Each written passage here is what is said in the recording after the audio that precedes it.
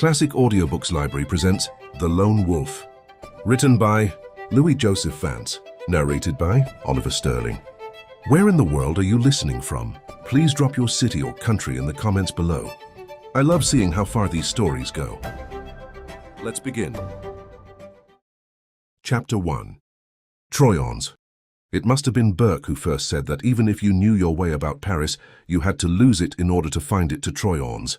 But then Burke was proud to be Irish.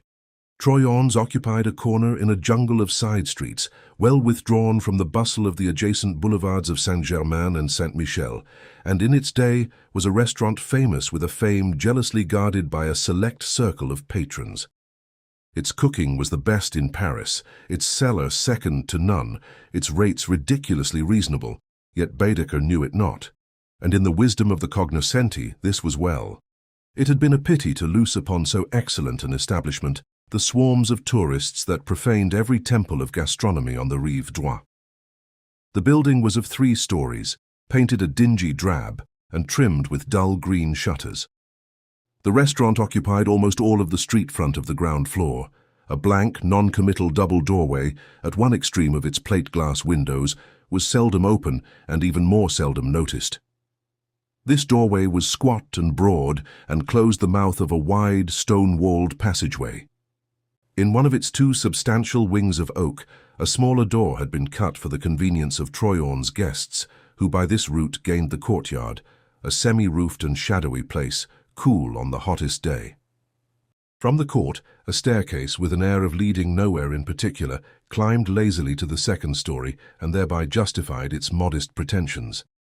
For the 2 upper floors of Troyon's might have been plotted by a nightmare-ridden architect after witnessing one of the first of the Palais Royal farces. Above stairs, a medieval maze of corridors, long and short, complicated by many unexpected steps and staircases and turns and enigmatic doors, ran every which way, and as a rule landed one in the wrong room, linking together, in all, some 20 bedchambers. There were no salons or reception rooms. There was never a bathroom. There wasn't even running water aside from 2 hallway taps, one to each story. The honored guest and the exacting went to bed by lamplight. Others put up with candlesticks. Gas burned only in the corridors, and the restaurant, asthmatic jets that spluttering blew within globes obese, semi-opaque and yellowish, went well with furnishings and decorations of the Second Empire, to which years had lent a mellow and somehow rakish dinginess. Since nothing was ever refurbished, with such accommodations the guests of Troyon's were well content.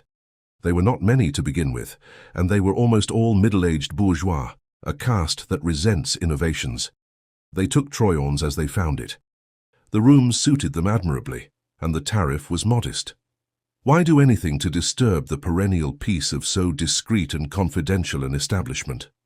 One did much as one pleased there, providing one's bill was paid with tolerable regularity, and the hand kept supple that operated the cordon in the small hours of the night.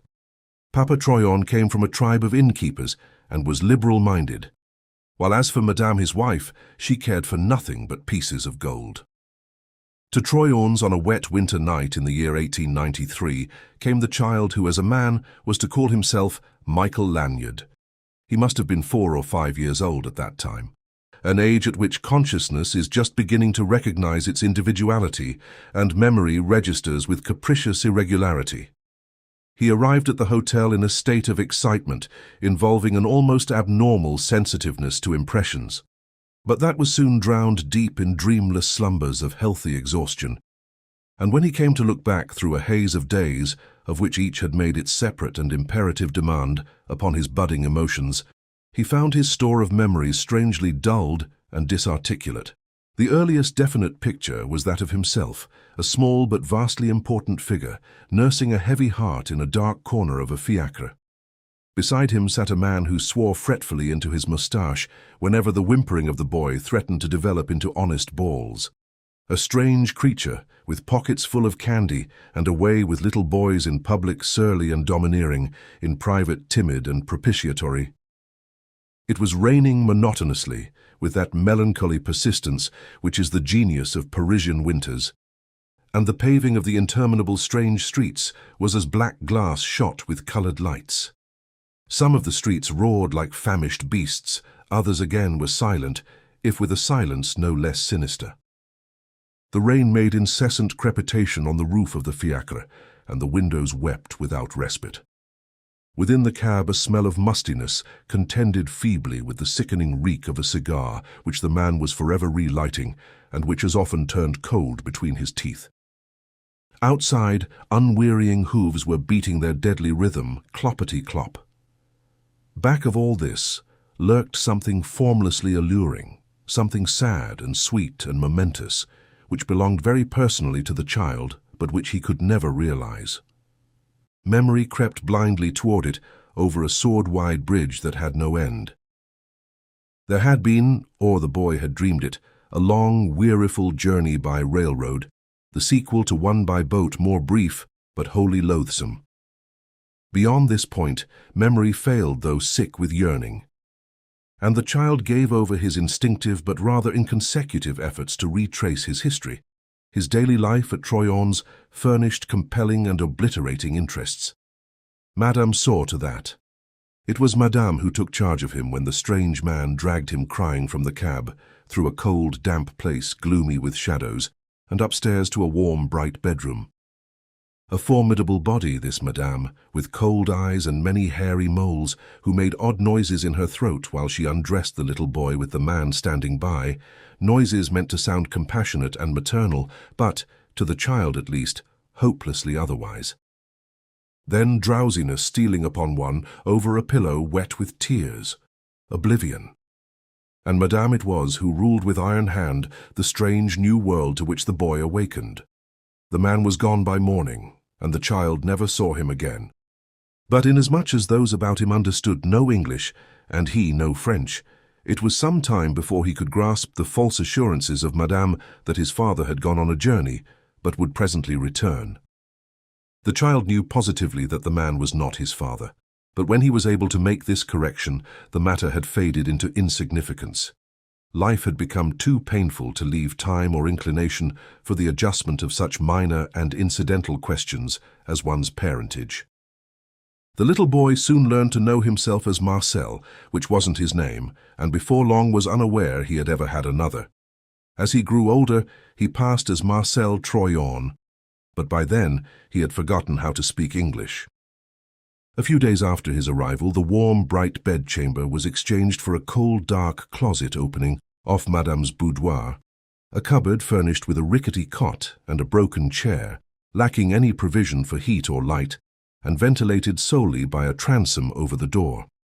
And inasmuch as Madame shared the French horror of draughts and so kept her boudoir hermetically sealed 9 months of the year, the transom didn't mend matters much. But that closet formed the boy's sole refuge, if a precarious one, through several years. There alone was he ever safe from kicks and cuffs and scoldings for faults beyond his comprehension, but he was never permitted a candle, and the darkness and loneliness made the place one of haunted terror to the sensitive and imaginative nature of a growing child. He was, however, never insufficiently fed, and the luxury of forgetting misery in sleep could not well be denied him. By day, until of age to go to school, he played apprehensively in the hallways with makeshift toys, a miserable, dejected little body with his heart in his mouth at every sudden footfall, very much in the way of femmes de chambre who had nothing in common with the warm-hearted, impulsive, pitiful serving women of fiction. They complained of him to Madame, and Madame came promptly to cuff him. He soon learned an almost uncanny cunning in the art of effacing himself when she was imminent, to be as still as death, and to move with the silence of a wraith. Not infrequently his huddled immobility in a shadowy corner escaped her notice as she passed, but it always exasperated her beyond measure to look up when she fancied herself alone and become aware of the wide-eyed, terrified stare of the transfixed boy. That he was privileged to attend school at all was wholly due to a great fear that obsessed Madame of doing anything to invite the interest of the authorities. She was an honest woman, according to her lights, an honest wife, and kept an honest house. But she feared the gendarmerie more than the wrath of God. And by ukase of government, a certain amount of education was compulsory. So Marcel learned, among other things, to read, and thereby took his first blind step toward salvation. Reading being the one pastime which could be practiced without making a noise of any sort to attract undesirable attentions, the boy took to it in self-defense. But before long it had become his passion. He read by stealth everything that fell into his hands, a weird mélange of newspapers, illustrated Parisian weeklies, magazines, novels, cullings from the debris of guest chambers. Before Marcel was 11, he had read Les Misérables with intense appreciation. His reading, however, was not long confined to works in the French language. Now and again some departing guest would leave an English novel in his room, and these Marcel treasured beyond all other books. They seemed to him, in a way, part of his birthright. Secretly he called himself English in those days because he knew he wasn't French. That much at least he remembered. And he spent long hours poring over the strange words until, at length, they came to seem less strange in his eyes. And then some accident threw his way a small English-French dictionary. He was able to read English before he could speak it. Out of school hours a drudge and scullion, the associate of scullions and their immediate betters, drawn from that caste of loose tongues and looser morals which breeds servants for small hotels, Marcel at 11, as nearly as his age can be computed, possessed a comprehension of life at once exact, exhaustive, and appalling. Perhaps it was fortunate that he lived without friendship. His concept of womanhood was incarnate in Madame Troyon, so he gave all the hotel women a wide berth. The men servants he suffered in silence when they would permit it. But his nature was so thoroughly disassociated from anything within their experience that they resented him, a circumstance which exposed him to a certain amount of baiting, not unlike that which the village idiot receives at the hands of rustic boors, until Marcel learned to defend himself with a tongue which could distill vitriol from the vernacular, and with fists and feet as well. Thereafter he was left severely to himself, and glad of it, since it furnished him with just so much more time for reading and dreaming over what he read. By 15 he had developed into a long, lank, loutish youth, with a face of extraordinary pallor, a sullen mouth, hot black eyes, and dark hair like a mane, so seldom was it trimmed.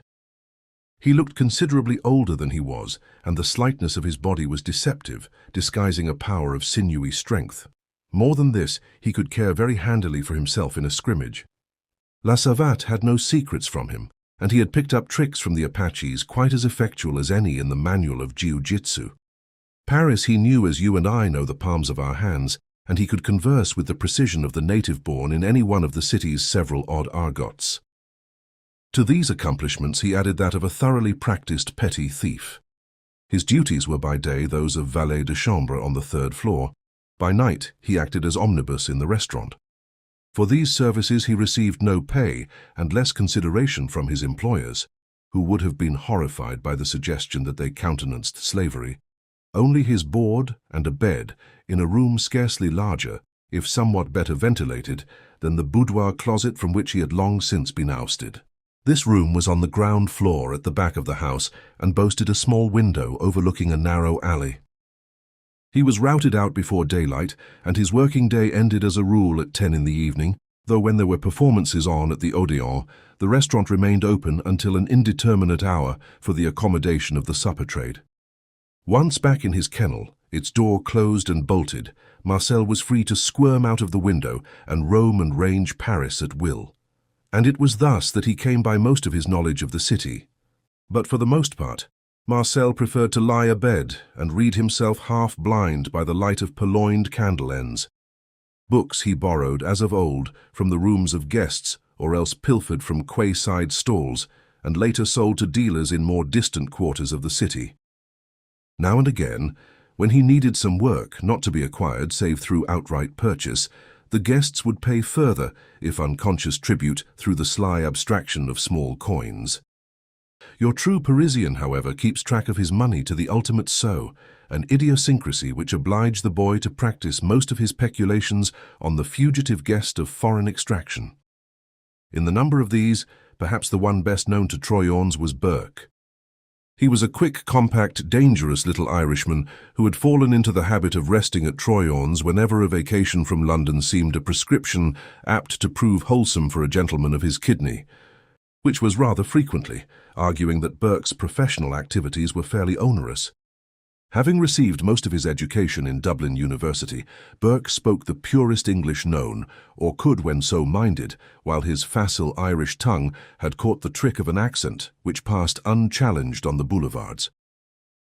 He had an alert eye for pretty women, a heart as big as all outdoors, no scruples worth mentioning, a secret sorrow, and a pet superstition. The colour of his hair, a clamorous red, was the spring of his secret sorrow.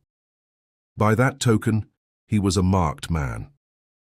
At irregular intervals, he made frantic attempts to disguise it, but the only dye that would serve at all was a jet black and looked like the devil in contrast with his high colouring.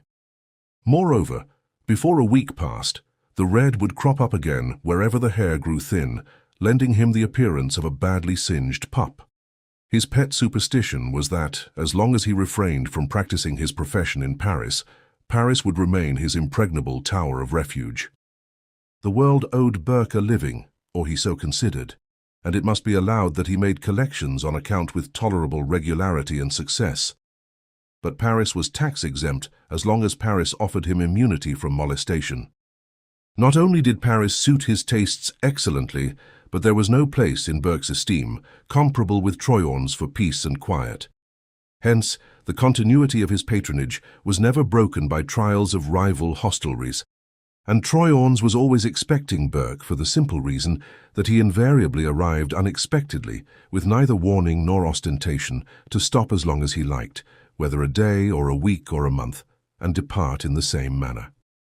His daily routine, as Troyon's came to know it, varied but slightly. He breakfasted abed about 10:30, lounged in his room or the café all day if the weather were bad, or strolled peacefully in the gardens of the Luxembourg if it were good, dined early and well but always alone, and shortly afterward departed by cab for some well-known bar on the Rive Droit, whence it is to be presumed he moved on to other resorts, for he never was home when the house was officially closed for the night, the hours of his return remaining a secret between himself and the concierge. On retiring, Burke would empty his pockets upon the dressing-table, where the boy Marcel, bringing up Burke's petit déjeuner the next morning, would see displayed a tempting confusion of gold and silver and copper, with a wad of banknotes and the customary assortment of personal hardware. Now, inasmuch as Burke was never wide awake at that hour, and always after acknowledging Marcel's bonjour, rolled over and snored for glory and the saints, it was against human nature to resist the allure of that dressing-table. Marcel seldom departed without a coin or two. He had yet to learn that Burke's habits were those of an Englishman, who never goes to bed without leaving all his pocket money in plain sight and carefully catalogued in his memory. One morning in the spring of 1904, Marcel served Burke his last breakfast at Troyon's. The Irishman had been on the prowl the previous night, and his rasping snore was audible even through the closed door when Marcel knocked and, receiving no answer, used the passkey and entered. At this, the snore was briefly interrupted. Burke, visible at first only as a flaming shock of hair protruding from the bedclothes, squirmed an eye above his artificial horizon, opened it, mumbled inarticulate acknowledgment of Marcel's salutation, and passed blatantly into further slumbers. Marcel deposited his tray on a table beside the bed, moved quietly to the windows, closed them, and drew the lace curtains together. The dressing-table between the windows displayed, amid the silver and copper, more gold coins than it commonly did, some 18 or 20 louis altogether. Adroitly abstracting en passant a piece of 10 francs, Marcel went on his way rejoicing, touched a match to the fire already laid in the grate, and was nearing the door when, casting one casual parting glance at the bed, he became aware of a notable phenomenon. The snoring was going on lustily, but Burke was watching him with both eyes wide and filled with interest. Startled, and to tell the truth a bit indignant, the boy stopped as though at word of command. But after the first flash of astonishment, his young face hardened to immobility. Only his eyes remained constant to Burke's.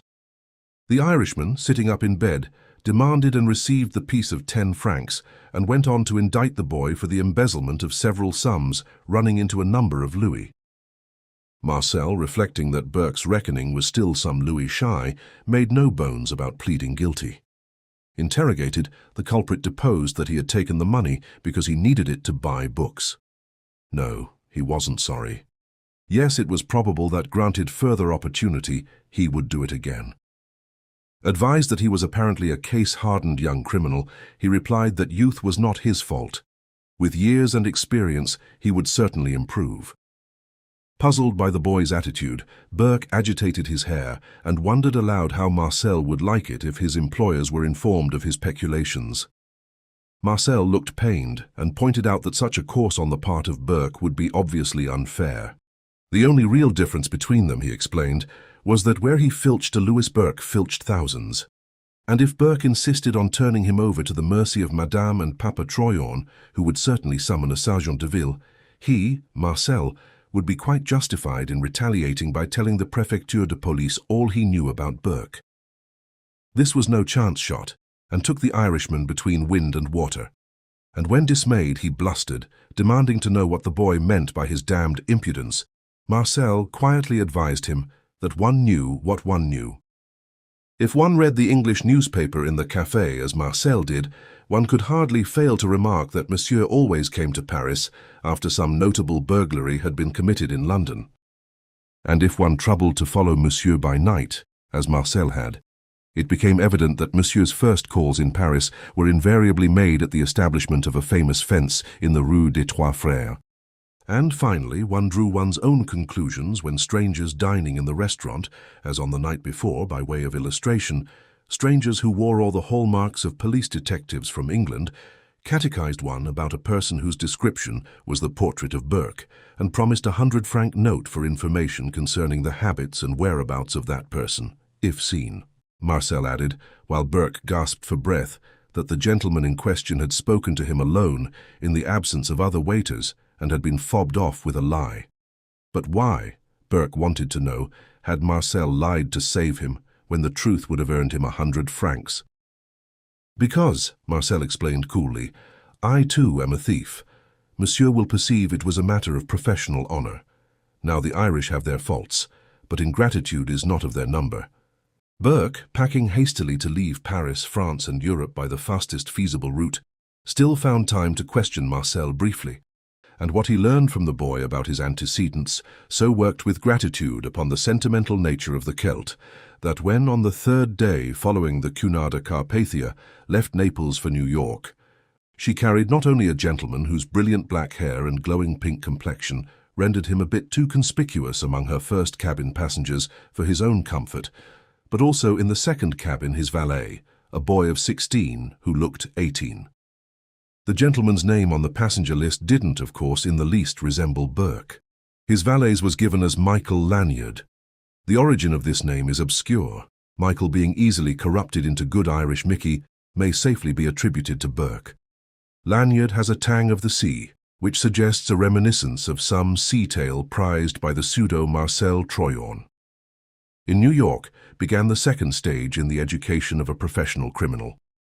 The boy must have searched far for a preceptor of more sound attainments than Burke. It is, however, only fair to say that Burke must have looked as far for an apter pupil. Under his tutelage, Michael Lanyard learned many things. He became a mathematician of considerable promise, an expert mechanician, a connoisseur of armor plate and explosives in their more pacific applications, and he learned to grade precious stones with a glance. Also, because Burke was born of gentlefolk, he learned to speak English, what clothes to wear and when to wear them, and the civilized practice with knife and fork at table. And because Burke was a diplomatist of sorts, Marcel acquired the knack of being at ease in every grade of society. He came to know that a self-made millionaire, taken the right way, is as approachable as one whose millions date back even unto the third generation. He could order a dinner at Sherry's as readily as drinks at Sharkey's.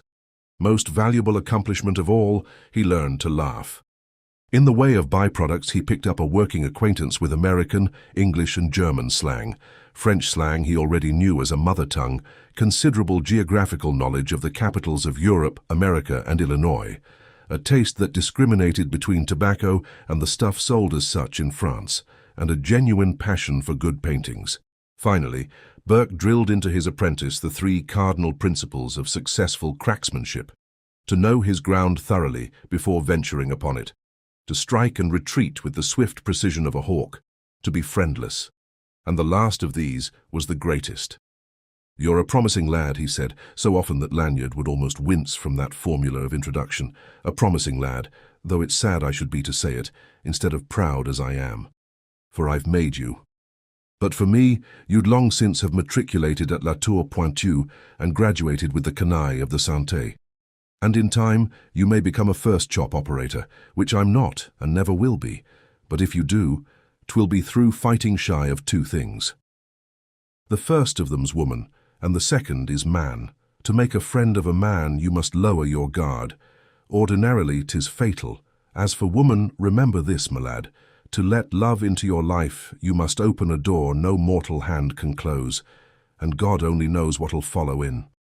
If ever you find you've fallen in love and can't fall out, cut the game on the instant, or you'll end wearing stripes or broad arrows, the same as myself would, if this cursed cough wasn't going to be the death of me. No, my lad. Take a fool's advice, you'll never get better, and when you're shut of me, which will be soon, I'm thinking, take the lonesome road and stick to the middle of it. He travels the fastest that travels alone is a true saying, but 'tis only half the truth. He travels the farthest into the bargain. Yet the lonesome road has its drawbacks, lad. It's damned lonely.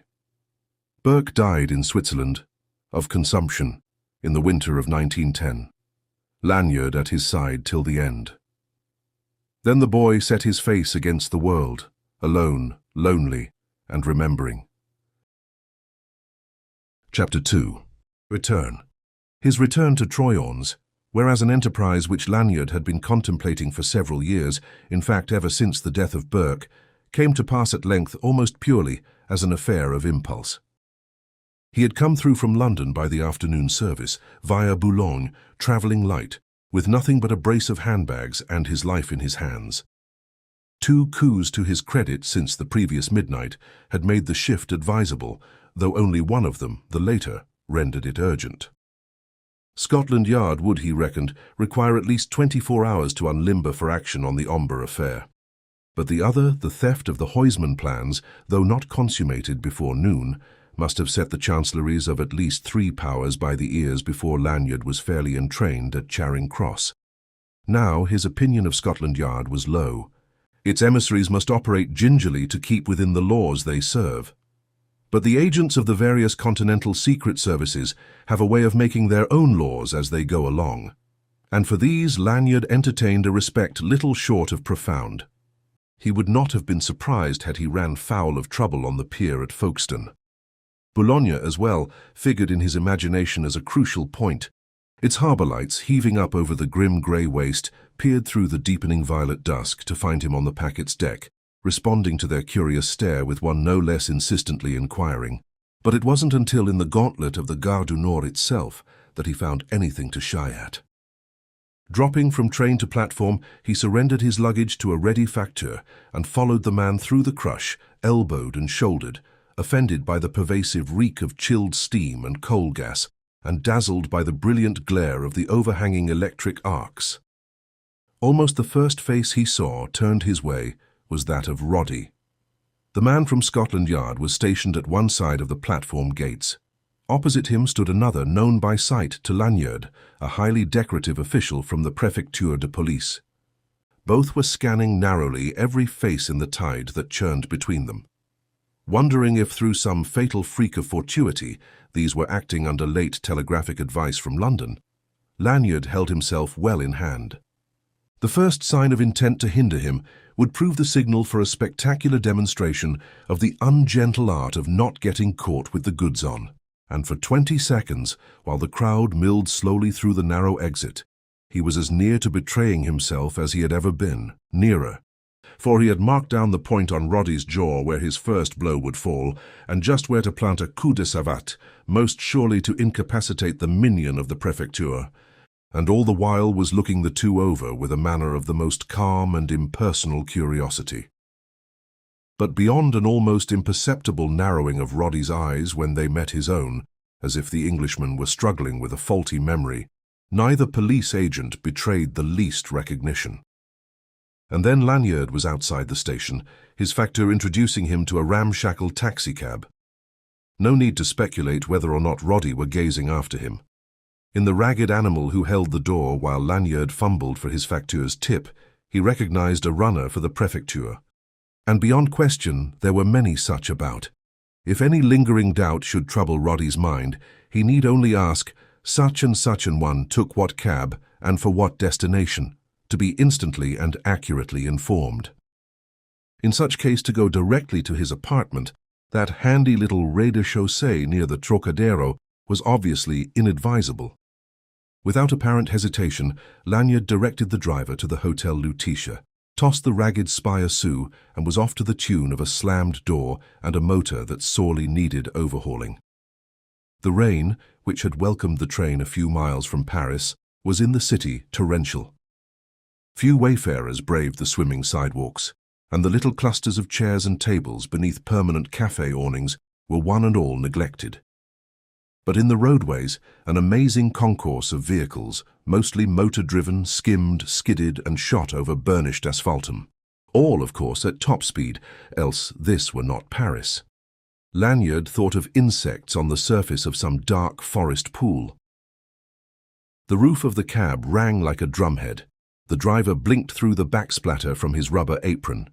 Now and again the tires lost grip on the treacherous going and provided instants of lively suspense. Lanyard lowered a window to release the musty odor peculiar to French taxis, got well peppered with moisture, and promptly put it up again. Then, insensibly, he relaxed, in the toils of memories roused by the reflection that this night fairly duplicated that which had welcomed him to Paris 20 years ago. It was then that for the first time in several months he thought definitely of Troyon's. And it was then that chance ordained that his taxicab should skid.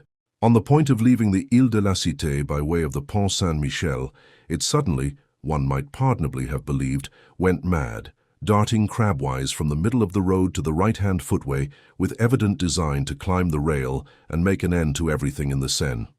The driver regained control barely in time to avert a tragedy and had no more than accomplished this much when a bit of broken glass gutted one of the rear tires, which promptly gave up the ghost with a roar like that of a lusty young cannon. At this, the driver, apparently a person of religious bias, said something heartfelt about the sacred name of his pipe, and crawling from under the apron, turned aft to assess damages. On his own part, Lanyard swore in sound Saxon, opened the door, and delivered himself to the pelting shower. "Well?" he inquired after watching the driver muzzle the eviscerated tire for some eloquent moments. Turning up a distorted face, the other gesticulated with profane abandon, by way of good measure, interpolating a few disconnected words and phrases. Lanyard gathered that this was the second accident of the same nature since noon, that the cab consequently lacked a spare tire, and that short of a trip to the garage the accident was irremediable. So he said, intelligently, it couldn't be helped, paid the man and overtipped precisely as though their journey had been successfully consummated, and standing over his luggage, watched the maimed vehicle limp miserably off through the teeming mists. Now in normal course his plight should have been relieved within 2 minutes, but it wasn't. For some time all such taxis as did pass displayed scornfully inverted flags. Also their drivers jeered in their pleasing Parisian way at the lonely outlander occupying a position of such uncommon distinction in the heart of the storm and the precise middle of the Pont Saint-Michel. Over to the left, on the Quai de Marché Neuf, the façade of the Préfecture frowned portentously, la tour pointue, as the Parisian loves to term it.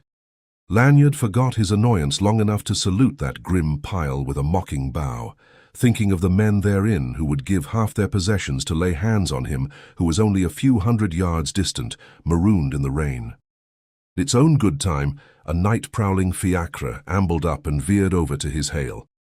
He viewed this stroke of good fortune with intense disgust. The shambling, weather-beaten animal between the shafts promised a long, damp crawl to the Lutetia, and on this reflection he yielded to impulse. Heaving in his luggage, Troyon's. He told the cocher. The fiacre lumbered off into that dark maze of streets, narrow and tortuous, which backs up from the Seine to the Luxembourg, while its fare reflected that fate had not served him so hardly after all. If Roddy had really been watching for him at the Gare du Nord, with a mind to follow and wait for his prey to make some incriminating move, this chance-contrived change of vehicles and destination would throw the detective off the scent and gain the adventurer, at worst, several hours' leeway. When at length his conveyance drew up at the historic corner, Lanyard alighting could have rubbed his eyes to see the windows of Troyon's all bright with electric light. Somehow, and most unreasonably, he had always believed the place would go to the hands of the house-wrecker unchanged. A smart portier ducked out, seized his luggage, and offered an umbrella. Lanyard composed his features to immobility as he entered the hotel, of no mind to let the least flicker of recognition be detected in his eyes when they should re-encounter familiar faces. And this was quite as well, for again the first he saw was Roddy. Chapter 3. A Point of Interrogation. The man from Scotland Yard had just surrendered hat, coat and umbrella to the vestiaire and was turning through swinging doors to the dining room. Again, embracing Lanyard, his glance seemed devoid of any sort of intelligible expression. And if its object needed all his self-possession in that moment, it was to dissemble relief rather than dismay. An accent of the fortuitous distinguished this second encounter too persuasively to excuse further misgivings. What the adventurer himself hadn't known till within the last 10 minutes, that he was coming to Troyon's, Roddy couldn't possibly have anticipated, ergo, whatever the detective's business, it had nothing to do with Lanyard. Furthermore, before quitting the lobby, Roddy paused long enough to instruct the vestiaire to have a fire laid in his room. So he was stopping at Troyon's, and didn't care who knew it. His doubts altogether dissipated by this incident, Lanyard followed his natural enemy into the dining room with an air as devil-may-care as one could wish, and so impressive that the maître d'hôtel abandoned the detective to the mercies of one of his captains, and himself hastened to seat Lanyard and take his order. This last disposed of, Lanyard surrendered himself to new impressions, of which the first proved a bit disheartening. However impulsively, he hadn't resought Troyon's without definite intent, to wit, to gain some clue, however slender, to the mystery of that wretched child, Marcel. But now it appeared he had procrastinated fatally. Time and change had left little other than the shell of the Troyons he remembered. Papa Troyon was gone. Madame no longer occupied the desk of the caisse. Enquiries so discreetly worded as to be uncompromising elicited from the maître d'hôtel the information that the house had been under new management these 18 months. The old proprietor was dead, and his widow had sold out lock, stock and barrel and retired to the country. It was not known exactly where. And with the new administration had come fresh decorations and furnishings, as well as a complete change of personnel. Not even one of the old waiters remained. All are gone, the old familiar faces, Lanyard quoted in vindictive melancholy. Damn 'em. Happily, it was soon demonstrated that the cuisine was being maintained on its erstwhile plane of excellence. One still had that comfort. Other impressions, less ultimate, proved puzzling, disconcerting, and paradoxically reassuring. Lanyard commanded a fair view of Roddy across the waist of the room. The detective had ordered a meal that matched his aspect well, both of true British simplicity. He was a square-set man with a square jaw, cold blue eyes, a fat nose, a thin-lipped trap of a mouth, a face as red as rare beefsteak. His dinner comprised a cut from the joint, boiled potatoes, Brussels sprouts, a bit of cheese, a bottle of Bass. He ate slowly, chewing with the doggedness of a strong character, hampered by a weak digestion, and all the while kept eyes fixed to an issue of the Paris edition of the London Daily Mail, with an effect of concentration quite too convincing. Now one doesn't read the Paris edition of the London Daily Mail with tense excitement. Humanly speaking, it can't be done. Where then was the object of this so sedulously dissembled interest? Lanyard wasn't slow to read this riddle to his satisfaction, in as far, that is, as it was satisfactory to feel still more certain that Roddy's quarry was another than himself. Despite the lateness of the hour, which had by now turned 10 o'clock, the restaurant had a dozen tables or so in the service of guests pleasantly engaged in lengthening out an agreeable evening with dessert, coffee, liqueurs and cigarettes. The majority of these were in couples. But at a table one removed from Roddy's sat a party of three, and Lanyard noticed or fancied that the man from Scotland Yard turned his newspaper only during lulls in the conversation in this quarter. Of the three, one might pass for an American of position and wealth, a man of something more than 60 years with an execrable accent, a racking cough, and a thin patrician cast of features clouded darkly by the expression of a soul in torment, furrowed, seamed, twisted, a mask of mortal anguish. And once, when this one looked up and casually encountered Lanyard's gaze, the adventurer was shocked to find himself staring into eyes like those of a dead man. Eyes of a grey so light that at a little distance the colour of the irises blended indistinguishably with their whites, leaving visible only the round black points of pupils abnormally distended and staring, blank, fixed, passionless, beneath lashless lids. For the instant they seemed to explore Lanyard's very soul with a look of remote and impersonal curiosity. Then they fell away. And when next the adventurer looked, the man had turned to attend to some observation of one of his companions. On his right sat a girl who might be his daughter. For not only was she, too, hallmarked American, but she was far too young to be the other's wife. A demure, old-fashioned type, well-poised but unassuming, fetchingly gowned, and with sufficient individuality of taste, but not conspicuously. A girl with soft brown hair and soft brown eyes. Pretty, not extravagantly so when her face was in repose, but with a slow smile that rendered her little less than beautiful. In all, Lanyard thought, the kind of woman that is predestined to comfort mankind, whose strongest instinct is the maternal. She took little part in the conversation, seldom interrupting what was practically a duologue between her putative father and the third of their party. This last was one whom Lanyard was sure he knew, though he could see no more than the back of Monsieur le Comte Rémy de Morbihan. And he wondered with a thrill of amusement if it were possible that Roddy was on the trail of that tremendous buck. If so, it would be a chase worth following, a diversion rendered the more exquisite to Lanyard by the spice of novelty, since for once he would figure as a dispassionate bystander.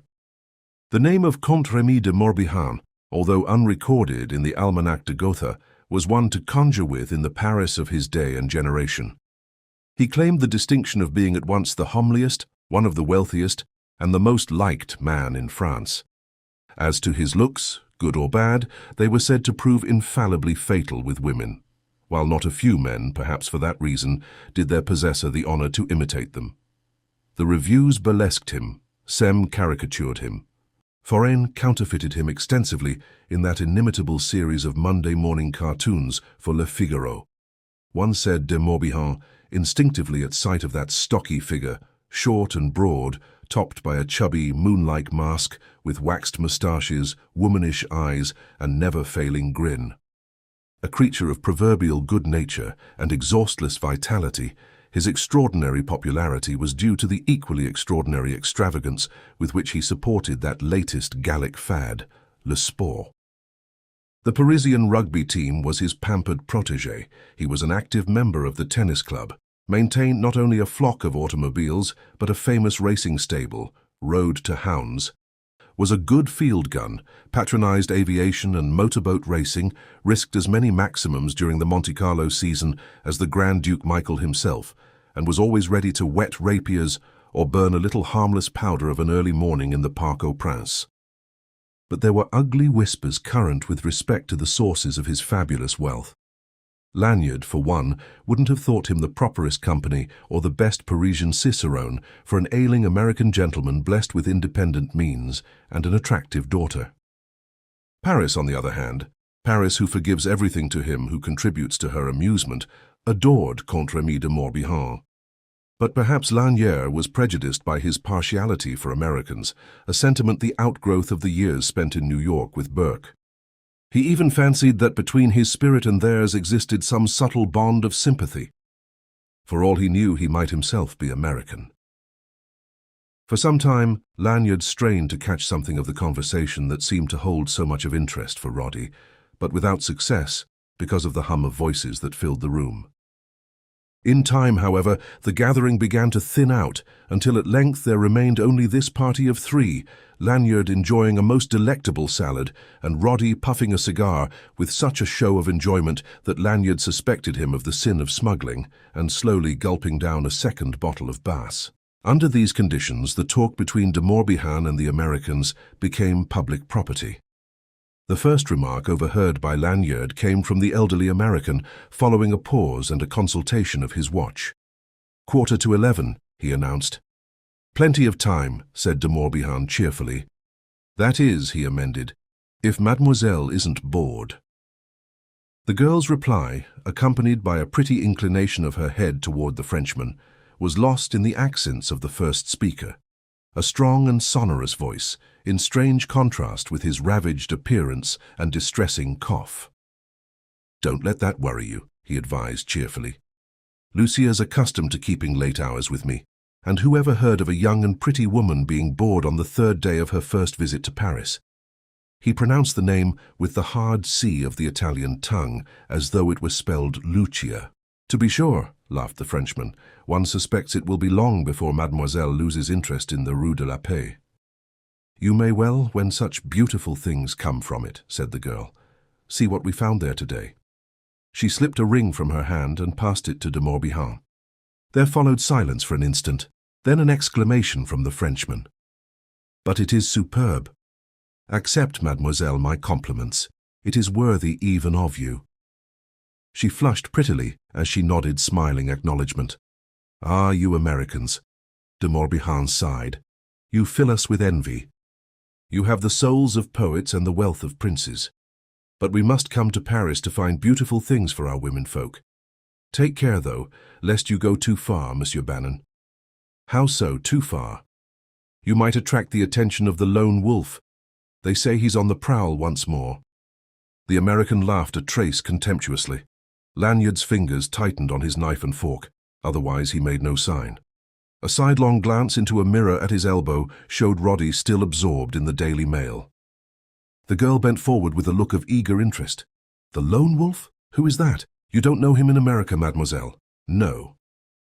"The lone wolf, my dear Lucia," the valetudinarian explained in a dryly humorous tone, "is the sobriquet fastened by some imaginative French reporter upon a celebrated criminal who seems to have made himself something of a pest over here these last few years. Nobody knows anything definite about him, apparently, but he operates in a most individual way and keeps the police busy trying to guess where he'll strike next." The girl breathed an incredulous exclamation. "But I assure you," de Morbihan protested, "the rogue has had a wonderfully successful career, thanks to his dispensing with confederates and confining his depredations to jewels and similar valuables, portable and easy to convert into cash.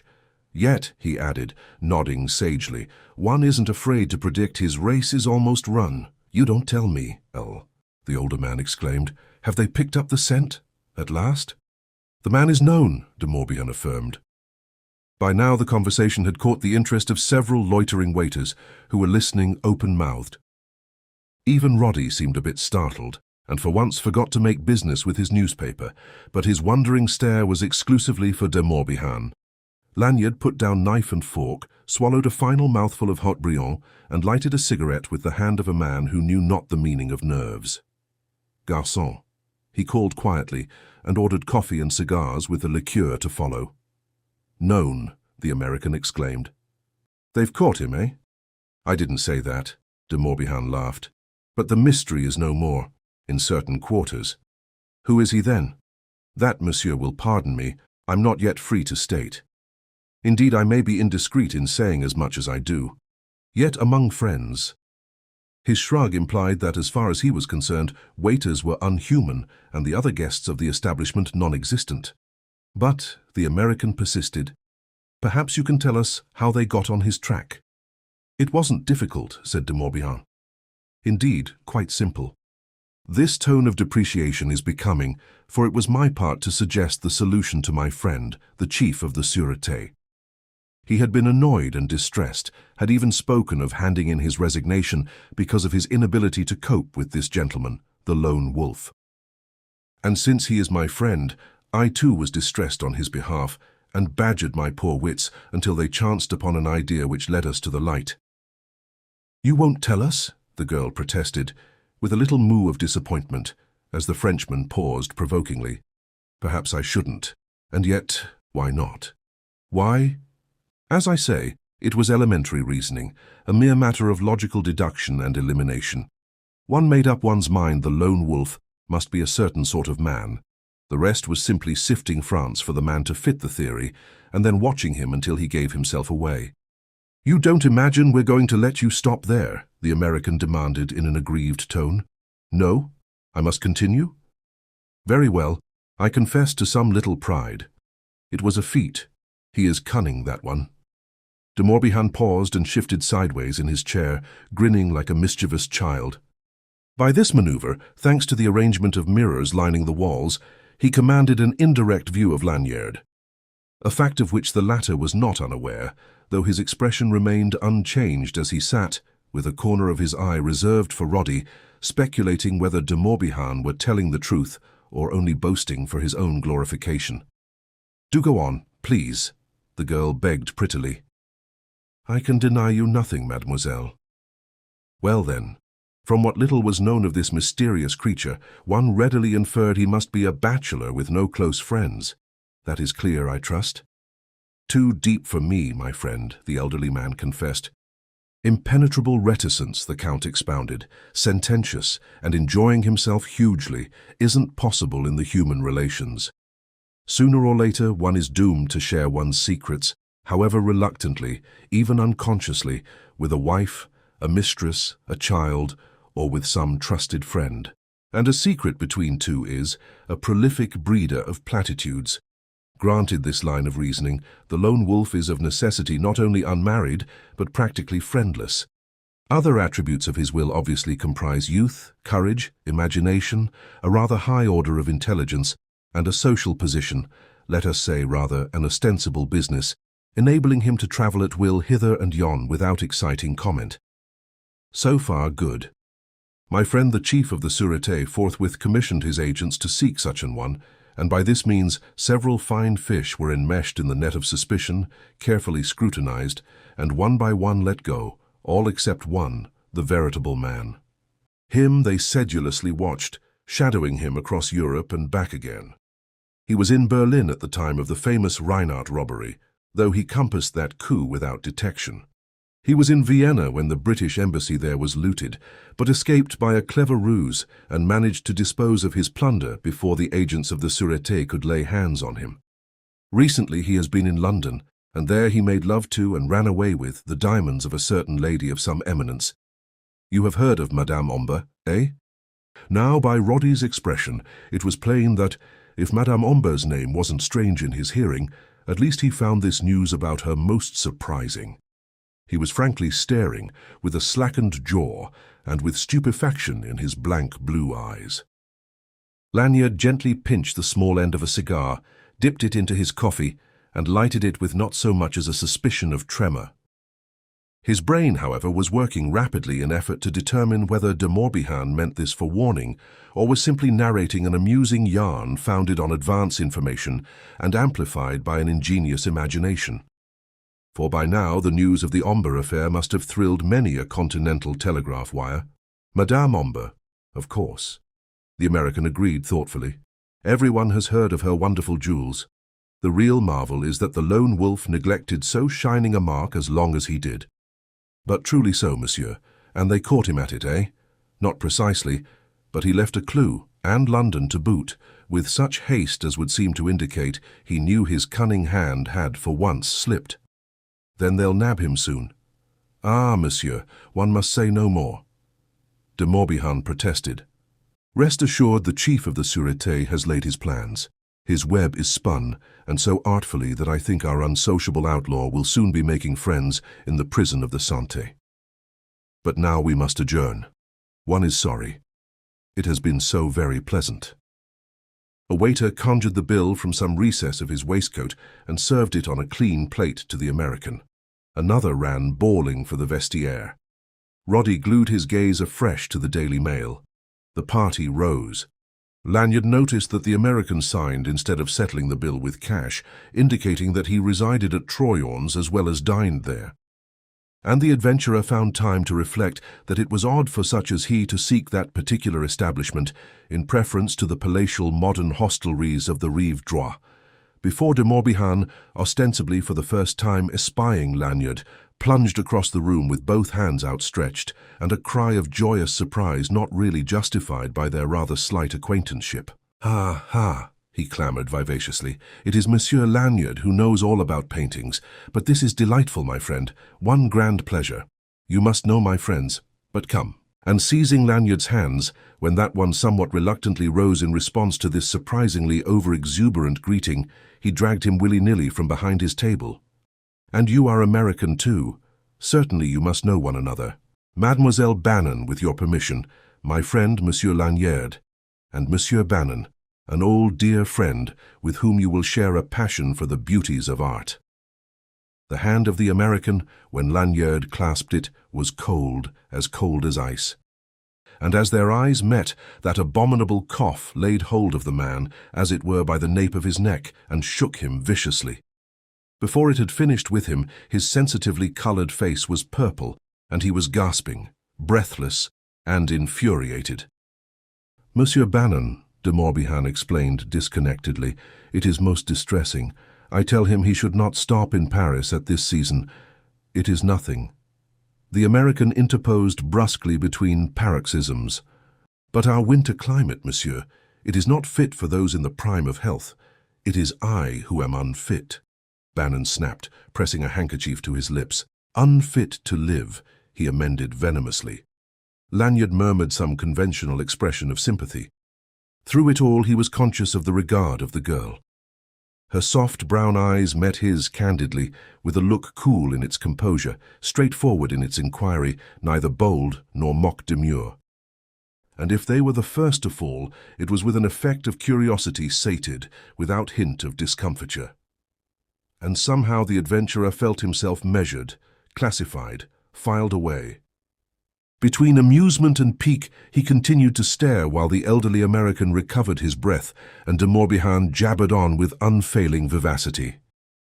And he thought that this closer scrutiny discovered in her face contours suggesting maturity of thought beyond her apparent years, which were somewhat less than the sum of Lanyard's, and with this, the suggestion of an elusive, provoking quality of wistful languor, a hint of patient melancholy. "We are off for a glimpse of Montmartre," de Morbihan was explaining. "Monsieur Bannon and I. He has not seen Paris in 20 years, he tells me. Well, it will be amusing to show him what changes have taken place in all that time.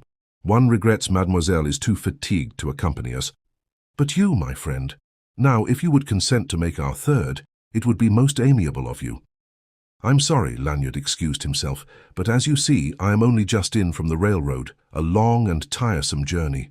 "You are very good, but I—" "Good," de Morbihan exclaimed with violence. "I? On the contrary, I am a very selfish man. I seek but to afford myself the pleasure of your company.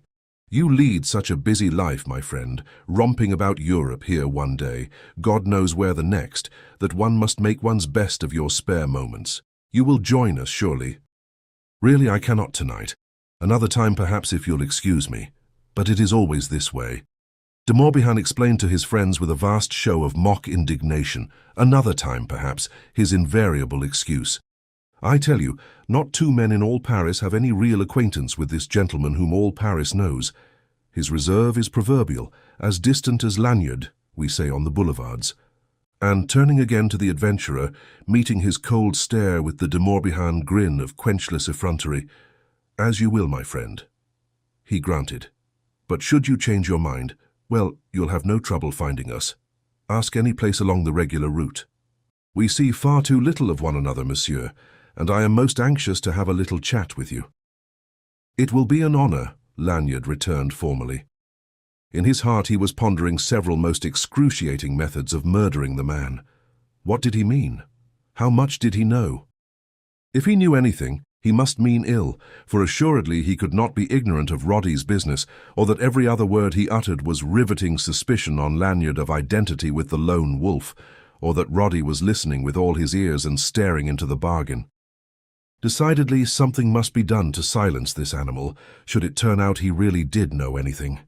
It was only after profound reflection over his liqueur, while Roddy devoured his daily mail and washed it down with a third bottle of Bass, that Lanyard summoned the maître d'hôtel and asked for a room. It would never do to fix the doubts of the detective by going elsewhere that night.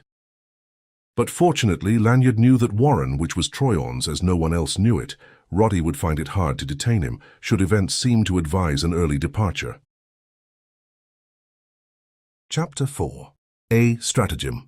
When the maître d'hôtel had shown him all over the establishment, innocently enough en route, furnishing him with a complete list of his other guests and their rooms, memoranda readily registered by a retentive memory, Lanyard chose the bedchamber next, that occupied by Roddy in the second story. The consideration influencing this selection was, of course, that so situated, he would be in position not only to keep an eye on the man from Scotland Yard, but also to determine whether or no Roddy were disposed to keep an eye on him. In those days, Lanyard's faith in himself was a beautiful thing.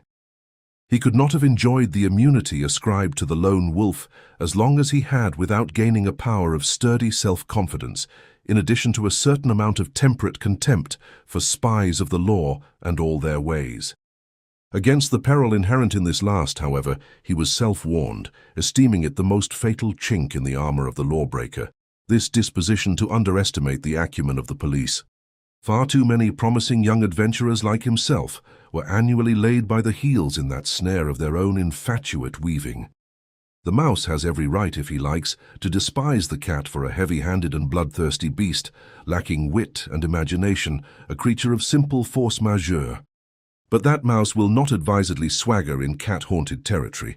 A blow of the paw is, when all's said and done, a blow of the paw, something to numb the wits of the wiliest mouse. Considering Roddy, he believed it to be impossible to gauge the limitations of that essentially British intelligence, something as self-contained as a London flat. One thing only was certain. Roddy didn't always think in terms of beef and Bass.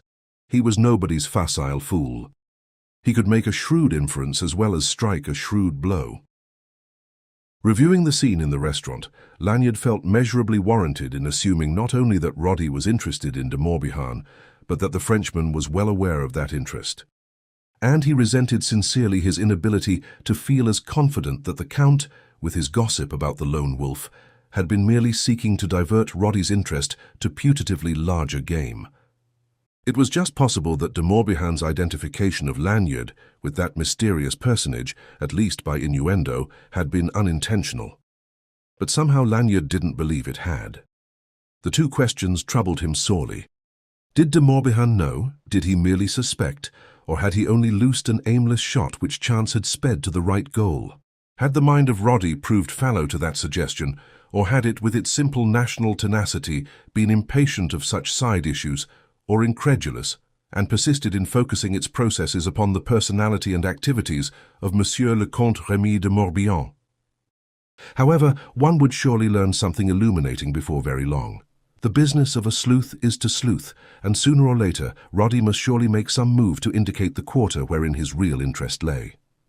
Just at present, reasoning from noises audible through the bolted door that communicated with the adjoining bedchamber, the business of a sleuth seemed to comprise going to bed.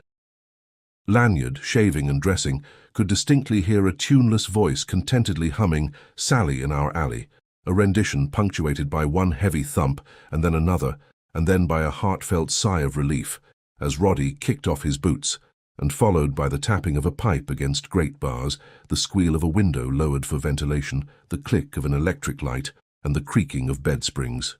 Finally, and before Lanyard had finished dressing, the man from Scotland Yard began placidly to snore. Of course, he might well be bluffing, for Lanyard had taken pains to let Roddy know that they were neighbours by announcing his selection in loud tones close to the communicating door. But this was a question which the adventurer meant to have answered before he went out. It was hard upon 12 o'clock when the mirror on the dressing table assured him that he was at length point device in the habit and apparel of a gentleman of elegant nocturnal leisure.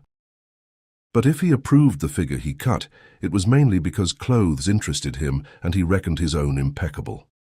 Of their tenant he was feeling just then a bit less sure than he had half an hour since. His regard was lowering and mistrustful.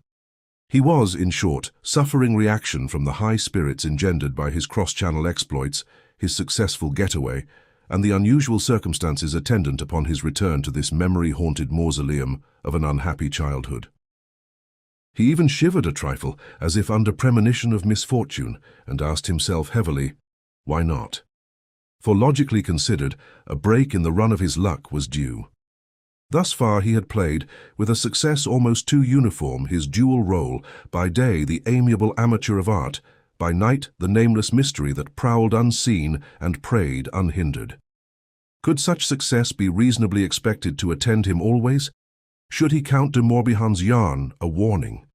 Black must turn up every so often in a run of red. Every gambler knows as much. And what was Michael Lanyard but a common gambler who persistently staked life and liberty against the blindly impartial casts of chance? With one last look round to make certain there was nothing in the calculated disorder of his room to incriminate him, were it to be searched in his absence, Lanyard enveloped himself in a long, full-skirted coat, clapped on an opera hat, and went out, noisily locking the door. He might as well have left it wide, but it would do no harm to pretend he didn't know the bedchamber keys at Troyon's were interchangeable, identically the same keys, in fact, that had been in service in the days of Marcel the Wretched. A single half-power electric bulb now modified the gloom of the corridor. Its fellow made a light blot on the darkness of the courtyard. Even the windows of the conciergerie were black. Nonetheless, Lanyard tapped them smartly. "Cordon," he demanded in a strident voice. "Cordon, s'il vous plaît." "Eh?" A startled grunt from within the lodge was barely audible. Then the latch clicked loudly at the end of the passageway. Groping his way in the direction of this last sound, Lanyard found the small side door ajar. He opened it and hesitated a moment, looking out as though questioning the weather. Simultaneously, his deft fingers wedged the latch back with a thin slip of steel. No rain, in fact, had fallen within the hour, but still the sky was dense with a sullen rack, and still the sidewalks were inky wet. The street was lonely and indifferently lighted, but a swift searching reconnaissance discovered nothing that suggested a spy skulking in the shelter of any of the nearer shadows. Stepping out, he slammed the door and strode briskly round the corner, as if making for the cab rank that lines up along the Luxembourg Gardens side of the Rue de Médicis. His boot heels made a cheerful racket in that quiet hour. He was quite audibly going away from Troyon's. But instead of holding on to the cab rank, he turned the next corner and then the next, rounding the block, and presently, reapproaching the entrance to Troyon's, paused in the recess of a dark doorway, and lifting one foot after another, slipped rubber caps over his heels. Thereafter, his progress was practically noiseless. The smaller door yielded to his touch without a murmur. Inside, he closed it gently, and stood a moment listening with all his senses. Not with his ears alone, but with every nerve and fibre of his being, with his imagination, to boot. But there was never a sound or movement in all the house that he could detect, and no shadow could have made less noise than he, slipping cat-footed across the courtyard and up the stairs, avoiding with super-developed sensitiveness every lift that might complain beneath his tread. In a trice he was again in the corridor leading to his bedchamber. It was quite as gloomy and empty as it had been 5 minutes ago, yet with a difference, a something in its atmosphere that made him nod briefly in confirmation of that suspicion which had brought him back so stealthily.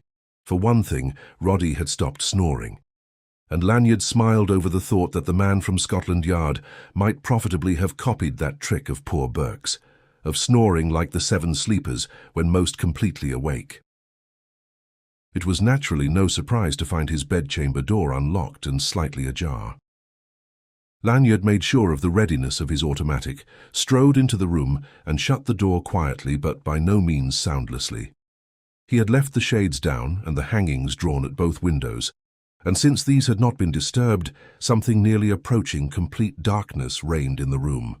But though promptly on entering his fingers closed upon the wall switch near the door, he refrained from turning up the lights immediately, with a fancy of impish inspiration that it would be amusing to learn what move Roddy would make when the tension became too much even for his trained nerves. Several seconds passed without the least sound disturbing the stillness. Lanyard himself grew a little impatient, finding that his sight failed to grow accustomed to the darkness because that last was too absolute, pressing against his staring eyeballs like a black fluid impenetrably opaque, as unbroken as the hush. Still, he waited. Surely Roddy wouldn't be able much longer to endure such suspense. And, surely enough, the silence was abruptly broken by a strange and moving sound, a hushed cry of alarm that was half a moan and half a sob. Lanyard himself was startled, for that was never Roddy's voice.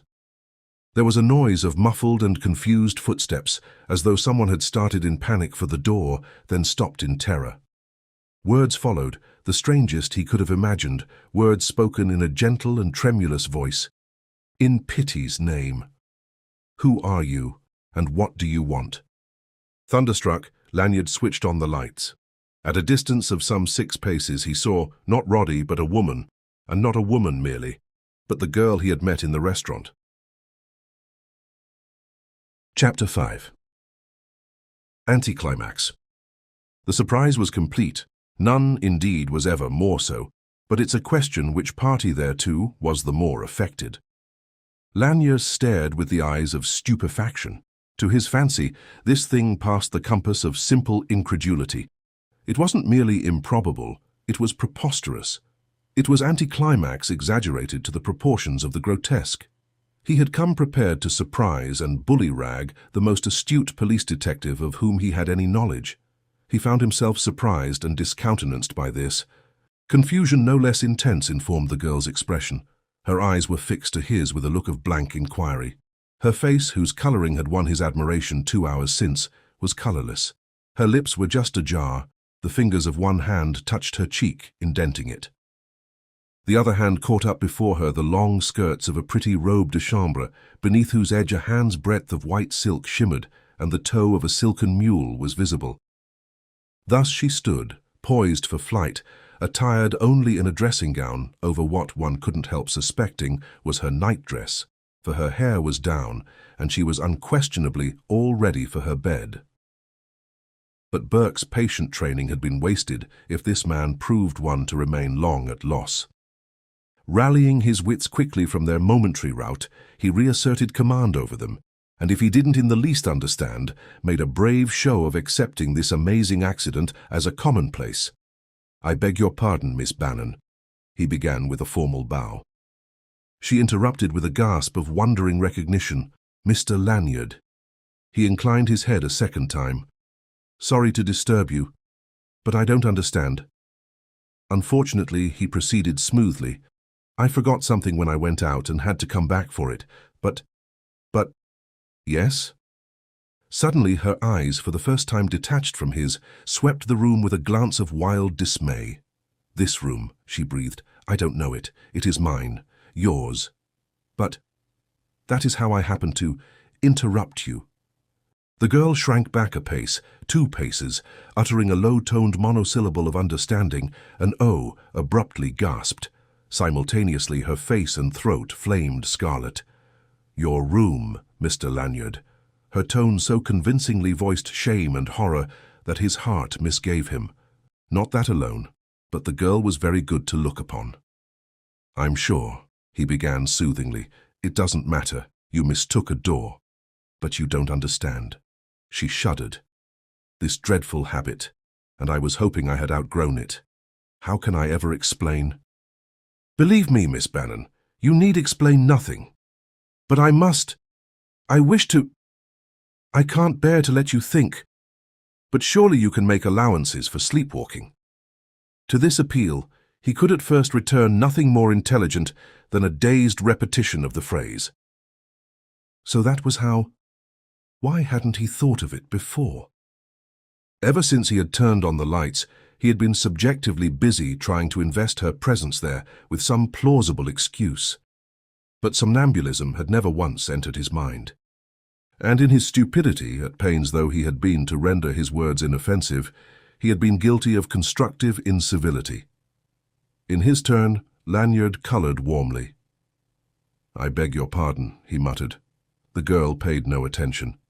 She seemed self-absorbed, thinking only of herself and the anomalous position into which her infirmity had tricked her.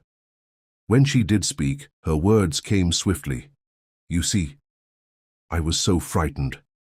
I found myself suddenly standing up in darkness, just as if I had jumped out of bed at some alarm. And then I heard somebody enter the room and shut the door stealthily. Oh, please understand me. But I do, Miss Bannon. Quite. I am so ashamed. Please don't consider it that way. But now that you know, you don't think—" "My dear Miss Bannon, but it must be so hard to credit." "Even I. Why, it's more than a year since this last happened. Of course, as a child it was almost a habit. They had to watch me all the time. Once. But that doesn't matter. I am so sorry." "You really mustn't worry," Lanyard insisted. "It's all quite natural. Such things do happen, are happening all the time. But I don't want you— I am nobody, Miss Bannon. Besides, I shan't mention the matter to a soul, and if ever I am fortunate enough to meet you again, I shall have forgotten it completely, believe me." There was convincing sincerity in his tone. The girl looked down as though abashed. "You are very good," she murmured, moving toward the door. "I am very fortunate." Her glance of surprise was question enough. "To be able to treasure this much of your confidence," he explained with a tentative smile. She was near the door. He opened it for her, but cautioned her with a gesture and a whispered word. "Wait, I'll make sure nobody's about." He stepped noiselessly into the hall and paused an instant, looking right and left, listening. The girl advanced to the threshold and there checked, hesitant, eyeing him anxiously. He nodded reassurance. "All right, coast's clear." But she delayed one moment more. "It's you who are mistaken," she whispered, colouring again beneath his regard, in which admiration could not well be lacking. "It is I who am fortunate, to have met a gentleman."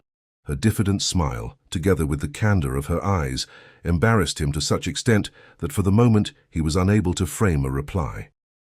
"Good night," she whispered, "and thank you, thank you."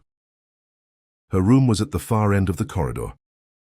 She gained its threshold in one swift dash, noiseless save for the silken whisper of her garments, turned, flashed him a final look that left him with the thought that novelists did not always exaggerate, that eyes could shine like stars.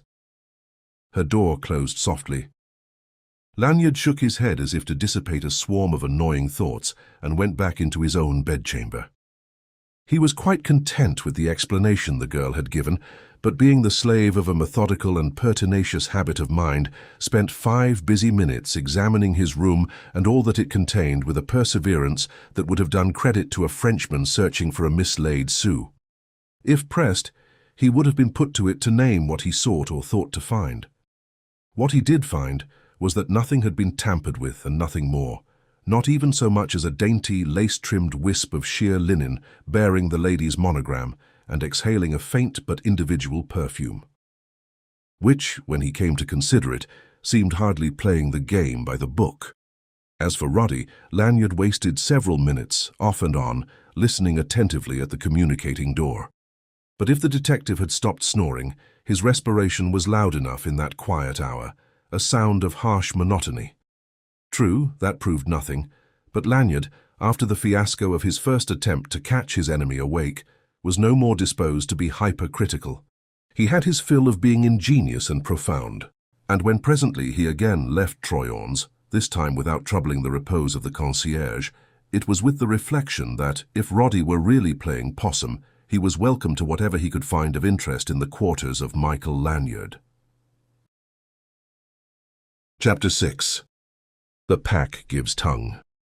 Lanyard's first destination was that convenient little rez-de-chaussée apartment near the Trocadero, at the junction of the Rue Roget and the Avenue de l'Alma. But his way thither was so roundabout that the best part of an hour was required for what might have been less than a 20-minute taxicab course direct from Troyon's.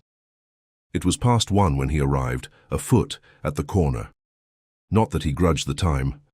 For in Lanyard's esteem, Burke's epigram had come to have the weight and force of an axiom. The more trouble you make for yourself, the less the good public will make for you.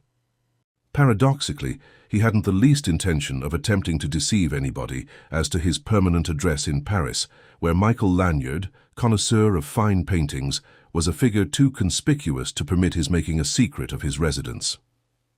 De Morbihan, moreover, through recognizing him at Troyon's, had rendered it impossible for Lanyard to adopt a nom de guerre there, even had he thought that ruse advisable. But he had certain businesses to attend to before dawn, affairs demanding privacy. And while by no means sure he was followed, one can seldom be sure of anything, especially in Paris where nothing is impossible, and it were as well to lose a spy first as last.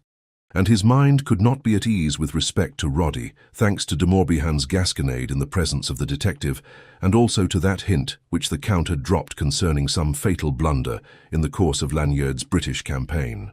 The adventurer could recall leaving no step uncovered.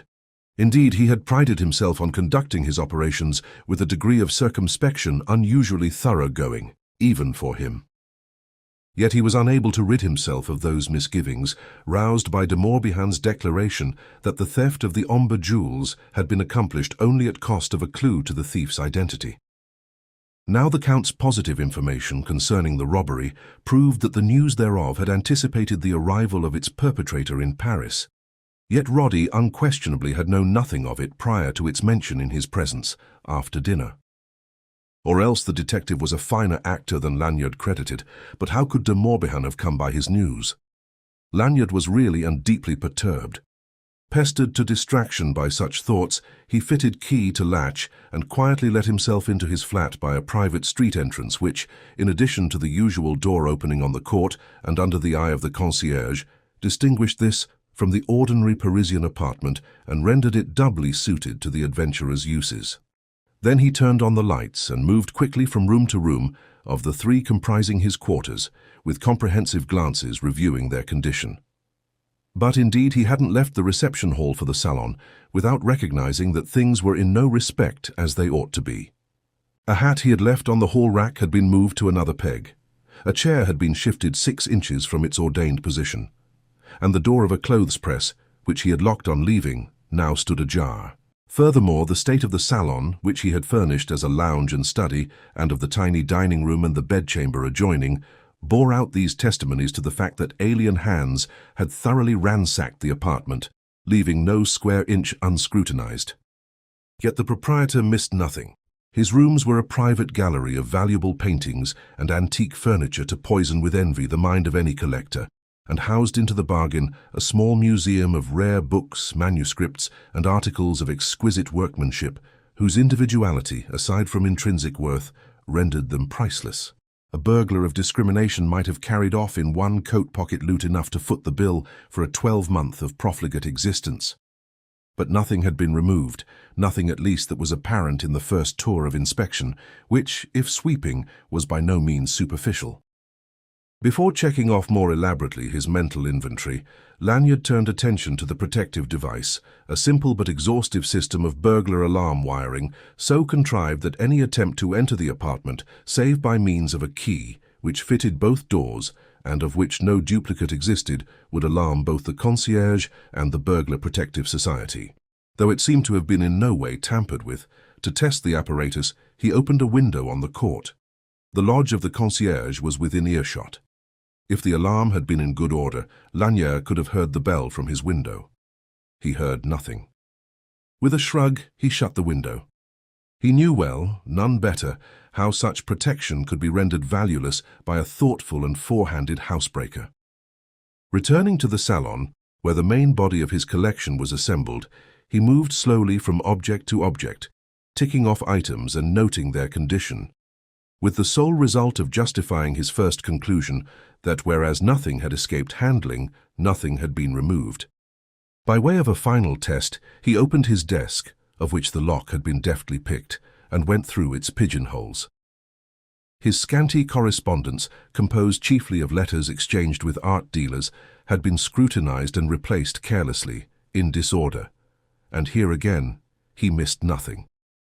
But in the end, removing a small drawer and inserting a hand in its socket, he dislodged a rack of pigeonholes and exposed the secret cabinet that is almost inevitably an attribute of such pieces of period furniture. A shallow box, this secret space contained one thing only, but that one of considerable value, being the leather billfold in which the adventurer kept a store of ready money against emergencies.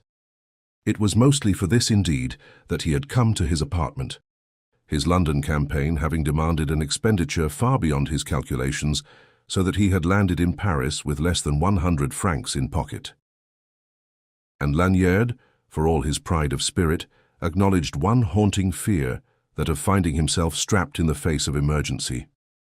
The fold yielded up its hoard to a sou. Lanyard counted out 5 notes of 1,000 francs and 10 of £20, their sum upwards of $2,000. But if nothing had been abstracted, something had been added. The back of one of the Bank of England notes had been used as a blank for memorandum. Lanyard spread it out and studied it attentively. The handwriting had been traced with no discernible attempt at disguise, but was quite strange to him. The pen employed had been one of those needle-pointed nibs so popular in France. The hand was that of an educated Frenchman. The import of the memorandum translated substantially as follows: to the lone wolf. The pack sends greetings and extends its invitation to participate in the benefits of its fraternity. One awaits him always at l'Abbaye Thélème. A date was added, the date of that very day. Deliberately having conned this communication, Lanyard produced his cigarette case, selected a cigarette, found his briquet, struck a light, twisted the note of £20 into a rude spill, set it afire, lighted his cigarette therefrom, and rising, conveyed the burning paper to a cold and empty fireplace, wherein he permitted it to burn to a crisp black ash. When this was done, his smile broke through his clouding scowl. "Well, my friend," he apostrophized the author of that document, which now could never prove incriminating. "At all events, I have you to thank for a new sensation.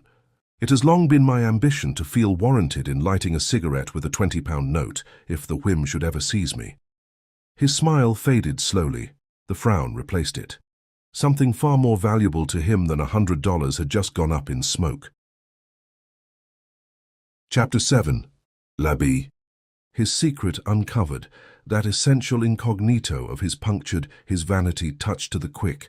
All that laboriously constructed edifice of art and chicane, which yesterday had seemed so substantial, so impregnable a wall between the lone wolf and the world, today rent, torn asunder, and cast down in ruins about his feet.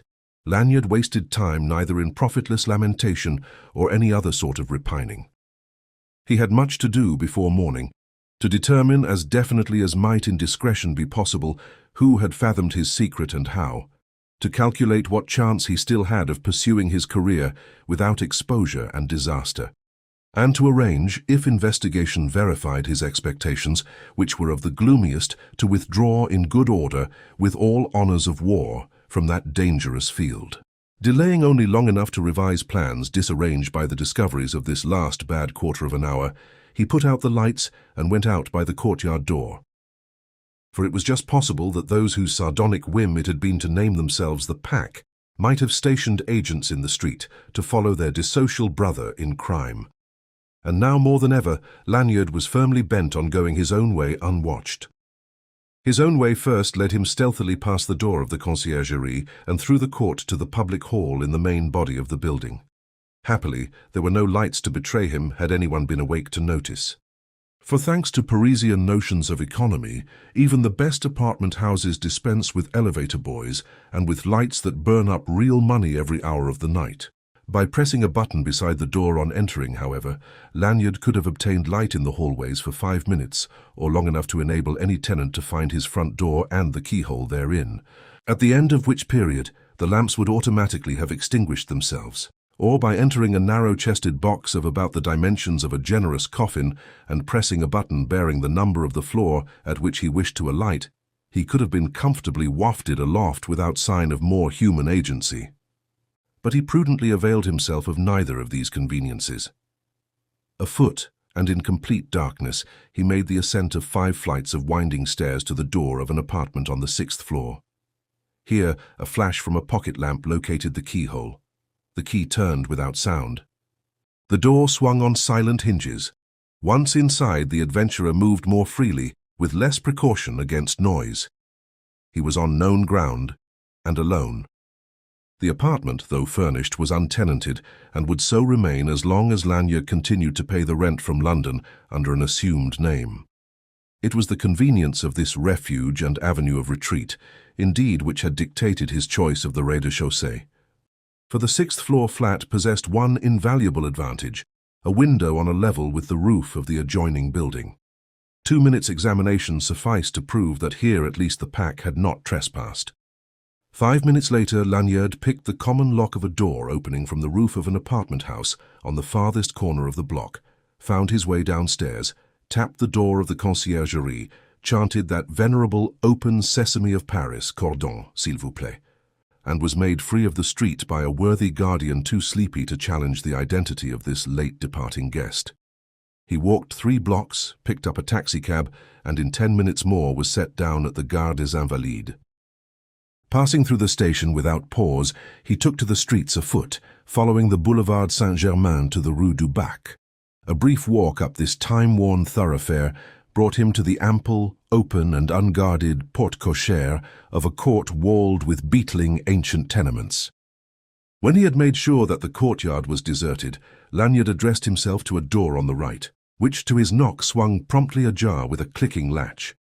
At the same time, the adventurer whipped from beneath his cloak a small black velvet visor and adjusted it to mask the upper half of his face. Then, entering a narrow and odorous corridor, whose obscurity was emphasized by a lonely guttering candle, he turned the knob of the first door and walked into a small, ill-furnished room. A spare-bodied young man, who had been reading at a desk by the light of an oil lamp with a heavy green shade, rose and bowed courteously. "Good morning, monsieur," he said with the cordiality of one who greets an acquaintance of old standing.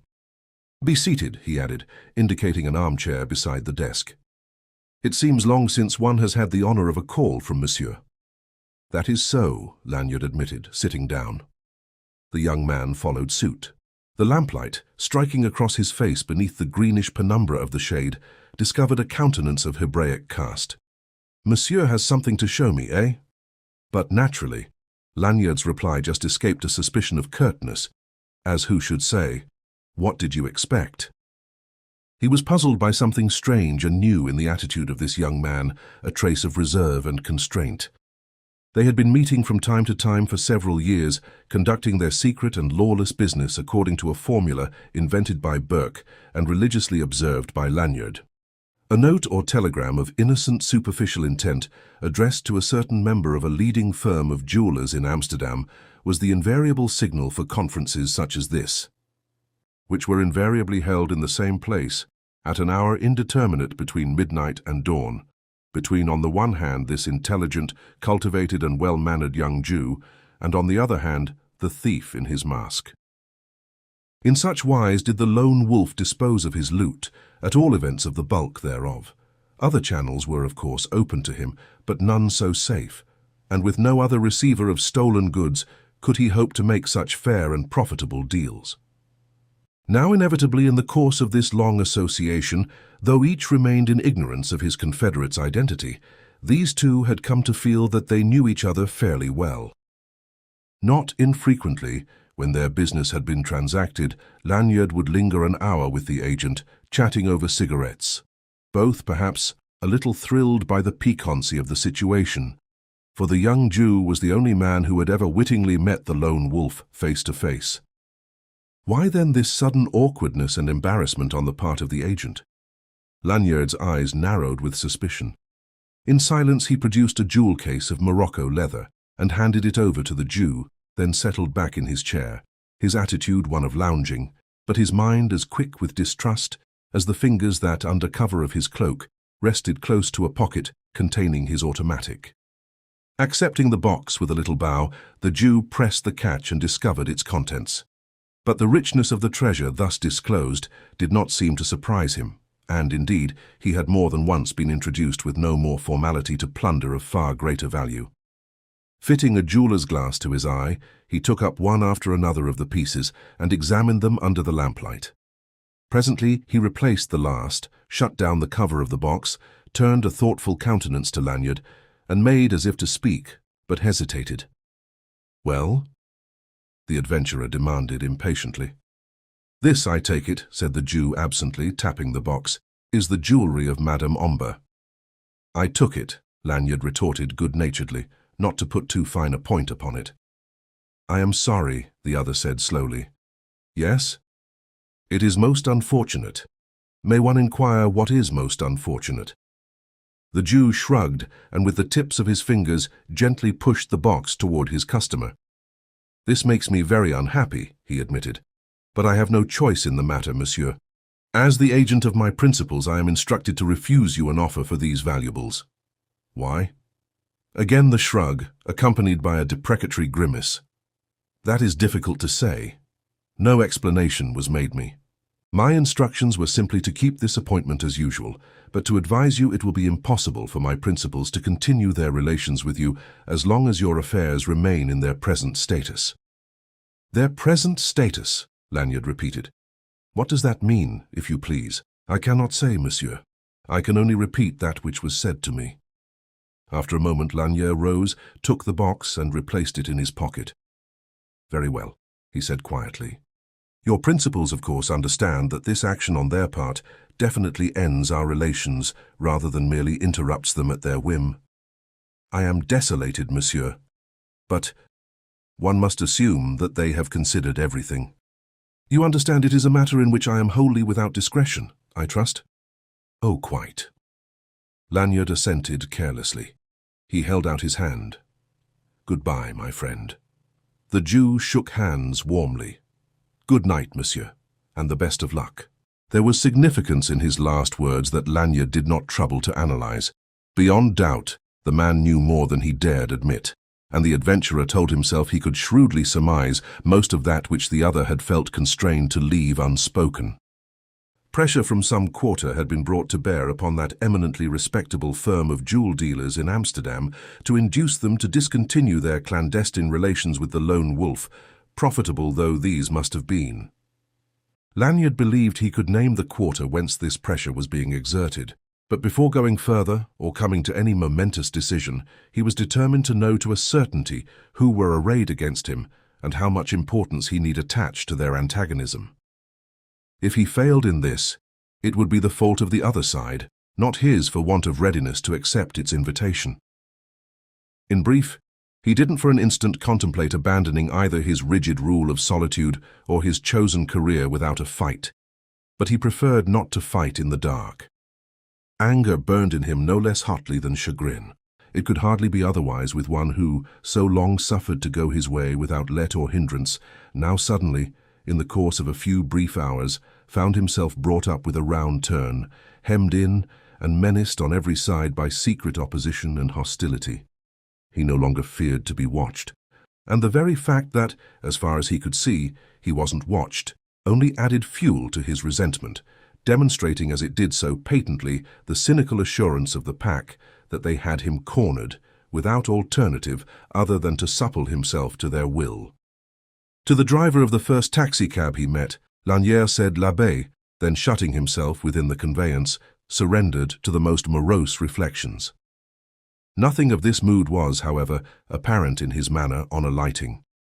He bore a countenance of amiable insouciance through the portals of this festal institution whose proudest boast and, incidentally, sole claim to uniquity is that it never opens its doors before midnight nor closes them before dawn. He had moved about with such celerity since entering his flat on the Rue Roget that it was even now only 2 o'clock, an hour at which revelry might be expected to have reached its apogee in this, the soi-disant smartest place in Paris. A less sophisticated adventurer might have been flattered by the cordiality of his reception at the hands of that arbiter elegantiarum, the maître d'hôtel. "Ah, Monsieur Lanyard, but it is long since we have been so favoured. However, I have kept your table for you." "Have you, though? Could it be otherwise after receipt of your honoured order?" "No," said Lanyard coolly, "I presume not, if you value your peace of mind. Monsieur is alone." This with an accent of disappointment. "Temporarily, it would seem so. But this way, if you please." In the wake of the functionary, Lanyard traversed that frowsy anteroom where doubtful wasters are herded on suspicion in company with the corps of automatic bacchanalians and figurantes, to the main restaurant, the inner sanctum toward which the naive soul of the travel-bitten Anglo-Saxon aspires so ardently. It was not a large room, irregularly octagonal in shape, lined with wall seats behind a close-set rank of tables, better lighted than most Parisian restaurants, that is to say, less glaringly, abominably ventilated.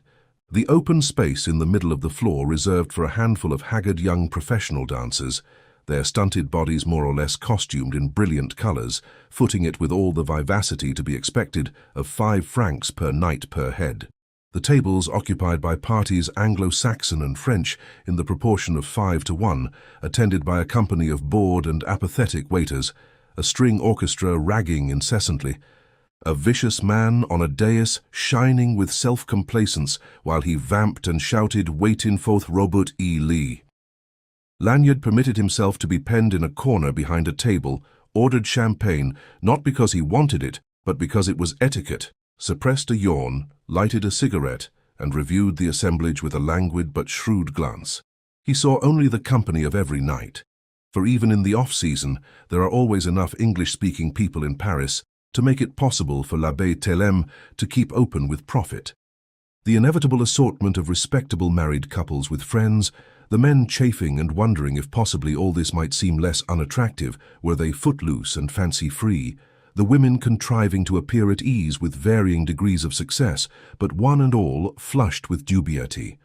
The sprinkling of demi-mondaines, not in the least concerned about their social status. The handful of people who, having brought their fun with them, were having the good time they would have had anywhere. The scattering of plain drunks in evening dress. Nowhere a face that Lanyard recognized definitely.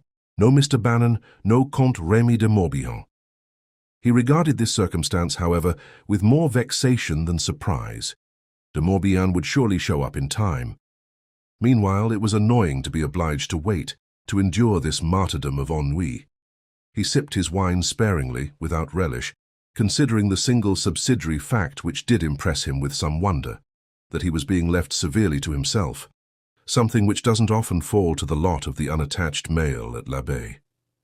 Evidently an order had been issued with respect to him. Ordinarily he would have been grateful. Tonight he was merely irritated. Such neglect rendered him conspicuous. The fixed round of delirious divertissement unfolded as per schedule. The lights were lowered to provide a melodramatic atmosphere for that startling novelty, the Apache dance. The man shouted stridently. The dancers danced bravely on their poor, tired feet. An odious dwarf creature in a miniature outfit of evening clothes toddled from table to table, offensively soliciting stray francs, but shied from the gleam in Lanyard's eyes. Lackeys made the rounds, presenting each guest with a handful of colored featherweight celluloid balls with which to bombard strangers across the room. The inevitable shame-faced Englishman departed in tow of an overdressed Frenchwoman with pride of conquest in her smirk. The equally inevitable alcoholic was dug out from under his table and thrown into a cab. An American girl insisted on climbing upon a table to dance, but swayed and had to be helped down, giggling foolishly. A Spanish dancing girl was afforded a clear floor for her specialty, which consisted in singing several verses understood by nobody, the choruses emphasized by frantic assaults on the hair of several variously surprised, indignant, and flattered male guests, among them Lanyard, who submitted with resignation. And then, just when he was on the point of consigning the pack to the devil for inflicting upon him such cruel and inhuman punishment, the Spanish girl picked her way through the mob of dancers who invaded the floor promptly on her withdrawal, and paused beside his table. "You're not angry, Mon Coco?" she pleaded with a provocative smile. Lanyard returned a smiling negative. "Then I may sit down with you and drink a glass of your wine. Can't you see I've been saving the bottle for you?" The woman plumped herself promptly into the chair opposite the adventurer. He filled her glass. "But you are not happy tonight," she demanded, staring over the brim as she sipped. "I am thoughtful," he said. "And what does that mean?" "I am saddened to contemplate the infirmities of my countrymen, these Americans who can't rest in Paris until they find some place as deadly as any Broadway boasts, these English who adore beautiful Paris solely because here they may continue to get drunk publicly after 12:30. "Ah, then it's La Barbe, is it not?" said the girl, gingerly stroking her faded, painted cheek. "It is true, I am bored. Then why not go where you're wanted?" She drained her glass at a gulp and jumped up, swirling her skirts. "Your cab is waiting, monsieur, and perhaps you will find it more amusing with that pack." Flinging herself into the arms of another girl, she swung away, grinning impishly at Lanyard over her partner's shoulder. Chapter 8. The High Hand. Evidently his first move toward departure was signalled, for as he passed out through l'Abbé's doors, the carriage porter darted forward and saluted. "Monsieur Lanyard." "Yes?" "Monsieur's car is waiting." "Indeed?" Lanyard surveyed briefly a handsome black limousine that, at pause beside the curb, was champing its bits in the most spirited fashion. Then he smiled appreciatively. "All the same, I thank you for the compliment," he said, and forthwith tipped the porter. But before entrusting himself to this gratuitous conveyance, he put himself to the trouble of inspecting the chauffeur, a capable-looking mechanic togged out in a rich black livery, which, though relieved by a vast amount of silk braiding, was like the car guiltless of any sort of insignia. "I presume you know where I wish to go, my man?" The chauffeur touched his cap. "But naturally, monsieur." "Then take me there. The quickest way you know." Nodding acknowledgement of the porter's salute, Lanyard sank gratefully back upon uncommonly luxurious upholstery. The fatigue of the last 36 hours was beginning to tell on him a bit, though his youth was still so vital, so instinct with strength and vigor, that he could go as long again without sleep if need be. Nonetheless, he was glad of this opportunity to snatch a few minutes' rest by way of preparation against the occult culmination of this adventure. No telling what might ensue of this violation of all those principles which had hitherto conserved his welfare. And he entertained a gloomy suspicion that he would be inclined to name another ass, who proposed as he did to beard this pack in its den with nothing more than his wits and an automatic pistol to protect 10,000 francs, the jewels of Madame Omber, the Huysman plans, and, possibly, his life. However, he stood committed to his folly. If folly it were, he would play the game as it lay. As for curiosity concerning his immediate destination, there was little enough of that in his temper. A single glance round on leaving the car would fix his whereabouts beyond dispute, so thorough was his knowledge of Paris. He contemplated briefly, with admiration, the simplicity with which that affair at l'Abbé had been managed, finding no just cause to suspect anyone there of criminal complicity in the plans of the pack. A forged order for a table to the maître d'hôtel, 10 francs to the carriage porter, and 20 more to the dancing woman to play parts in a putative practical joke, and the thing had been arranged without implicating a soul. Of a sudden, ending a ride much shorter than Lanyard would have liked, the limousine swung in toward a curb. Bending forward, he unlatched the door and, glancing through the window, uttered a grunt of profound disgust. If this were the best that Pack could do, he had hoped for something a trifle more original from men with wit and imagination enough to plot the earlier phases of this intrigue. The car had pulled up in front of an institution which he knew well, far too well indeed for his own good. Nonetheless, he consented to get out. "Sure you've come to the right place?" he asked the chauffeur, 2 fingers touching the visor of his cap. "But certainly, monsieur." "Oh, all right," Lanyard grumbled resignedly, and tossing the man a 5-franc piece, applied his knuckles to the door of an outwardly commonplace hotel, particulier in the Rue Chaptal, between the impasse of the Grand Guignol and the Rue Pigalle. Now the neophyte needs the introduction of a trusted sponsor before he can win admission to the clubhouse of the exclusive circle of friends of humanity, but Lanyard's knock secured him prompt and unquestioned right of way. The unfortunate fact is, he was a member in the best of standing. For this society of pseudo-altruistic aims was nothing more nor less than one of those several private gambling clubs of Paris which the French government tolerates more or less openly, despite adequate restrictive legislation. And gambling was Lanyard's ruling passion, a legacy from Burke no less than the rest of his professional equipment. To every man his vice, the argument is Burke's in defense of his failing. And perhaps the least mischievous vice a professional cracksman can indulge is that of gambling, since it can hardly drive him to lengths more desperate than those whereby he gains a livelihood. In the esteem of Paris, Count Remy de Morbihan himself was scarcely a more light-hearted plunger than Monsieur Lanyard. Naturally, with this reputation, he was always free of the handsome salons wherein the friends of humanity devoted themselves to roulette, auction bridge, baccarat, and chemin de fer. And of this freedom he now proceeded to avail himself, with his hat just a shade aslant on his head, his hands in his pockets, a suspicion of a smile on his lips, and a glint of the devil in his eyes. In all an expression accurately reflecting the latest phase of his humour, which was become largely one of contemptuous toleration, thanks to what he chose to consider an exhibition of insipid stupidity on the part of the pack. Nor was this humour in any way modified when, in due course, he confirmed anticipation by discovering Monsieur le Comte Remy de Morbihan lounging beside one of the roulette tables, watching the play, and now and again risking a maximum on his own account. A flash of animation crossed the unlovely mask of the Count when he saw Lanyard approaching, and he greeted the adventurer with a gay little flirt of his pudgy dark hand. "Ah, my friend," he cried, "it is you, then, who have changed your mind. But this is delightful." "And what has become of your American friend?" asked the adventurer. He tired quickly, that one, and packed himself off to Troyon's. "Be sure I didn't press him to continue the grand tour." "Then you really did wish to see me tonight?" Lanyard inquired innocently. "Always, always, my dear Lanyard," the Count declared, jumping up. "But come," he insisted, "I've a word for your private ear, if these gentlemen will excuse us. Do." Lanyard addressed in a confidential manner those he knew at the table, before turning away to the tug of the Count's hand on his arm. "I think he means to pay up £20 he owes me." Some derisive laughter greeted this sally. "I mean that, however," Lanyard informed the other cheerfully, as they moved away to a corner where conversation without an audience was possible. "You ruined that Bank of England note, you know. Cheap at the price," the Count protested, producing his billfold. 500 francs for an introduction to Monsieur the Lone Wolf." "Are you joking?" Lanyard asked blankly, and with a magnificent gesture abolished the proffered banknote. "Joking?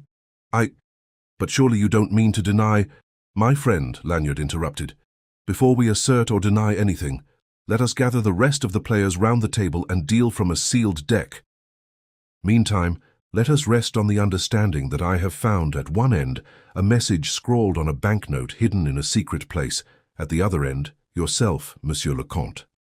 Between and beyond these points exists a mystery, of which one anticipates elucidation."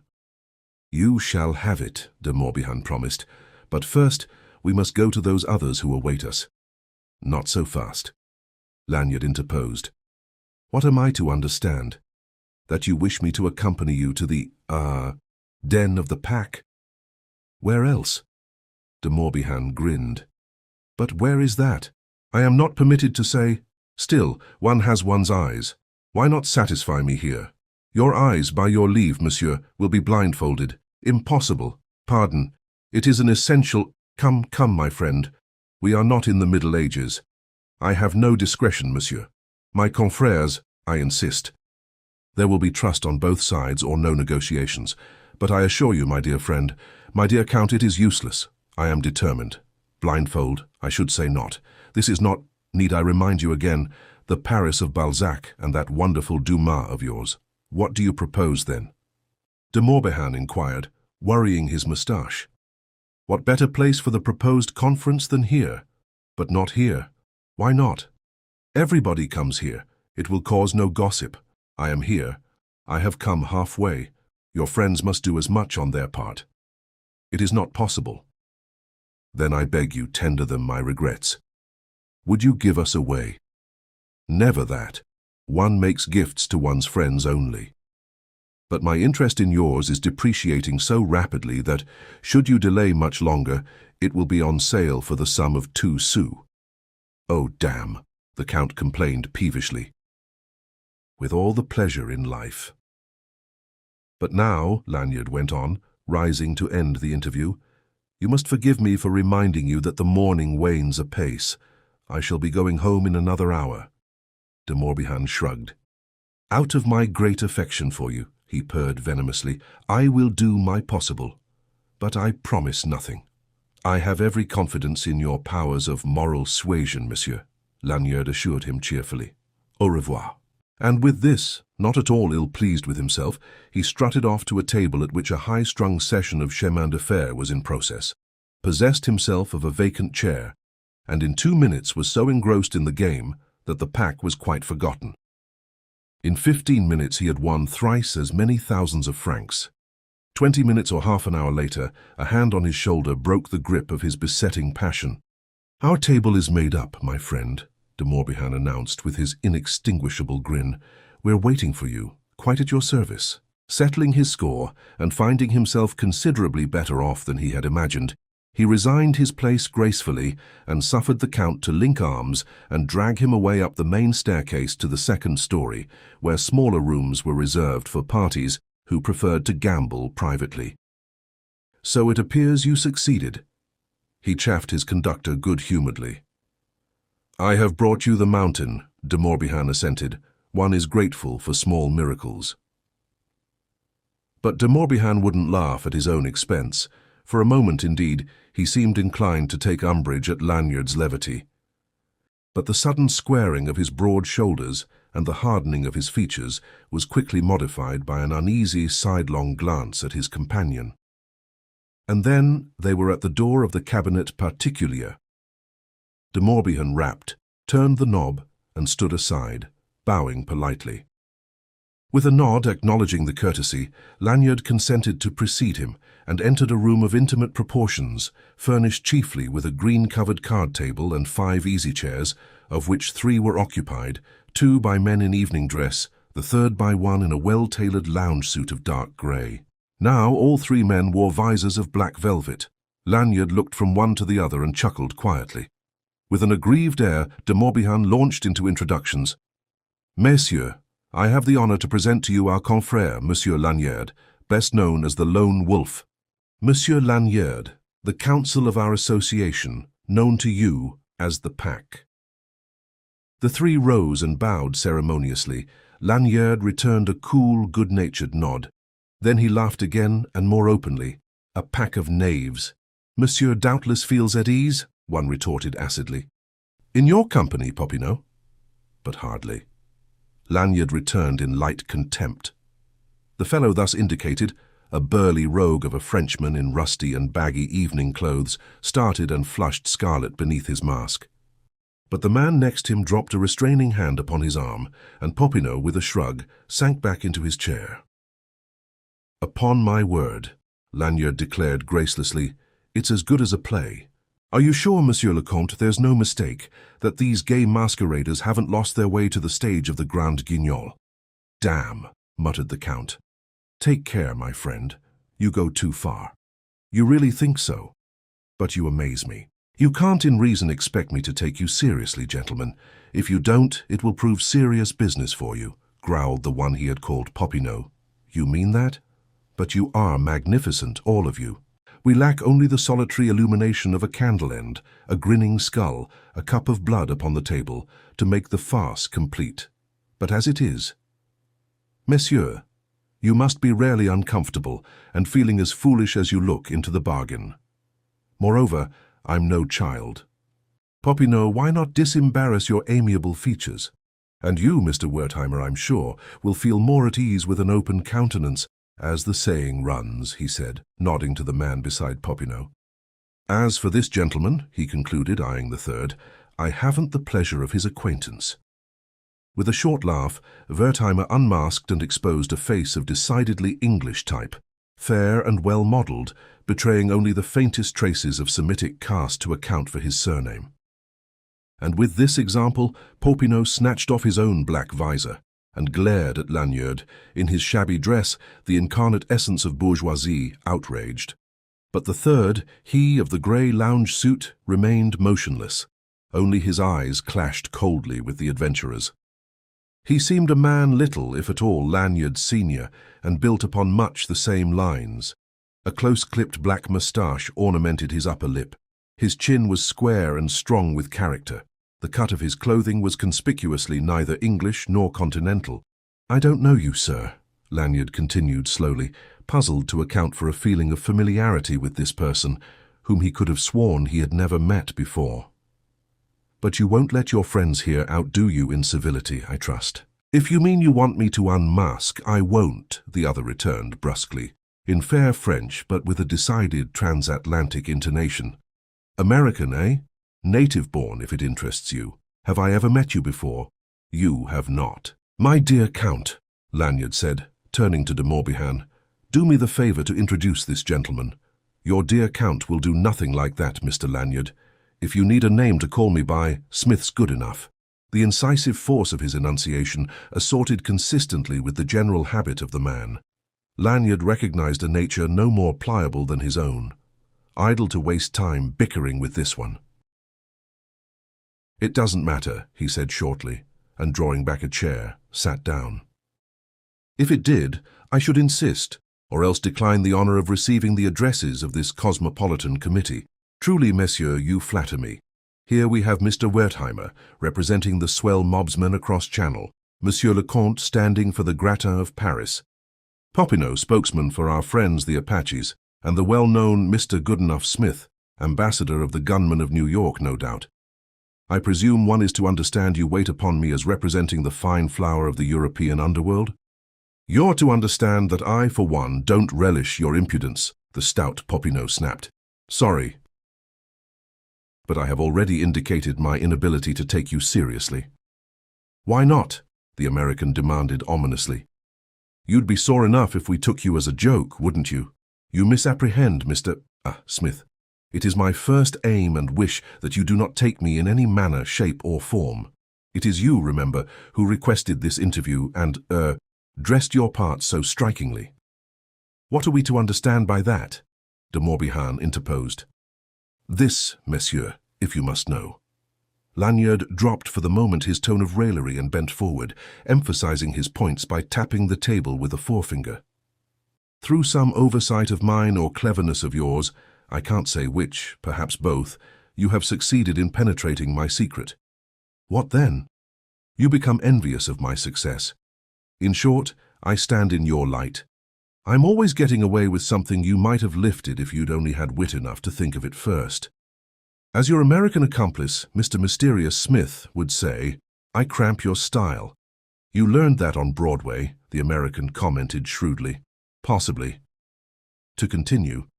So you get together and bite your nails until you concoct a plan to frighten me into sharing my profits. I've no doubt you're prepared to allow me to retain 1/2 the proceeds of my operations, should I elect to ally myself with you. That's the suggestion we are empowered to make, de Morbihan admitted. In other words, you need me. You say to yourselves, we'll pretend to be the head of a criminal syndicate, such as the silly novelists are forever writing about, and we'll threaten to put him out of business unless he comes to our terms. But you overlook one important fact. That you are not mentally equipped to get away with this amusing impersonation. What? Do you expect me to accept you as leading spirits of a gigantic criminal system? You, Popinot, who live by standing between the police and your murderous rats of Belleville? Or you, Wertheimer, sneak thief and blackmailer of timid women? Or you, de Morbihan, because you eke out your income by showing a handful of second-story men where to seek plunder in the homes of your friends? He made a gesture of impatience and lounged back to wait the answer to this indictment. His gaze, ranging the four faces, encountered but one that was not darkly flushed with resentment, and this was the American's. Aren't you overlooking me? This last suggested gently. On the contrary, I refuse to recognize you as long as you lack courage to show your face. As you will, my friend, the American chuckled. Make your profit out of that any way you like. Lanyard sat up again. Well, I've stated your case, messieurs. It amounts to simple, clumsy blackmail. I'm to split my earnings with you, or you'll denounce me to the police. That's about it, isn't it? Not of necessity, de Morbihan softly purred, twisting his moustache. For my part, Popinot declared hotly, I engage that Monsieur of the High Hand here will either work with us or conduct no more operations in Paris. Or in New York, the American amended. England is yet to be heard from, Lanyard suggested mockingly. To this Wertheimer replied, almost with diffidence, If you ask me, I don't think you'd find it so jolly pleasant over there, if you mean to cut up nasty at this end. Then what am I to infer? If you're afraid to lay an information against me, and it wouldn't be wise, I admit, you'll merely cause me to be assassinated, eh? Not of necessity, the Count murmured in the same thoughtful tone and manner as one holding a hidden trump. There are so many ways of arranging these matters, Wertheimer ventured. Nonetheless, if I refuse, you declare war? Something like that, the American admitted. In that case, I am now able to state my position definitely. Lanyard got up and grinned provokingly down at the group. You can, all four of you, go plumb to hell. My dear friend, the Count cried, shocked. You forget. I forget nothing. Lanyard cut in coldly. And my decision is final. Consider yourselves at liberty to go ahead and do your damnedest.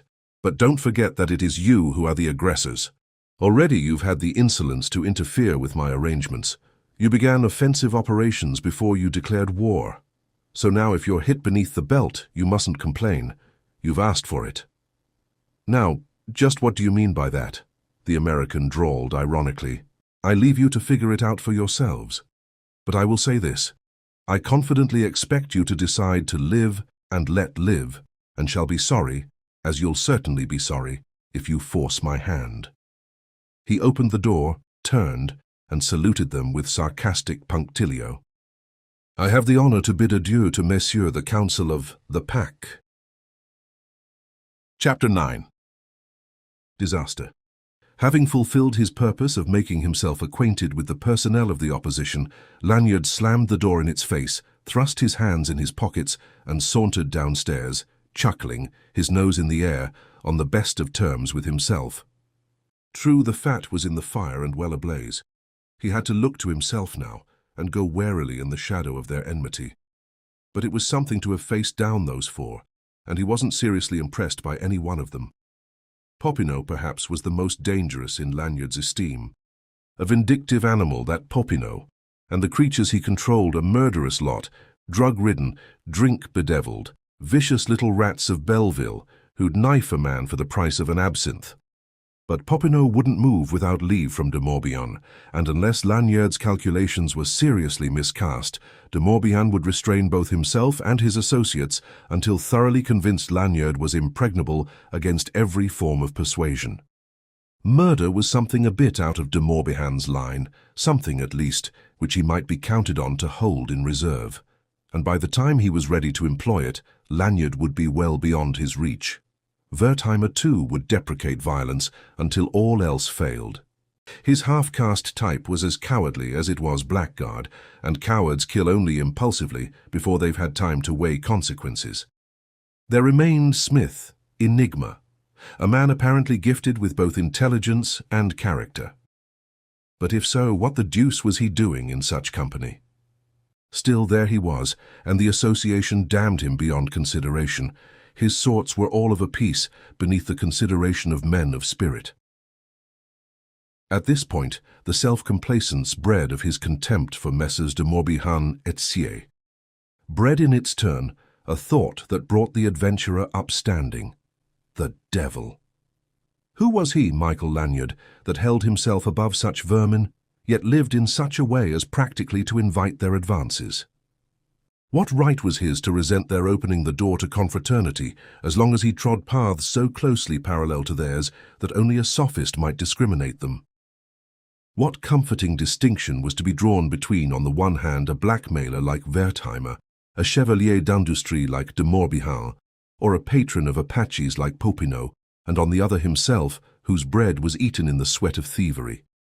He drew a long face, whistled softly, shook his head, and smiled a wry smile. Glad I didn't think of that 2 minutes ago, or I'd never have had the cheek. Without warning, incongruously, and in his understanding, inexplicably, he found himself beset by recurrent memory of the girl, Lucia Bannon. For an instant he saw her again, quite vividly as last he had seen her. Turning at the door of her bedchamber to look back at him, a vision of perturbing charm in her rose silk dressing gown, with rich hair loosened, cheeks softly glowing, eyes brilliant with an emotion illegible to her one beholder. What had been the message of those eyes flashed down the dimly lighted length of that corridor at Troyon's, ere she vanished. Adieu, or au revoir? She had termed him, naively enough, and a gentleman. But if she knew, suspected, even dreamed, that he was what he was. He shook his head again, but now impatiently, with a scowl and a grumble. What's the matter with me, anyway? Mooning over a girl I never saw before tonight. As if it matters a whoop in Hepsidam what she thinks. Or is it possible I'm beginning to develop a rudimentary conscience at this late day? Me. If there were anything in this hypothesis, the growing pains of that late-blooming conscience were soon enough numbed by the hypnotic spell of clattering chips, an ivory ball singing in an ebony race, and croaking croupiers. For Lanyard's chair at the table of chemin de fer had been filled by another, and too impatient to wait a vacancy, he wandered onto the salon dedicated to roulette, tested his luck by staking a note of 500 francs on the black, won, and incontinently subsided into a chair and an oblivion that endured for the space of 3/4 of an hour. At the end of that period, he found himself minus his heavy winnings at chemin de fer and 10,000 francs of his reserve fund to boot.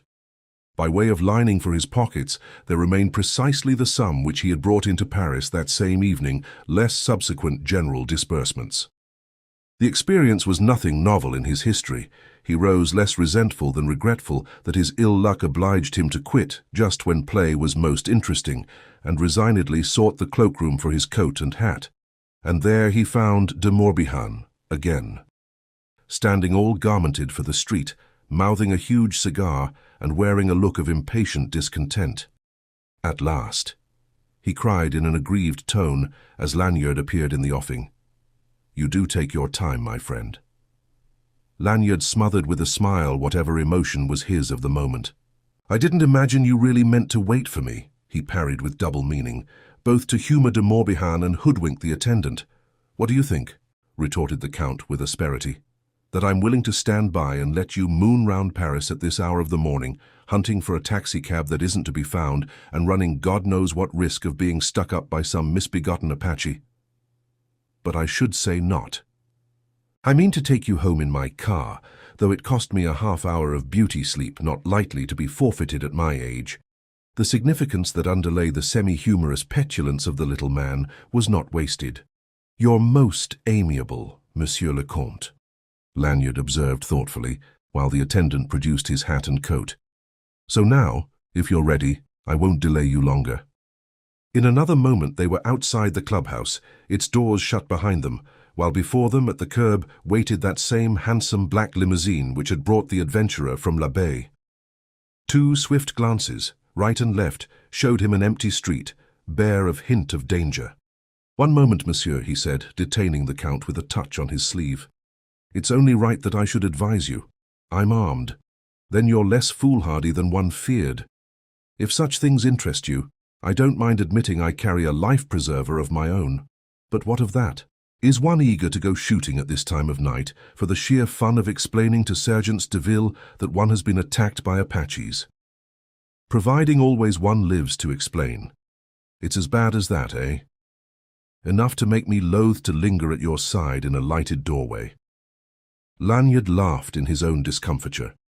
Monsieur le Comte, said he, there's a dash in you of what your American pal, Mysterious Smith, would call sporting blood that commands my unstinted admiration. I thank you for your offered courtesy, and beg leave to accept. De Morbihan replied with a grunt of none too civil intonation, instructed the chauffeur to Troyon's, and followed Lanyard into the car.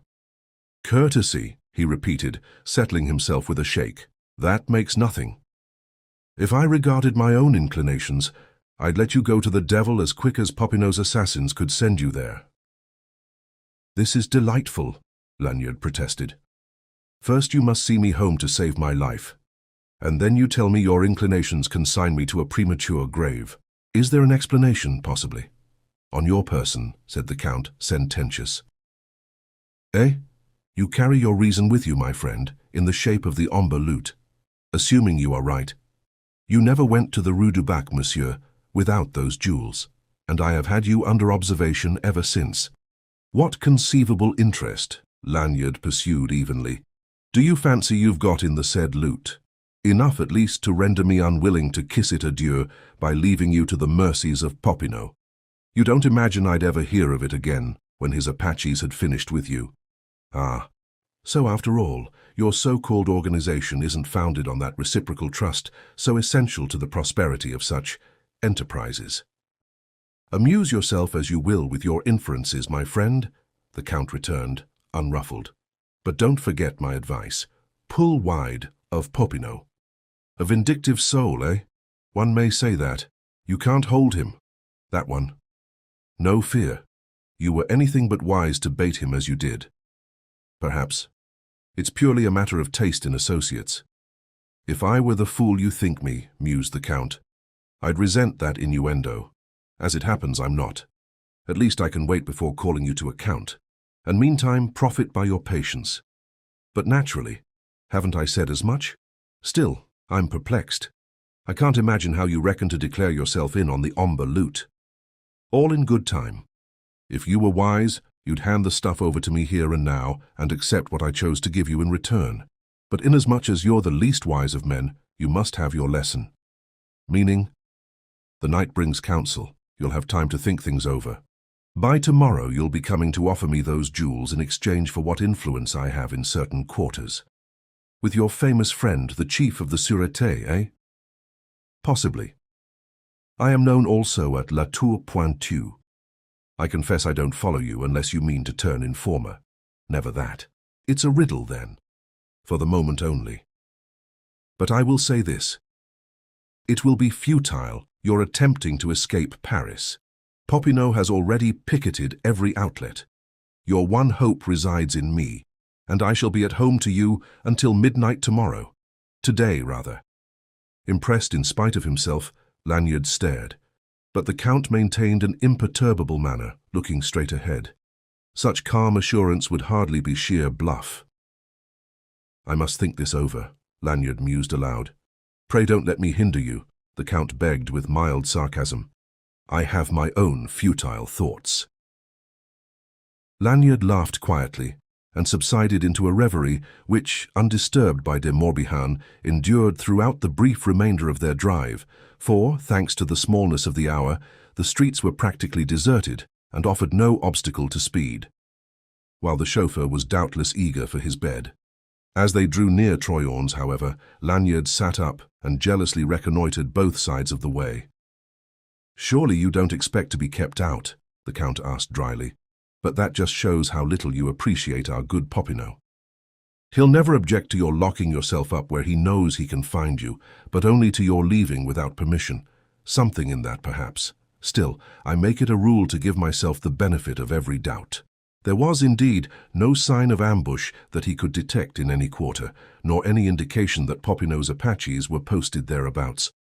Nevertheless, Lanyard produced his automatic and freed the safety catch before opening the door. 1,000 thanks, my dear Count. For what? Doing myself a service, but you make me feel ashamed. I know, agreed Lanyard, depreciatory, but that's the way I am, a little devil. You really can't trust me. Adieu, Monsieur le Comte. Au revoir, Monsieur. Lanyard saw the car round the corner before turning to the entrance of Troyon's, keeping his weather eye alert the while.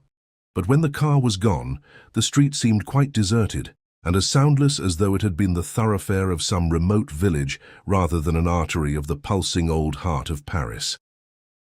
Yet he wasn't satisfied. He was as little susceptible to psychic admonition as any sane and normal human organism, but he was just then strongly oppressed by intuitive perception that there was something radically amiss in his neighborhood. Whether or not the result of the Count's open intimations and veiled hints working upon a nature sensitized by excitement and fatigue, he felt as though he had stepped from the cab into an atmosphere impregnated to saturation with nameless menace. And he even shivered a bit, perhaps because of the chill in that air of early morning, perhaps because a shadow of premonition had fallen athwart his soul. Whatever its cause, he could find no reason for this, and shaking himself impatiently, pressed a button that rang a bell by the ear of the concierge, heard the latch click, thrust the door wide, and re-entered Troyon's.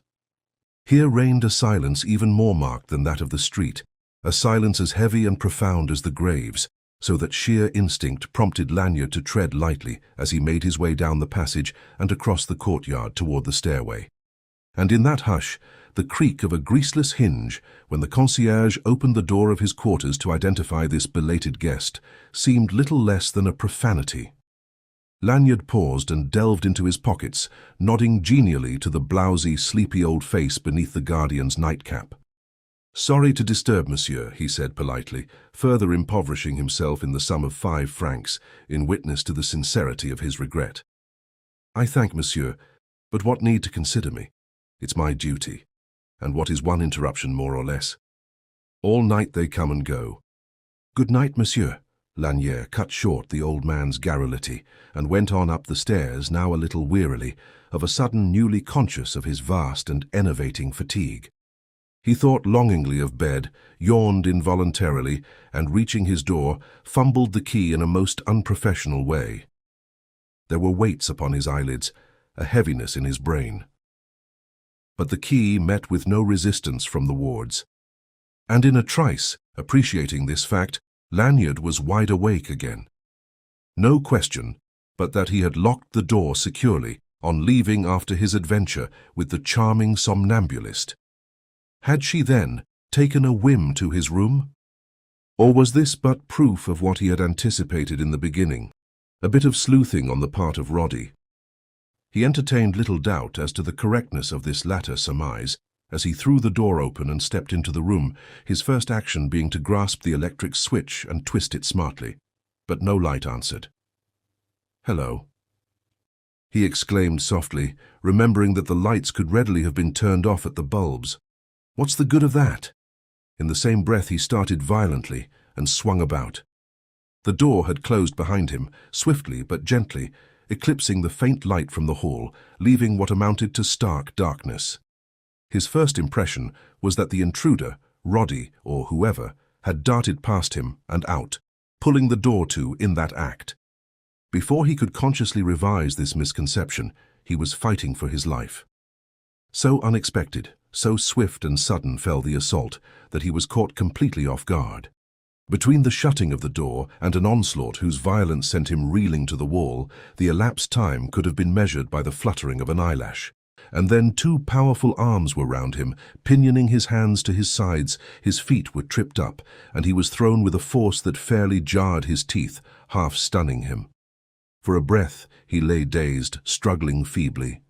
Not long, but long enough to enable his antagonist to shift his hold and climb on top of his body, where he squatted, bearing down heavily with a knee on either of Lanyard's forearms, hands encircling his neck, murderous thumbs digging into his windpipe. He revived momentarily, pulled himself together, and heaved mightily in futile effort to unseat the other. The sole outcome of this was a tightening pressure on his throat. The pain grew agonizing. Lanyard's breath was almost completely shut off. He gasped vainly, with a rattling noise in his gullet. His eyeballs started. A myriad coruscant lights danced and interlaced blindingly before them. In his ears there rang a roaring like the voice of heavy surf breaking upon a rock-bound coast. And of a sudden he ceased to struggle and lay slack, passive in the other's hands. Only an instant longer was the clutch on his throat maintained. Both hands left it quickly, one shifting to his head to turn and press it roughly cheek to floor. Simultaneously he was aware of the other hand fumbling about his neck, and then of a touch of metal and the sting of a needle driven into the flesh beneath his ear. That galvanized him. He came to life again in a twinkling, animate with threefold strength and cunning. The man on his chest was thrown off as by a young earthquake, and Lanyard's right arm was no sooner free than it shot out with blind but deadly accuracy to the point of his assailant's jaw. A click of teeth was followed by a sickish grunt as the man lurched over. Lanyard found himself scrambling to his feet, a bit giddy perhaps, but still sufficiently master of his wits to get his pistol out before making another move. Chapter 10. Turn about. The thought of Lanyard's pocket flashlamp offering itself, immediately its wide circle of light enveloped his late antagonist. That one was resting on a shoulder, legs uncouthly asprawl, quite without movement of any perceptible sort. his face more than half turned to the floor and masked into the bargain. Incredulously, Lanyard stirred the body with a foot, holding his weapon poised as though half expecting it to quicken with instant and violent action. But it responded in no way. With a nod of satisfaction, he shifted the light until it marked down the nearest electric bulb, which proved, in line with his inference, to have been extinguished by the socket key, while the heat of its bulb indicated that the current had been shut off only an instant before his entrance. The light full up, he went back to the thug, knelt, and lifting the body, turned it upon its back. Recognition immediately rewarded this maneuver. The masked face upturned to the glare was that of the American who had made a fourth in the concert of the pack, Mr. Smith. Quickly unlatching the mask, Lanyard removed it, but the countenance thus exposed told little more than he knew. He could have sworn he had never seen it before. Nonetheless, something in its evil cast persistently troubled his memory, with the same provoking and baffling effect that had attended their first encounter. Already the American was struggling toward consciousness. His lips and eyelids twitched spasmodically. He shuddered, and his flexed muscles began to relax. In this process, something fell from between the fingers of his right hand, something small and silver-bright that caught Lanyard's eye.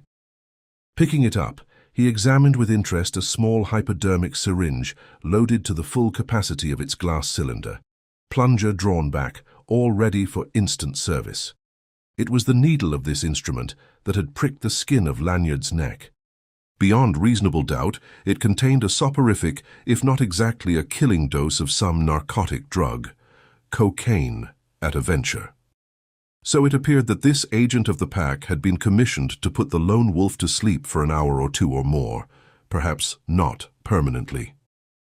That he might be out of the way long enough for their occult purposes. He smiled grimly, fingering the hypodermic and eyeing the prostrate man. Turn about, he reflected, is said to be fair play. Well, why not? He bent forward, dug the needle into the wrist of the American, and shot the plunger home, all in a single movement so swift and deft that the drug was delivered before the pain could startle the victim from his coma. As for that, the man came to quickly enough, but only to have his clearing senses met and dashed by the muzzle of a pistol stamping a cold ring upon his temple.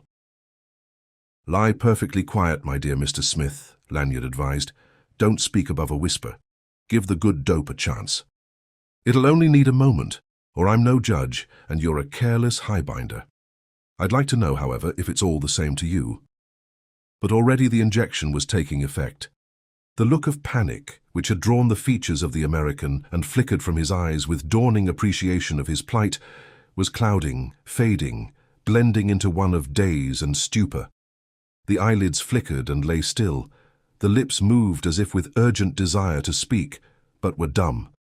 A long, convulsive sigh shook the American's body, and he rested with the immobility of the dead, save for the slow but steady rise and fall of his bosom. Lanyard thoughtfully reviewed these phenomena. Must kick like a mule, that dope, he reflected.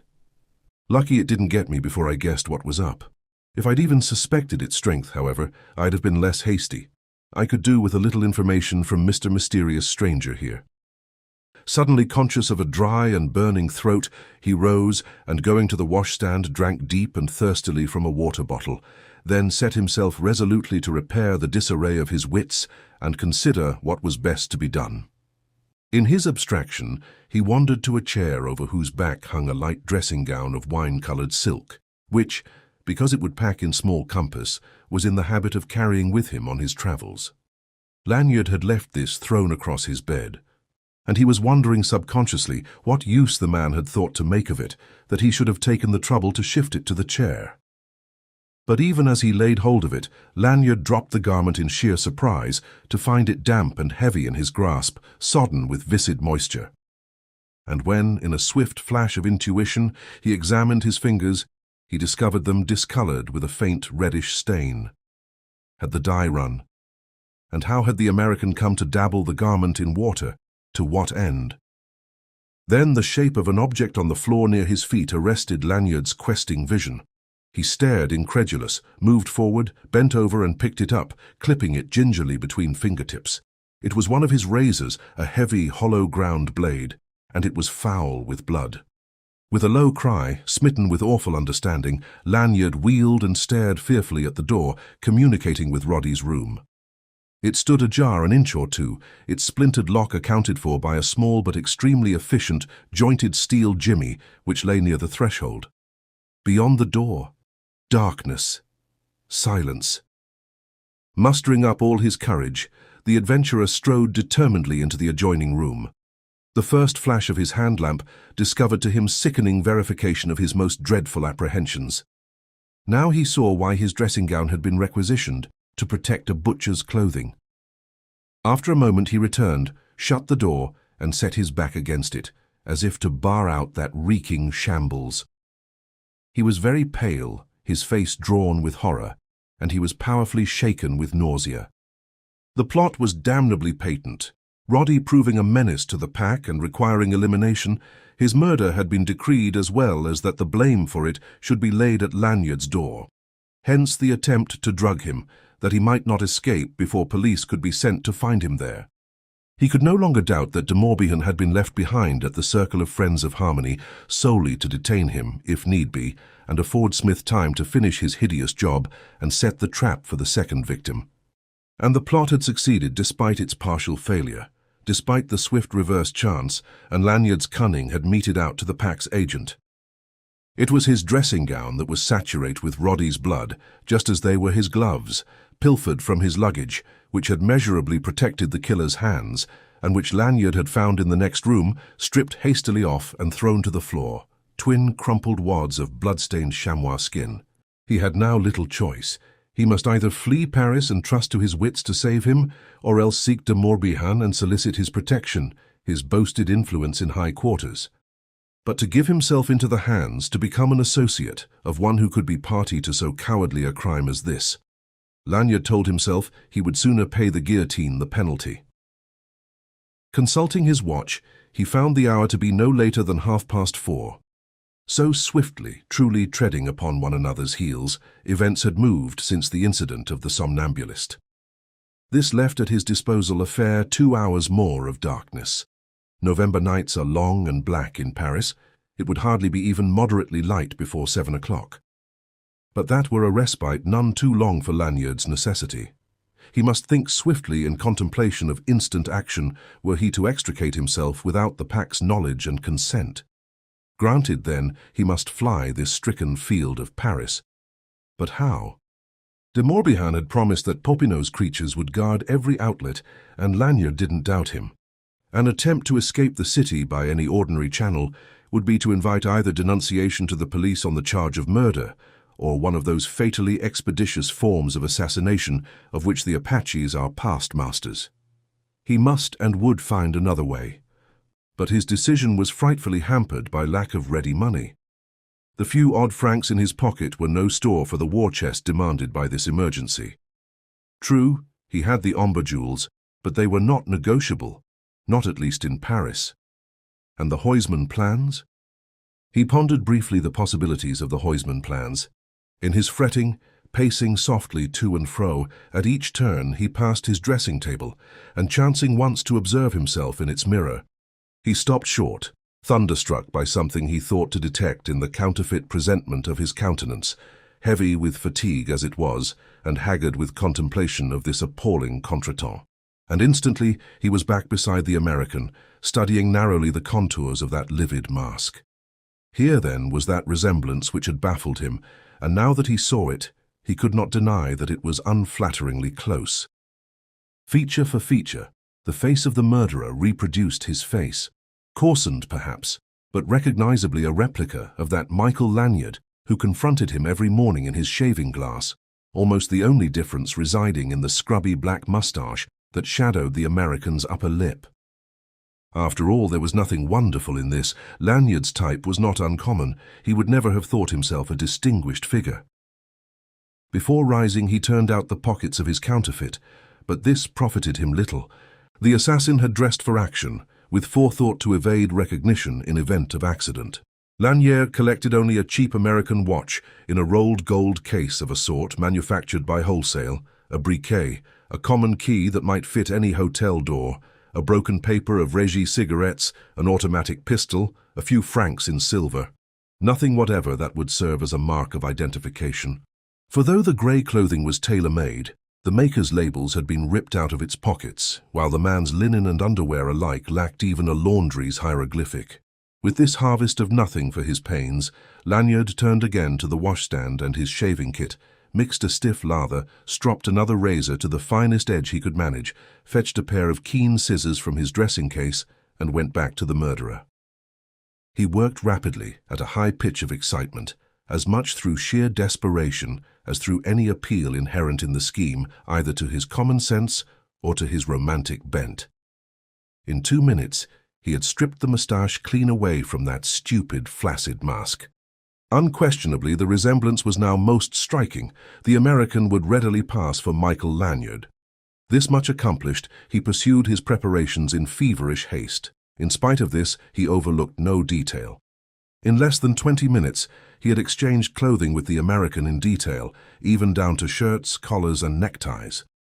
Had packed in his own pockets the several articles taken from the other, together with the jointed jimmy and a few of his personal effects, and was ready to bid adieu to himself, to that Michael Lanyard whom Paris knew. The insentient masquerader on the floor had called himself Goodenough Smith. He must serve now as Goodenough Lanyard, at least for the lone wolf's purposes. The police, at all events, would accept him as such. And if the memory of Michael Lanyard must needs wear the stigma of brutal murder, he need not repine in his oblivion, since through this perfunctory decease the lone wolf would gain a freedom even greater than before. The pack had contrived only to eliminate Michael Lanyard, the amateur of fine paintings, remained the lone wolf with not one faculty impaired, but rather with a deadlier purpose to shape his occult courses. Under the influence of his methodical preparations, his emotions had cooled appreciably, taking on a cast of cold, malignant vengefulness. He who never in all his criminal record had so much as pulled trigger in self-defense, was ready now to shoot to kill with the most cold-blooded intent, given one of 3 targets. While Popinot's creatures, if they worried him, he meant to exterminate with as little compunction as though they were rats in fact, as well as in spirit. Extinguishing the lights, he stepped quickly to a window and from one edge of its shade looked down into the street. He was in time to see a stunted human silhouette detach itself from the shadow of a doorway on the opposite walk, move to the curb, and wave an arm, evidently signaling another sentinel on a corner out of Lanyard's range of vision. Herein was additional proof, if any lacked, that de Morbihan had not exaggerated the disposition of Popinot. This animal in the street, momentarily revealed by the corner light as he darted across to take position by the door, this animal with sickly face and pointed chin, with dirty muffler round its chicken neck, shoddy coat clothing its sloping shoulders, baggy corduroy trousers flapping round its bony shanks. This was Popinot's, and but one of 1,000, differing in no essential save degree of viciousness. It wasn't possible to guess how thoroughly Popinot had picketed the house in cooperation with Roddy's murderer by way of provision against mischance. But the adventurer was satisfied that, in his proper guise as himself, he needed only to open that postern door at the street end of the passage to feel a knife slip in between his ribs, most probably in his back, beneath the shoulder blade. He nodded grimly, moved back from the window, and used the flash lamp to light him to the door. Chapter 11. Flight. Now when Lanyard had locked the door, he told himself that the gruesome peace of those 2 bedchambers was insured, barring mischance, for as long as the drug continued to hold dominion over the American, and he felt justified in reckoning that period apt to be tolerably protracted, while not before noon at earliest would any hotelier who knew his business permit the rest of an Anglo-Saxon guest to be disturbed, lacking, that is, definite instructions to the contrary. For a full minute after withdrawing the key, the adventurer stood at alert attention, but the heavy silence of that sinister old rookery sang in his ears untroubled by any untoward sound. That wistful shadow of his memories, that cowering Marcel of the so-dead yesterday and acute terror of the hand of Madame Troyon, had never stolen down that corridor more quietly. Yet Lanyard had taken not 5 paces from his door when that other opened at the far end and Lucia Bannon stepped out. He checked then and shut his teeth upon an involuntary oath. Truly, it seemed as though this run of the devil's own luck would never end. Astonishment measurably modified his exasperation. What had roused the girl out of bed and dressed her for the street at that unholy hour? And why her terror at sight of him? For that the surprise was no more welcome to her than to him was as patent as the fact that she was prepared to leave the hotel forthwith, enveloped in a businesslike Burberry rainproof from her throat to the hem of a tweed walking skirt, and wearing boots both stout and brown. And at sight of him she paused, and instinctively stepped back, groping blindly for the knob of her bedchamber door, while her eyes, holding to his with an effect of frightened fascination, seemed momentarily to grow more large and dark in her face of abnormal pallor. But these were illegible evidences, and Lanyard was intent solely on securing her silence before she could betray him and ruin incontinently that grim alibi which he had prepared at such elaborate pains. He moved toward her swiftly with long and silent strides, a lifted hand enjoining rather than begging her attention, aware as he drew nearer that a curious change was coloring the complexion of her temper. She passed quickly from dread to something oddly like relief, from repulsion to something strangely like welcome, and dropping the hand that had sought the doorknob, in her turn moved quietly to meet him. He was grateful for this consideration, this tacit indulgence of the wish he had as yet to voice, drew a little hope and comfort from it in an emergency which had surprised him without resource other than to throw himself upon her generosity. And as soon as he could make himself heard in the clear yet concentrated whisper that was a trick of his trade, a whisper inaudible to ears a yard distant from those to which it was pitched, he addressed her in a manner at once peremptory and apologetic. "If you please, Miss Bannon, not a word, not a whisper." She paused and nodded compliance, questioning eyes steadfast to his. Doubtfully, wondering that she betrayed so little surprise, he pursued as one committed to a forlorn hope. "It's vitally essential that I leave this hotel without it becoming known. If I may count on you to say nothing," she gave him reassurance with a small gesture. "But how?" She breathed in the least of whispers. "The concierge. Leave that to me. I know another way." "I only need a chance. Then won't you take me with you, eh?" he stammered, dashed. Her hands moved toward him in a flutter of entreaty. "I too must leave unseen. I must. Take me with you out of this place, and I promise you no one shall ever know." He lacked time to weigh the disadvantages inherent in her proposition. Though she offered him a heavy handicap, he had no choice but to accept it without protest. "Come then," he told her, and not a sound. She signified assent with another nod, and on this he turned to an adjacent door, opened it gently, whipped out his flash lamp, and passed through. Without sign of hesitancy, she followed, and like two shadows they dogged the dancing spotlight of the flash lamp, through a linen closet and service room, down a shallow well threaded by a spiral of iron steps, and, by way of the long corridor linking the kitchen offices, to a stout door secured only by huge, old-style bolts of iron.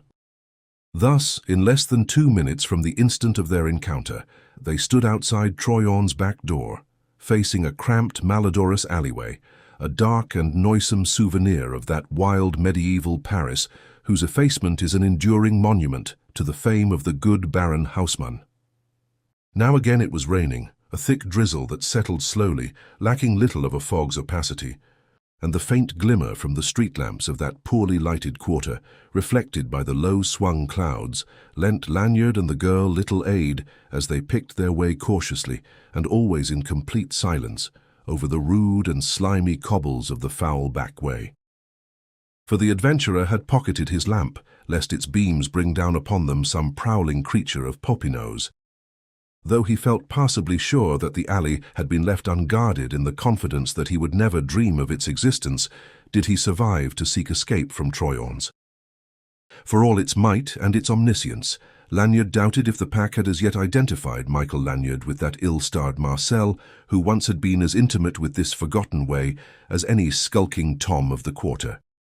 But with the lone wolf confidence was never akin to foolhardiness, And if on leaving Troyon's he took the girl's hand without asking permission, and quite as a matter of course, and drew it through his arm, it was his left arm that he so dedicated to gallantry. His right hand remained unhampered and never far from the grip of his automatic. Nor was he altogether confident of his companion. The weight of her hand upon his arm, the fugitive contacts of her shoulder, seemed to him, just then, the most vivid and interesting things in life.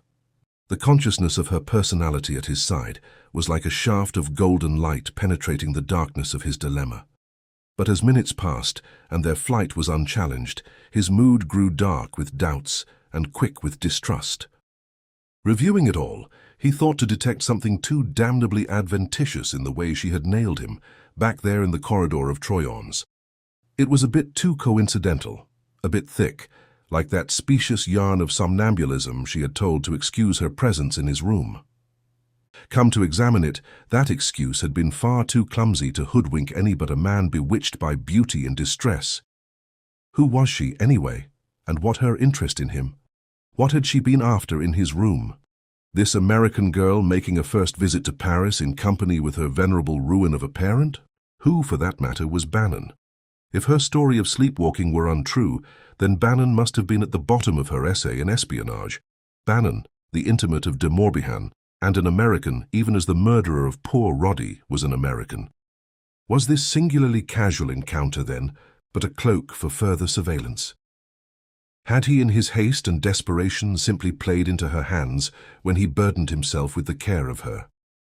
But it seemed absurd to think that she, a girl like her, whose every word and gesture was eloquent of gentle birth and training. Yet, what had she wanted in his room? Somnambulists are sincere indeed in the indulgence of their failing when they time their expeditions so opportunely, and arm themselves with keys to fit strange doors. Come to think of it, he had been rather willfully blind to that flaw in her excuse. Again, why should she be up and dressed and so madly bent on leaving Troyon's at 4:30 in the morning? Why couldn't she wait for daylight at least? What errand, reasonable duty or design could have roused her out into the night and the storm at that weird hour, he wondered. And momentarily he grew more jealously heedful of her, critical of every nuance in her bearing. The least trace of added pressure on his arm, the most subtle suggestion that she wasn't entirely indifferent to him or regarded him in any way other than as the chance-found comrade of an hour of trouble, would have served to fix his suspicions. For such, he told himself, would be the first thought of one bent on beguiling, to lead him on by some intimation, the more tenuous and elusive, the more provocative, that she found his person not altogether objectionable. But he failed to detect anything of this nature in her manner. So, what was one to think? That she was mental enough to appreciate how ruinous to her design would be any such advances. In such perplexity he brought her to the end of the alley, and there pulled up for a look round before venturing out into the narrow, dark and deserted side street that then presented itself. At this, the girl gently disengaged her hand and drew away a pace or two. And when Lanyard had satisfied himself that there were no Apaches in the offing, he turned to see her standing there, just within the mouth of the alley, in a pose of blank indecision. Conscious of his regard, she turned to his inspection a face touched with a fugitive, uncertain smile. "Where are we?" she asked. He named the street and she shook her head. "That doesn't mean much to me," she confessed. "I'm so strange to Paris, I know only a few of the principal streets." "Where is the Boulevard Saint-Germain?" Lanyard indicated the direction. "2 blocks that way. Thank you." She advanced a step or two, but paused again. "Do you know possibly just where I could find a taxicab?" "I'm afraid you won't find any hereabouts at this hour," he replied. "A fiacre, perhaps, with luck. I doubt if there's one disengaged nearer than Montmartre, where business is apt to be more brisk." "Oh!" she cried in dismay. "I hadn't thought of that. I thought Paris never went to sleep, only about 3 hours earlier than most of the world's capitals. But perhaps I can advise you, if you would be so kind. Only, I don't like to be a nuisance." He smiled deceptively. "Don't worry about that. Where do you wish to go?" "To the Gare du Nord." That made him open his eyes. "The Gare du Nord," he echoed. But, I beg your pardon, I wish to take the first train for London, the girl informed him calmly. You'll have a while to wait, Lanyard suggested. The first train leaves about 8:30, and it's now not more than 5. That can't be helped. I can wait in the station. He shrugged. That was her own lookout. If she were sincere in asserting that she meant to leave Paris, something which he took the liberty of doubting. You can reach it by the metro, he suggested. The underground, you know. There's a station handy, Saint-Germain-des-Prés. If you like, I'll show you the way. Her relief seemed so genuine, he could have almost believed in it. And yet, I shall be very grateful, she murmured.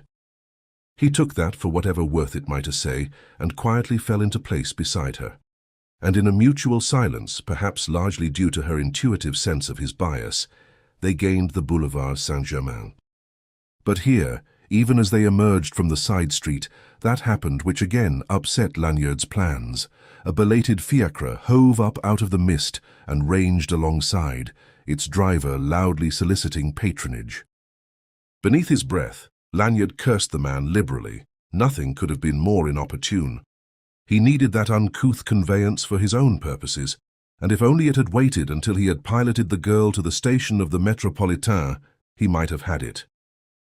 Now he must either yield the cab to the girl or share it with her. But why not? He could readily drop out at his destination and bid the driver continue to the Gare du Nord. And the metro was neither quick nor direct enough for his design, which included getting under cover well before daybreak. Somewhat sulkily then, if without betraying his temper, he signaled the coker, opened the door, and handed the girl in. "If you don't mind dropping me en route, I shall be very glad," she said. "Anything to repay, even in part, the courtesy you've shown me. Oh, please don't fret about that." He gave the driver precise directions, climbed in, and settled himself beside the girl. The whip cracked, the horse sighed, the driver swore. The aged fiacre groaned, stirred with reluctance, crawled wearily off through the thickening drizzle. Within its body, a common restraint held silence like a wall between the two. The girl sat with face averted, reading through the window what corner signs they passed: Rue Bonaparte, Rue Jacob, Rue des Saints-Pères, Quai Malquais, Pont du Carrousel, recognizing at least one landmark in the gloomy arches of the Louvre, vaguely wondering at the inept French taste in nomenclature which had christened that vast, loring, echoing quadrangle the Place du Carrousel, unliveliest of public places in her strange Parisian experience. And in his turn, Lanyard reviewed those well-remembered ways in vast weariness of spirit, disgusted with himself in consciousness that the girl had somehow divined his distrust. The lone wolf, eh? He mused bitterly. Rather, the cornered rat, if people only knew. Better still, the errant, no. The arrant ass. They were skirting the Palais Royal when suddenly she turned to him in an impulsive attempt at self-justification. "What must you be thinking of me, Mr. Lanyard?" He was startled. "I? Oh, don't consider me, please. It doesn't matter what I think, does it? But you've been so kind. I feel I owe you at least some explanation." "Oh, as for that," he countered cheerfully, "I've got a pretty definite notion you're running away from your father. Yes, I couldn't stand it any longer." She caught herself up in full voice, as though tempted but afraid to say more. He waited briefly before offering encouragement. "I hope I haven't seemed impertinent." "No, no." Then this impatient negative, his pause of invitation, evoked no other recognition. She had subsided into her reserve, but, he fancied, not altogether willingly. Was it then possible that he had misjudged her? "You've friends in London, no doubt," he ventured. "No, none. But I shall manage very well. I shan't be there more than a day or two till the next steamer sails." "I see." There had sounded in her tone a finality which signified desire to drop the subject. "Nonetheless," he pursued mischievously, "permit me to wish you bon voyage, Miss Bannon, and to express my regret that circumstances have conspired to change your plans." She was still eyeing him askance, dubiously, as if weighing the question of his acquaintance with her plans, when the fiacre lumbered from the Rue Vivienne into the Place de la Bourse, rounded that frowning pile, and drew up on its north side before the blue lights of the all-night telegraph bureau. "With permission," Lanyard said, unlatching the door. "I'll stop off here, but I'll direct the coker very carefully to the Gare du Nord. Please don't even tip him. That's my affair." "No, not another word of thanks. To have been permitted to be of service. It is a unique pleasure, Miss Bannon. And so, good night." With an effect that seemed little less than timid, the girl offered her hand. "Thank you, Mr. Lanyard," she said in an unsteady voice. "I am sorry." But she didn't say what it was she regretted, and Lanyard, standing with bared head in the driving mist, touched her fingers coolly, repeated his farewells, and gave the driver both money and instructions, and watched the cab lurch away before he approached the telegraph bureau. But the enigma of the girl so deeply intrigued his imagination that it was only with difficulty that he concocted a non-committal telegram to Roddy's friend in the prefecture, that imposing personage who had watched with the man from Scotland Yard at the platform gates in the Gare du Nord. It was couched in English, when eventually composed and submitted to the telegraph clerk, with a fervent, if inaudible, prayer that he might be ignorant of the tongue. "Come at once to my room at Troyon's. Enter via adjoining room prepared for immediate action on important development. Urgent. Roddy." Whether or not this were Greek to the man behind the wicket, it was accepted with complete indifference, or rather with an interest that apparently evaporated on receipt of the fees. Lanyard couldn't see that the clerk favoured him with as much as a curious glance before he turned away to lose himself, to bury his identity finally and forever under the incognito of the lone wolf. He couldn't have rested without taking that one step to compass the arrest of the American assassin. Now, with luck and prompt action on the part of the prefecture, he felt sure Roddy would be avenged by Monsieur de Paris. But it was very well that there should exist no clue whereby the author of that mysterious telegram might be traced. It was then not an ill-pleased Lanyard who slipped off into the night and the rain. But his exasperation was elaborate when the first object that met his gaze was that wretched fiacre. Back in place before the door, Lucia Bannon, leaning from its lowered window, the coker on his box, brandishing an importunate whip at the adventurer. He barely escaped choking on suppressed profanity, and for 2 sous would have swung on his heel and ignored the girl deliberately. But he didn't dare. Close at hand stood a Sergeant de Ville, inquisitive eyes bright beneath the dripping visor of his képi, keenly welcoming this diversion of a cheerless hour. With at least outward semblance of resignation, Lanyard approached the window. "I have been guilty of some stupidity, perhaps?" he inquired with lip civility that had no echo in his heart. "But I am sorry."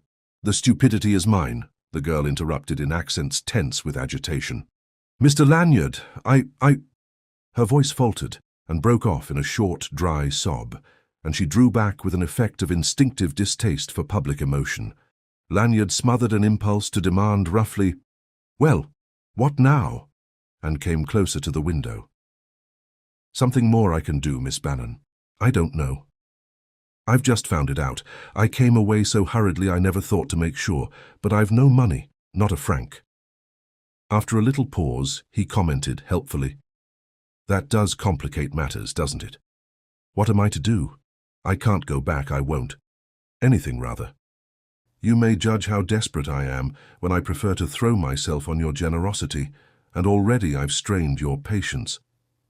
"Not much," he interrupted in a soothing voice, "but half a moment, we must talk this over."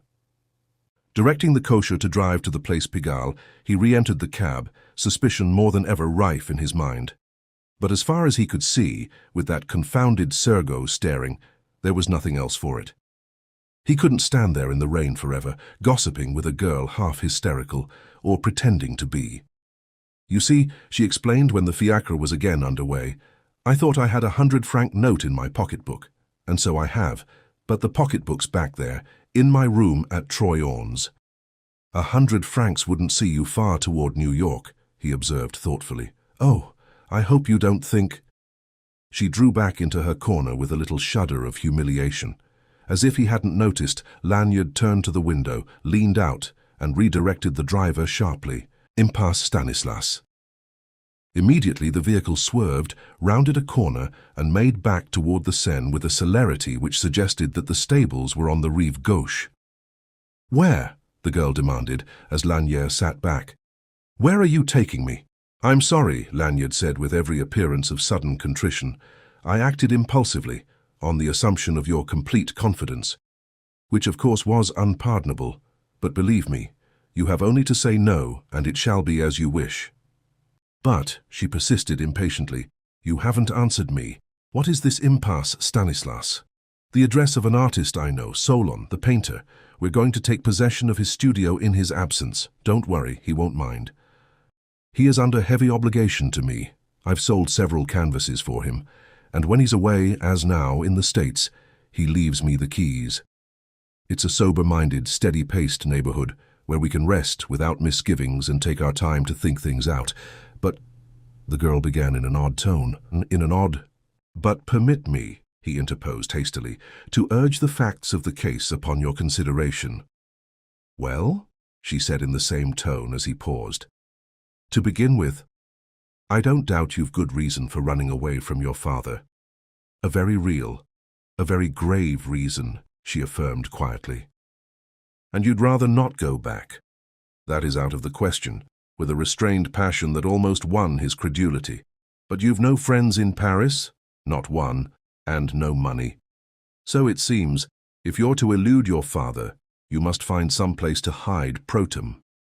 As for myself, I've not slept in 48 hours and must rest before I'll be able to think clearly and plan ahead. And we won't accomplish much riding round forever in this arc, so I offer the only solution I'm capable of advancing under the circumstances." "You are quite right," the girl agreed after a moment. "Please don't think me unappreciative. Indeed, it makes me very unhappy to think I know no way to make amends for your trouble." "There may be a way," Lanyard informed her quietly. "But we'll not discuss that until we've rested up a bit." "I shall be only too glad," she began, but fell silent, and in a silence that seemed almost apprehensive, eyed him speculatively throughout the remainder of the journey. It wasn't a long one. In the course of the next 10 minutes, they drew up at the end of a shallow pocket of a street, a scant half-block in depth, where, alighting, Lanyard helped the girl out, paid and dismissed the coacher, and turned to an iron gate in a high stone wall crowned with spikes. The grille-work of that gate afforded glimpses of a small, dark garden and a little house of 2 stories. Blank walls of old tenements shouldered both house and garden on either side. Unlocking the gate, Lanyard refastened it very carefully, repeated the business at the front door of the house, and when they were securely locked and bolted within a dark reception hall, turned on the electric light. But he granted the girl little more than time for a fugitive survey of this anteroom to an establishment of unique artistic character. "These are living rooms, downstairs here," he explained hurriedly. "Solon's unmarried and lives quite alone. His studio devil and femme de ménage come in by the day only, and so he avoids that pest a concierge. With your permission, I'll assign you to the studio, up here." And leading the way up a narrow flight of steps, he made a light in the huge room that was the upper story. "I believe you'll be comfortable," he said. "That divan yonder is as easy a couch as one could wish, and there's this door you can lock at the head of the staircase, while I, of course, will be on guard below. And now, Miss Bannon, unless there's something more I can do." The girl answered with a wan smile and a little broken sigh. Almost involuntarily, in the heaviness of her fatigue, she had surrendered to the hospitable arms of a huge lounge chair.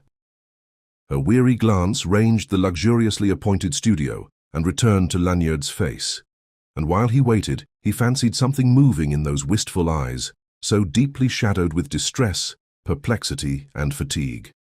"I'm very tired indeed," she confessed, "more than I guessed. But I'm sure I shall be comfortable. And I count myself very fortunate, Mr. Lanyard. You've been more kind than I deserved. Without you, I don't like to think what might have become of me. Please don't," he pleaded, and suddenly discountenanced by consciousness of his duplicity, turned to the stairs. "Good night, Miss Bannon," he mumbled, and was halfway down before he heard his valediction faintly echoed. As he gained the lower floor, the door was closed at the top of the stairs and its bolt shot home with a soft thud. But turning to lock the lower door, he stayed his hand in transient indecision. Damn it, he growled uneasily. There can't be any harm in that girl. Impossible for eyes like hers to lie. And yet. Oh, what's the matter with me? Am I losing my grip? Why stick at ordinary precaution against treachery on the part of a woman who's nothing to me and of whom I know nothing that isn't conspicuously questionable? All because of a pretty face and an appealing manner, and so he secured that door if very quietly. And having pocketed the key and made the round of doors and windows, examining their locks, he stumbled heavily into the bedroom of his friend, the artist. Darkness overwhelmed him then. He was stricken down by sleep as an ox falls under the pole. Chapter 12. Awakening. It was late afternoon when Lanyard wakened from sleep so deep and dreamless that nothing could have induced it less potent than sheer systemic exhaustion, at once nervous, muscular, and mental.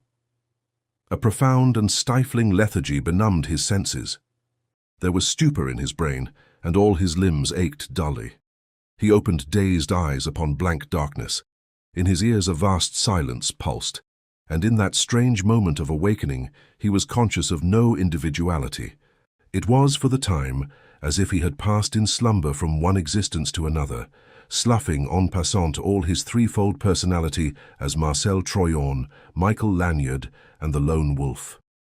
Had any one of these names been uttered in his hearing just then, it would have meant nothing to him, or little more than nothing. He was for the time being merely himself, a shell of sensations enclosing dull embers of vitality. For several minutes he lay without moving, curiously intrigued by this riddle of identity. It was but slowly that his mind, like a blind hand groping round a dark chamber, picked up the filaments of memory. One by one the connections were renewed, the circuits closed.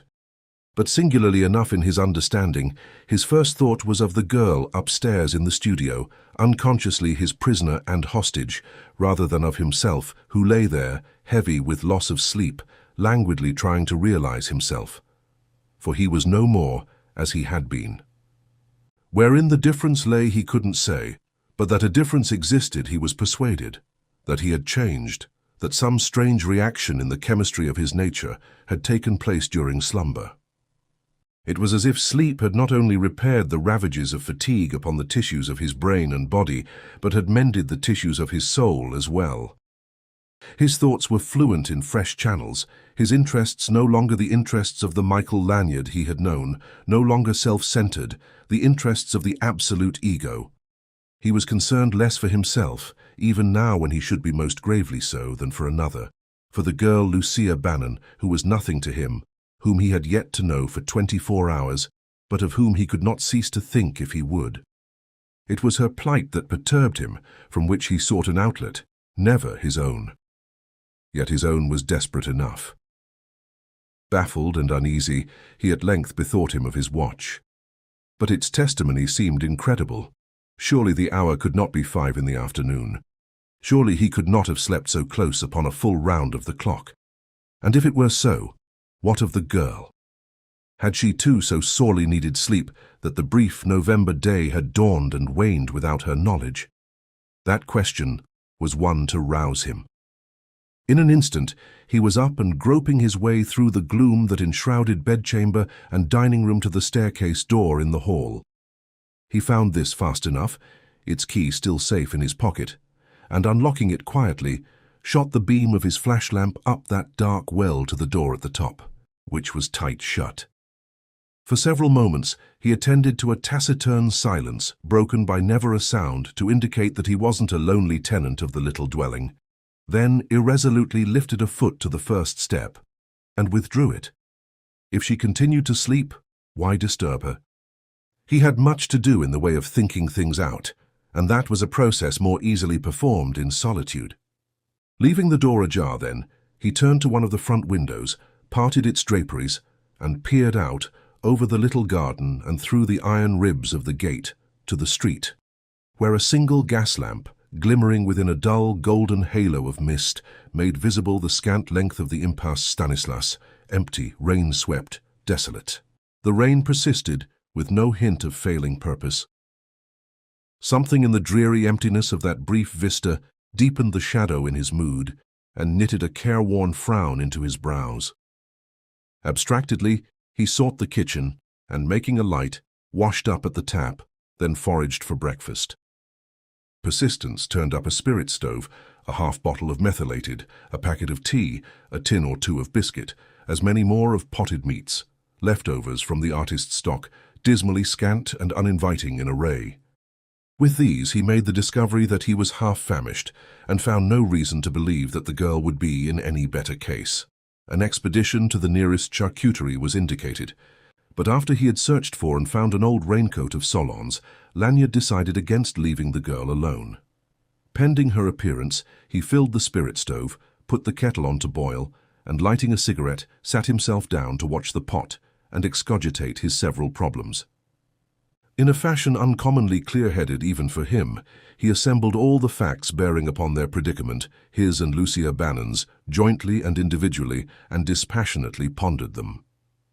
But insensibly his thoughts reverted to their exotic phase of his awakening, drifting into such introspection as he seldom indulged, and led him far from the immediate riddle by strange ways to a revelation altogether unpresaged and a resolve still more revolutionary. A look of wonder flickered in his brooding eyes, and clipped between two fingers, his cigarette grew a long ash, let it fall, and burned down to a stump so short that the coal almost scorched his flesh.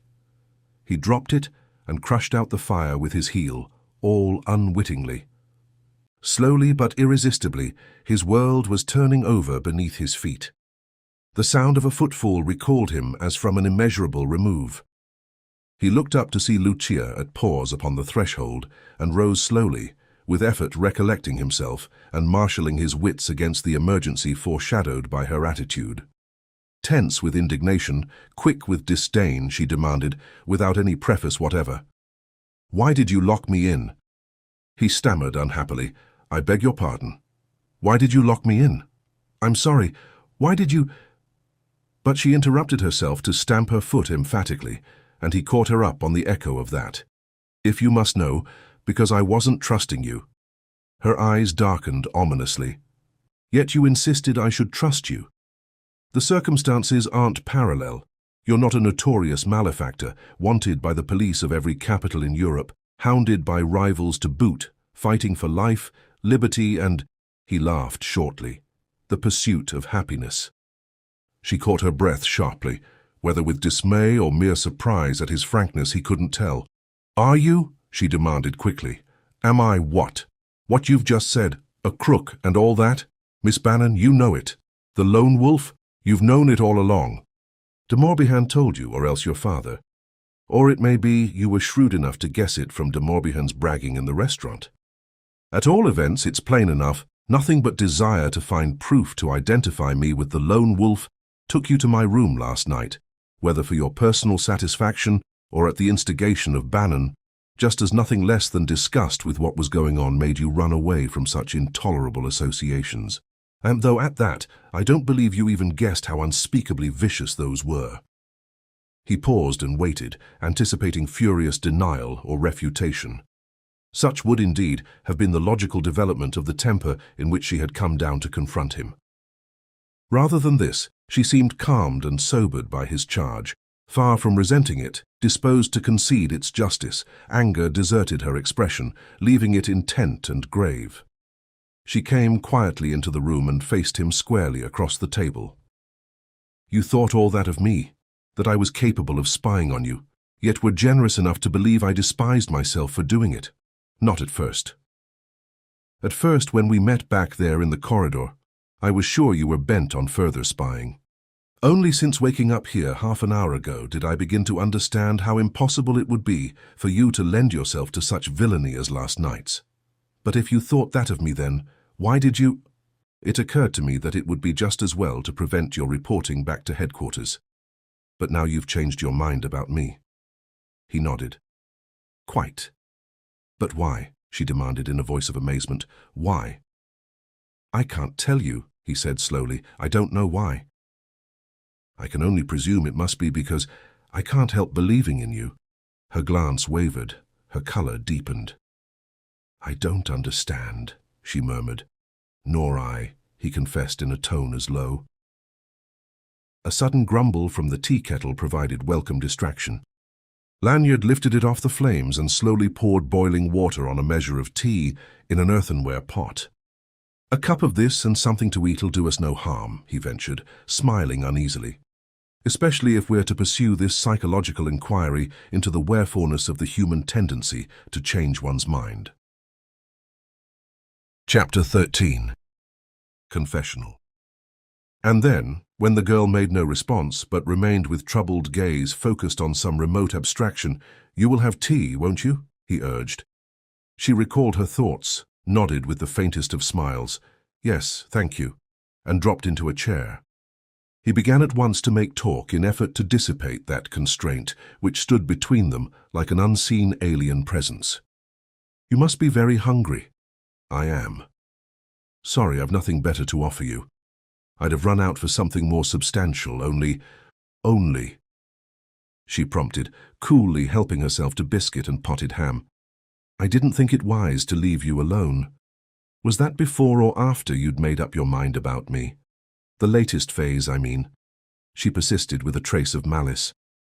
"Before," he returned calmly, "likewise afterwards. Either way you care to take it, it wouldn't have been wise to leave you here. Suppose you had waked up to find me gone yourself alone in this strange house." "I've been awake several hours," she interposed, "found myself locked in and heard no sound to indicate that you were still here. I'm sorry. I was overtired and slept like a log. But, assuming the case, you would have gone out alone, penniless." "Through a locked door, Mr. Lanyard." "I shouldn't have left it locked," he explained patiently.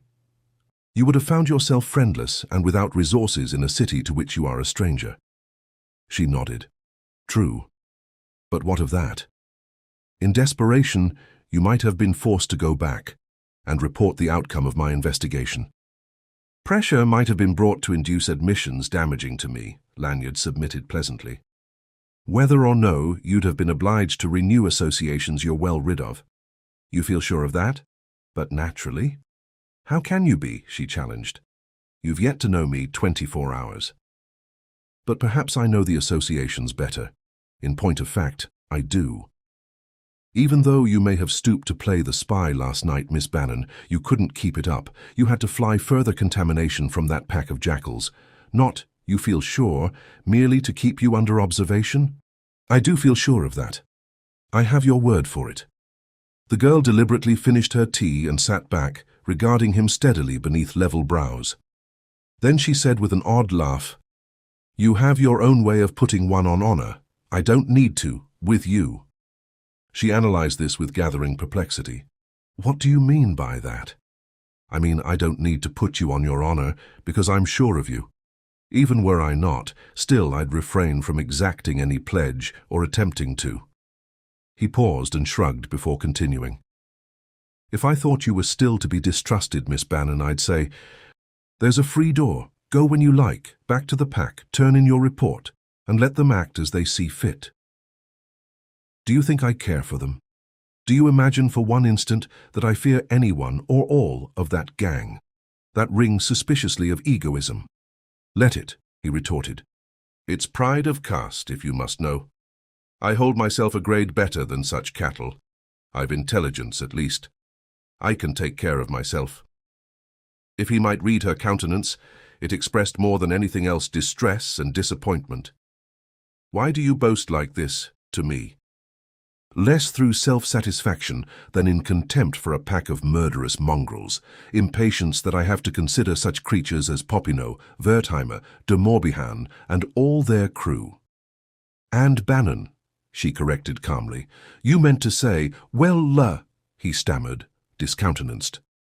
"It doesn't matter," she assured him. "I quite understand, and strange as it may sound, I've very little feeling in the matter." And then she acknowledged his stupefied stare with a weary smile. "I know what I know," she added, with obscure significance. I'd give a good deal to know how much you know, he muttered in his confusion. But what do you know? She caught him up, against Mr. Bannon, against my father, that is, that makes you so ready to suspect both him and me. Nothing, he confessed. I know nothing. But I suspect everything and everybody.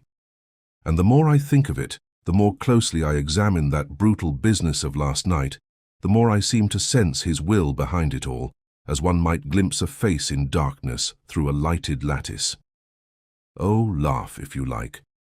It sounds high-flown, I know, but that's the effect I get. What took you to my room if not his orders? Why does he train with de Morbihan if he's not blood kin to that breed? Why are you running away from him if not because you found out his part in that conspiracy? His pause and questioning look evoked no answer. The girl sat moveless and intent, meeting his gaze inscrutably. And something in her impassive attitude worked a little exasperation into his temper. Why, he declared hotly, if I dare trust to intuition, forgive me if I pain you. She interrupted with impatience. I've already begged you not to consider my feelings, Mr. Lanyard. If you dared trust to your intuition, what then? Why then I could believe that Mr. Bannon, your father. I could believe it was his order that killed poor Roddy. There could be no doubting her horrified and half-incredulous surprise. Roddy, she iterated in a whisper almost inaudible, with face fast blanching. Roddy. Inspector Roddy of Scotland Yard, he told her mercilessly, was murdered in his sleep last night at Troyon's. The murderer broke into his room by way of mine, the two adjoin. He used my razor, wore my dressing gown to shield his clothing, did everything he could think of to cast suspicion on me, and when I came in, assaulted me, meaning to drug and leave me insensible to be found by the police. Fortunately, I was beforehand with him. I had just left him drugged, insensible in my place, when I met you in the corridor. You didn't know. How can you ask? The girl moaned. Bending forward, an elbow on the table, she worked her hands together until their knuckles shone white through the skin. But not as white as the face from which her eyes sought his, with a look of dumb horror, dazed, pitiful, imploring. You're not deceiving me? But no. Why should you? She faltered. But how terrible, how unspeakably awful. I'm sorry, Lanyard mumbled. I'd have held my tongue if I hadn't thought you knew. You thought I knew, and didn't lift a finger to save the man? She jumped up with a blazing face. Oh, how could you? No, not that. I never thought that. But meeting you then and there so opportunely, I couldn't ignore the coincidence.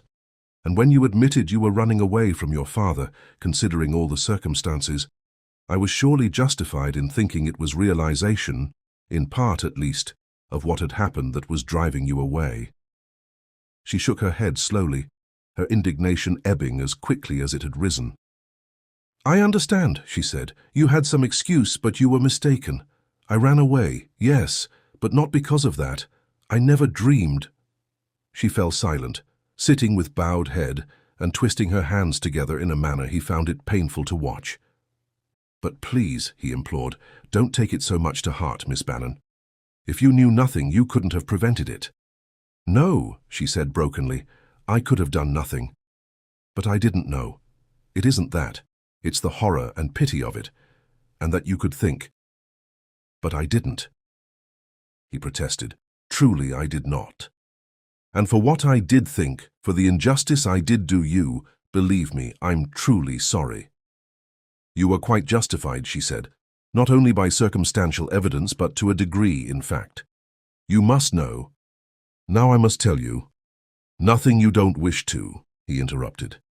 The fact that I practically kidnapped you under pretense of doing you a service and suspected you of being in the pay of that pack gives me no title to your confidence.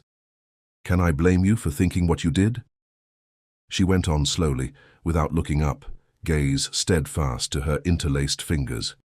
Now, for my own sake, I want you to know what otherwise, perhaps, I shouldn't have told you, not yet at all events. I'm no more Bannon's daughter than you're his son. Our names sound alike. People frequently make the same mistake. My name is Shannon, Lucy Shannon. Mr. Bannon called me Lucia because he knew I didn't like it, to tease me, for the same reason he always kept up the pretense that I was his daughter when people misunderstood. But if that is so, then what? Why, it's very simple. Still, she didn't look up. I'm a trained nurse. Mr. Bannon is consumptive. So far gone, it's a wonder he didn't die years ago. For months I've been haunted by the thought that it's only the evil in him keeps him alive. It wasn't long after I took the assignment to nurse him that I found out something about him. He'd had a hemorrhage at his desk, and while he lay in coma and I was waiting for the doctor, I happened to notice one of the papers he'd been working over when he fell. And then, just as I began to appreciate the sort of man I was employed by, he came to and saw and knew. I found him watching me with those dreadful eyes of his, and though he was unable to speak, knew my life wasn't safe if ever I breathed a word of what I had read. I would have left him then, but he was too cunning for me, and when in time I found a chance to escape, I was afraid I'd not live long if ever I left him. He went about it deliberately, to keep me frightened, and though he never mentioned the matter directly, let me know plainly in 100 ways what his power was and what would happen if I whispered a word of what I knew. It's nearly a year now. Nearly a year of endless terror, and her voice fell. She was trembling with the recrudescent suffering of that year-long servitude. And for a little, Lanyard felt too profoundly moved to trust himself to speak. He stood aghast, staring down at this woman, so intrinsically and gently feminine, so strangely strong and courageous, and vaguely envisaging what anguish must have been hers in enforced association with a creature of Bannon's ruthless stamp, he was rent with compassion and swore to himself he'd stand by her and see her through and free and happy if he died for it, or ended in the Sante. Poor child. He heard himself murmuring, "Poor child." "Don't pity me," she insisted, still with face averted. "I don't deserve it. If I had the spirit of a mouse, I'd have defied him. It needed only courage enough to say one word to the police." "But who is he then?" Lanyard demanded. "What is he, I mean?" "I hardly know how to tell you, and I hardly dare. I feel as if these walls would betray me if I did. But to me he's the incarnation of all things evil." She shook herself with a nervous laugh. "But why be silly about it? I don't really know what or who he is. I only suspect and believe that he is a man whose life is devoted to planning evil and ordering its execution through his lieutenants. When the papers at home speak of the man higher up, they mean Archer Bannon, though they don't know it, or else I'm merely a hysterical woman exaggerating the impressions of a morbid imagination. And that's all I know of him that matters. But why, if you believe all this, how did you at length find courage?" "Because I no longer had courage to endure. Because I was more afraid to stay than to go, afraid that my own soul would be forfeit. And then, last night, he ordered me to go to your room and search it for evidence that you were the lone wolf. It was the first time he'd ever asked anything like that of me. I was afraid, and though I obeyed, I was glad when you interrupted. Glad even though I had to lie the way I did. And all that worked on me after I'd gone back to my room, until I felt I could stand it no longer. And after a long time, when the house seemed all still, I got up, dressed quietly, and that is how I came to meet you, quite by accident. But you seemed so frightened at first when you saw me." "I was," she confessed simply. "I thought you were Mr. Greggs." "Greggs? Mr. Bannon's private secretary, his right-hand man.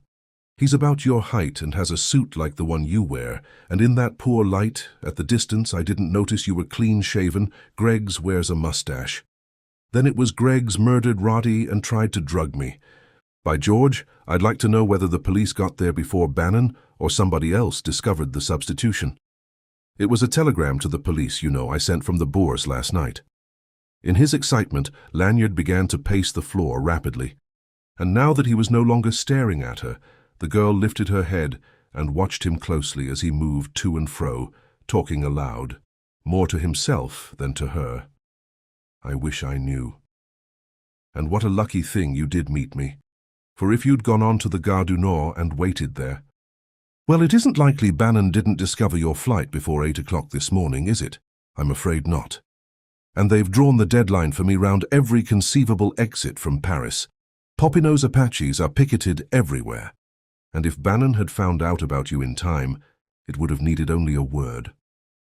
He paused and shuddered to think what might have ensued had that word been spoken and the girl been found waiting for her train in the Gare du Nord. Mercifully, we've escaped that.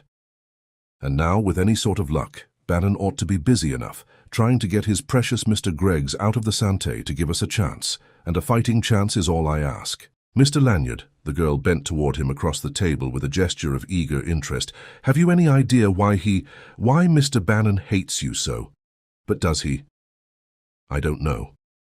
If he doesn't, why should he plot to cast suspicion of murder on you?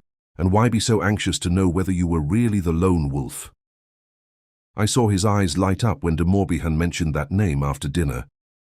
And if ever I saw hatred in a man's face, it was in his as he watched you when you weren't looking. As far as I know, I never heard of him before, Lanyard said carelessly. I fancy it's nothing more than the excitement of a manhunt. Now that they've found me out, de Morbihan and his crew won't rest until they've got my scalp. But why? Professional jealousy. We're all crooks, all in the same boat, only I won't row to their stroke. I've always played a lone hand successfully. Now they insist on coming into the game and sharing my winnings, and I've told them where they could go. And because of that, they're willing to... There's nothing they wouldn't do, Miss Shannon, to bring me to my knees or see me put out of the way, where my operations couldn't hurt their pocketbooks. Well, all I ask is a fighting chance, and they shall have their way. Her brows contracted. I don't understand. You want a fighting chance? To surrender? To give in to their demands? In a way, yes. I want a fighting chance to do what I'd never in the world get them to credit, give it all up, and leave them a free field. And when still she searched his face with puzzled eyes, he insisted, I mean it. I want to get away, clear out, chuck the game for good and all. A little silence greeted this announcement. Lanyard, at pause near the table, resting a hand on it, bent to the girl's upturned face a grave but candid regard. And the deeps of her eyes that never swerved from his were troubled strangely in his vision. He could by no means account for the light he seemed to see therein, a light that kindled while he watched like a tiny flame, feeble, fearful, vacillant. Then, as the moments passed, steadied and grew stronger, but ever leaped and danced. So that he, lost in the wonder of it and forgetful of himself, thought of it as the ardent face of a happy child, dancing in the depths of some brown autumnal woodland. You, she breathed incredulously, you mean you're going to stop? I have stopped, Miss Shannon. The lone wolf has prowled for the last time. I didn't know it until I woke up an hour or so ago, but I've turned my last job. He remarked her hands were small, in keeping with the slightness of her person, but somehow didn't seem so. Wore a look of strength and capability, befitting hands trained to a nurse's duties, and saw them each tight-fisted but quivering as they rested on the table, as though their mistress struggled to suppress the manifestation of some emotion as powerful as unfathomable to him. But why? She demanded in bewilderment. But why do you say that? What can have happened to make you... Not fear of that pack. He laughed. Not that, I promise you. Oh, I know, she said impatiently. I know that very well. But still I don't understand. If it won't bore you, I'll try to explain. He drew up his chair and sat down again, facing her across the littered table. I don't suppose you've ever stopped to consider what an essentially stupid animal a crook must be. Most of them are stupid because they practice clumsily one of the most difficult professions imaginable, and inevitably fail at it, yet persist. They wouldn't think of undertaking a job of civil engineering with no sort of preparation, but they'll tackle a dangerous proposition in burglary without a thought, and pay for failure with years of imprisonment, and once out try it again. That's one kind of criminal, the 99% class, incurably stupid. There's another class, Men whose imagination forewarns them of dangers and whose mental training, technical equipment and sheer manual dexterity enable them to attack a formidable proposition like a modern safe, by way of illustration, and force its secret. They're the successful criminals like myself, but they're no less stupid, no less failures than the other 99 in our every 100, because they never stop to think. It never occurs to them that the same intelligence, applied to any one of the trades they must be masters of, would not only pay them better, but leave them their self-respect and rid them forever of the dread of arrest that haunts us all like the memory of some shameful act. All of which is much more of a lecture than I meant to inflict upon you, Miss Shannon, and sums up to just this: I've stopped to think. With this he stopped for breath as well, and momentarily was silent, his faint, twisted smile testifying to self-consciousness. But presently, seeing that she didn't offer to interrupt but continued to give him her attention so exclusively that it had the effect of fascination, he stumbled on, at first less confidently. When I woke up, it was as if, without my will, I had been thinking all this out in my sleep. I saw myself for the first time clearly, as I have been ever since I can remember, a crook, thoughtless, vain, rapacious, ruthless, skulking in shadows and thinking myself an amazingly fine fellow, because between coups I would play the gentleman a bit, venture into the light and swagger in the haunts of the gratin. In my poor, perverted brain I thought there was something fine and thrilling and romantic in the career of a great criminal, and myself a wonderful figure, an enemy of society. "Why do you say this to me?" she demanded abruptly, out of a phase of profound thoughtfulness. He lifted an apologetic shoulder. "Because I fancy I'm no longer self-sufficient. I was all of that 24 hours ago. But now I'm as lonesome as a lost child in a dark forest. I haven't a friend in the world. I'm like a stray pup, groveling for sympathy. And you are unfortunate enough to be the only person I can declare myself to. It's going to be a fight, I know that too well, and without something outside myself to struggle toward, I'll be heavily handicapped. But if," he faltered, with a look of wistful earnestness, "if I thought that you perhaps were a little interested, that I had your faith to respect and cherish, if I dared hope that you'd be glad to know I had won out against odds, it would mean a great deal to me. It might mean my salvation." Watching her narrowly, hanging upon her decision with the anxiety of a man proscribed and hoping against hope for pardon, he saw her eyes cloud and shift from his, her lips parted but hesitant, and before she could speak, hastily interposed, "Please don't say anything yet. First, let me demonstrate my sincerity. So far I've done nothing to persuade you but talk and talk and talk. Give me a chance to prove I mean what I say." "How?" She enunciated only with visible effort and no longer met his appeal with an open countenance. "How can you do that?" "In the long run, by establishing myself in some honest way of life, however modest. But now and principally by making reparation for at least one crime I've committed that's not irreparable." He caught her quick glance of inquiry and met it with a confident nod as he placed between them the Morocco-bound jewel case. "In London, yesterday," he said quietly, "I brought off 2 big coups. One was deliberate, the other the inspiration of a moment. The one I'd planned for months was the theft of the Omber jewels, here." He tapped the case and resumed in the same manner. "The other job needs a diagram. Not long ago, a Frenchman named Huysman, living in Tours, was mysteriously murdered. A poor inventor who had starved himself to perfect a stabilizator, an attachment to render aeroplanes practically foolproof. His final trials created a sensation, and he was on the eve of selling his invention to the government when he was killed and his plans stolen. Circumstantial evidence pointed to an international spy named Ekstrom, Adolf Ekstrom, once chief of the aviation corps of the German army, cashiered for general blackguardism with a suspicion of treason to boot. However, Ekstrom kept out of sight, and presently the plans turned up in the German War Office. That was a big thing for Germany, already supreme with her dirigibles. The acquisition of the Huysman stabilizator promised her 10 years' lead over the world in the field of aeroplanes. Now yesterday Ekstrom came to the surface in London with those self-same plans to sell to England. Chance threw him my way, and he mistook me for the man he'd expected to meet, Downing Street's secret agent. Well, no matter how, I got the plans from him and brought them over with me, meaning to turn them over to France, to whom by rights they belong. Without consideration? The girl inquired shrewdly. Not exactly. I had meant to make no profit of the affair. I'm a bit squeamish about tainted money. But under present conditions, if France insists on rewarding me with safe conduct out of the country, I shan't refuse it. Do you approve? She nodded earnestly. It would be worse than criminal to return them to Ekstrom. That's my view of the matter. But these? The girl rested her hand upon the jewel case. Those go back to Madame Omber. She has a home here in Paris that I know very well. In fact, the sole reason why I didn't steal them here was that she left for England unexpectedly, just as I was all set to strike. Now I purpose making use of my knowledge to restore the jewels without risk of falling into the hands of the police. That will be an easy matter.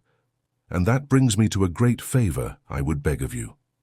She gave him a look so unexpectedly kind that it staggered him. But he had himself well in hand. You can't now leave Paris before morning, thanks to my having overslept, he explained. There's no honest way I know to raise money before the pawn shops open. But I'm hoping that won't be necessary. I'm hoping I can arrange matters without going to that extreme. Meanwhile, you agree that these jewels must be returned.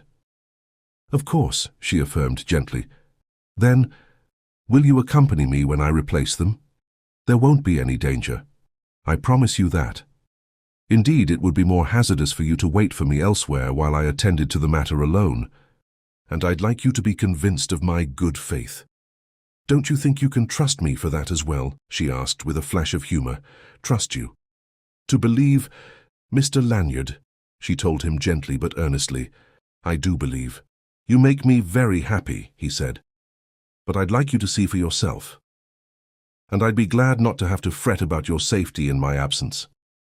As a bureau of espionage, Popinot's brigade of Apaches is without a peer in Europe. I am positively afraid to leave you alone. She was silent. Will you come with me, Miss Shannon? That is your sole reason for asking this of me, she insisted, eyeing him steadily. That I wish you to believe in me. Yes. Why? She pursued, inexorable. Because I've already told you that you want someone's good opinion to cherish. But why, of all people, me, whom you hardly know, of whom what little you do know is hardly reassuring? He colored and boggled his answer. I can't tell you, he confessed in the end. Why can't you tell me? He stared at her miserably. I've no right. In spite of all I've said, in spite of the faith you so generously promise me, in your eyes I must still figure as a thief, a liar, an impostor, self-confessed. Men aren't made over by mere protestations, nor even by their own efforts in an hour, or a day, or a week. But give me a year. If I can live a year in honesty and earn my bread and so prove my strength, then perhaps I might find the courage, the effrontery to tell you why I want your good opinion. Now I've said far more than I meant or had any right to. I hope, he ventured pleadingly, you're not offended. Only an instant longer could she maintain her direct and unflinching look. Then his meaning would no more be ignored. Her lashes fell. A tide of crimson flooded her face, and with a quick movement, pushing her chair a little from the table, she turned aside. But she said nothing. He remained as he had been, bending eagerly toward her. And in the long minute that elapsed before either spoke again, both became oddly conscious of the silence brooding in that lonely little house, of their isolation from the world, of their common peril and mutual dependence. I'm afraid, Lanyard said after a time, I'm afraid I know what you must be thinking. One can't do your intelligence the injustice to imagine that you haven't understood me, read all that was in my mind and, his voice fell, in my heart. I own I was wrong to speak so transparently, to suggest my regard for you at such a time, under such conditions. I am truly sorry and beg you to consider unsaid all that I should not have said. After all, what earthly difference can it make to you if one thief more decides suddenly to reform? That brought her abruptly to her feet to show him a face of glowing loveliness and eyes distractingly dimmed and softened. No, she implored him breathlessly. Please, you mustn't spoil it. You've paid me the finest of compliments, and one I'm glad and grateful for, and what I might think I deserved. You say you need a year to prove yourself? Then, I've no right to say this, and you must please not ask me what I mean. Then I grant you that year. A year I shall wait to hear from you from the day we part, here in Paris. And tonight I will go with you too, and gladly since you wish it. And then, as he, having risen, stood at loss, thrilled and incredulous, with a brave and generous gesture, she offered him her hand. Mr. Lanyard, I promise. To every woman, even the least lovely, her hour of beauty. It had not entered Lanyard's mind to think this woman beautiful until that moment. Of her exotic charm, of the allure of her pensive, plaintive prettiness, he had been well aware, even as he had been unable to deny to himself that he was all for her, that he loved her with all the strength that was his. But not till now had he understood that she was the one woman whose loveliness to him would darken the fairness of all others. And for a little, holding her tremulous hand upon his fingertips as though he feared to bruise it with a ruder contact, he could not take his eyes from her. Then reverently he bowed his head and touched his lips to that hand, and felt it snatched swiftly away, and started back, aghast, the idol roughly dissipated, the castle of his dreams falling in thunders round his ears. In the studio skylight overhead, a pane of glass had fallen in with a shattering crash as ominous as the trump of doom. Chapter 14. Rive. Falling without presage upon the slumberous hush enveloping the little house marooned in that dead backwater of Paris, the shock of that alarm drove the girl back from the table to the nearest wall, and for a moment held her there, transfixed in panic. To the wide, staring eyes that questioned his so urgently, Lanyard promptly nodded grave reassurance. He hadn't stirred since his first, involuntary and almost imperceptible start, and before the last fragment of splintered glass had tinkled on the floor above, he was calming her in the most matter-of-fact manner. "Don't be alarmed," he said. "It's nothing, merely Solon's skylight gone smash." "You call that nothing?" she cried gustily. "What caused it, then?" "My negligence," he admitted gloomily. "I might have known that wide spread of glass with the studio electrics on full blaze would give the show away completely. The house is known to be unoccupied, and it wasn't to be expected that both the police and Popinot's crew would overlook so shining a mark. And it's all my fault, my oversight. I should have thought of it before. High time I was quitting a game I've no longer the wit to play by the rules. But the police would never. Certainly not. This is Popinot's gentle method of letting us know he's on the job, but I'll just have a look to make sure. No, stop where you are, please. I'd rather go alone." He swung alertly through to the hall window, pausing there only long enough for an instantaneous glance through the draperies, a fugitive survey that discovered the impasse Stanislas no more abandoned to the wind and rain, but tenanted visibly by one at least who lounged beneath the lonely lamppost, a shoulder against it, a featureless civilian silhouette with attention fixed to the little house. But Lanyard didn't doubt this one had a dozen fellows stationed within call. Springing up the stairs, he paused prudently at the topmost step, one quick glance showing him the huge rent gaping black in the skylight. The second, the missile of destruction, lying amid a litter of broken glass, a brick wrapped in newspaper by the look of it.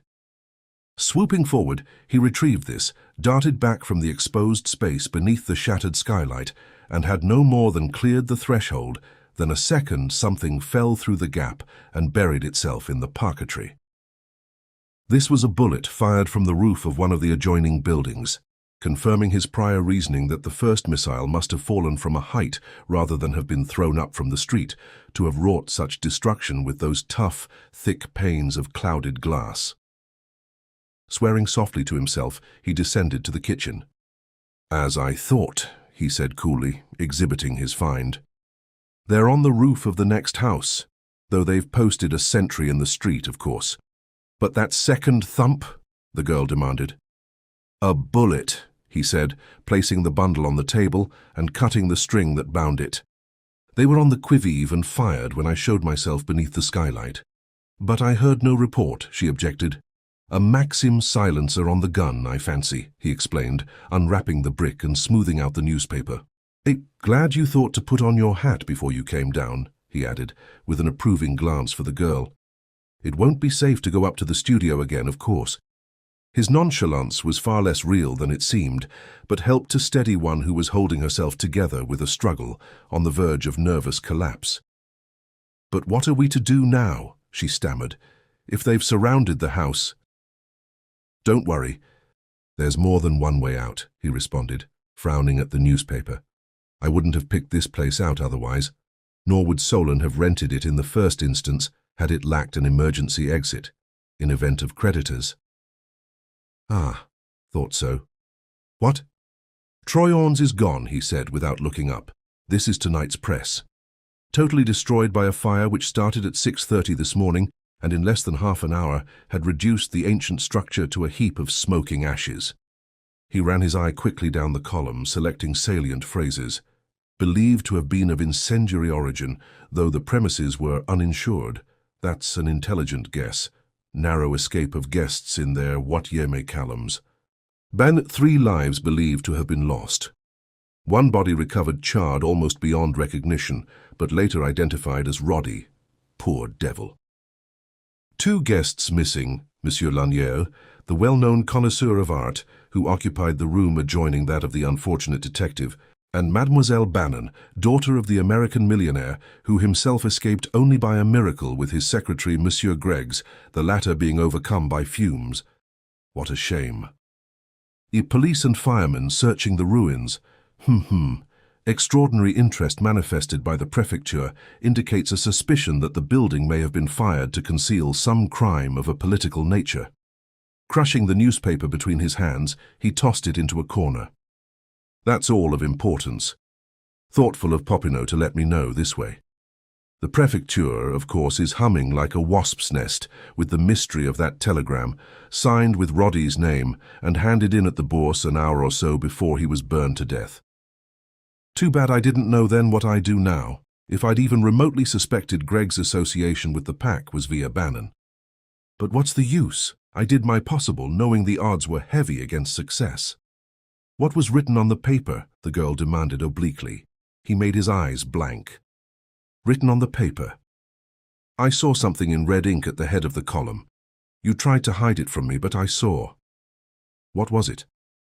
Oh, that. He laughed contemptuously. Just Popinot's impudence, an invitation to come out and be a good target.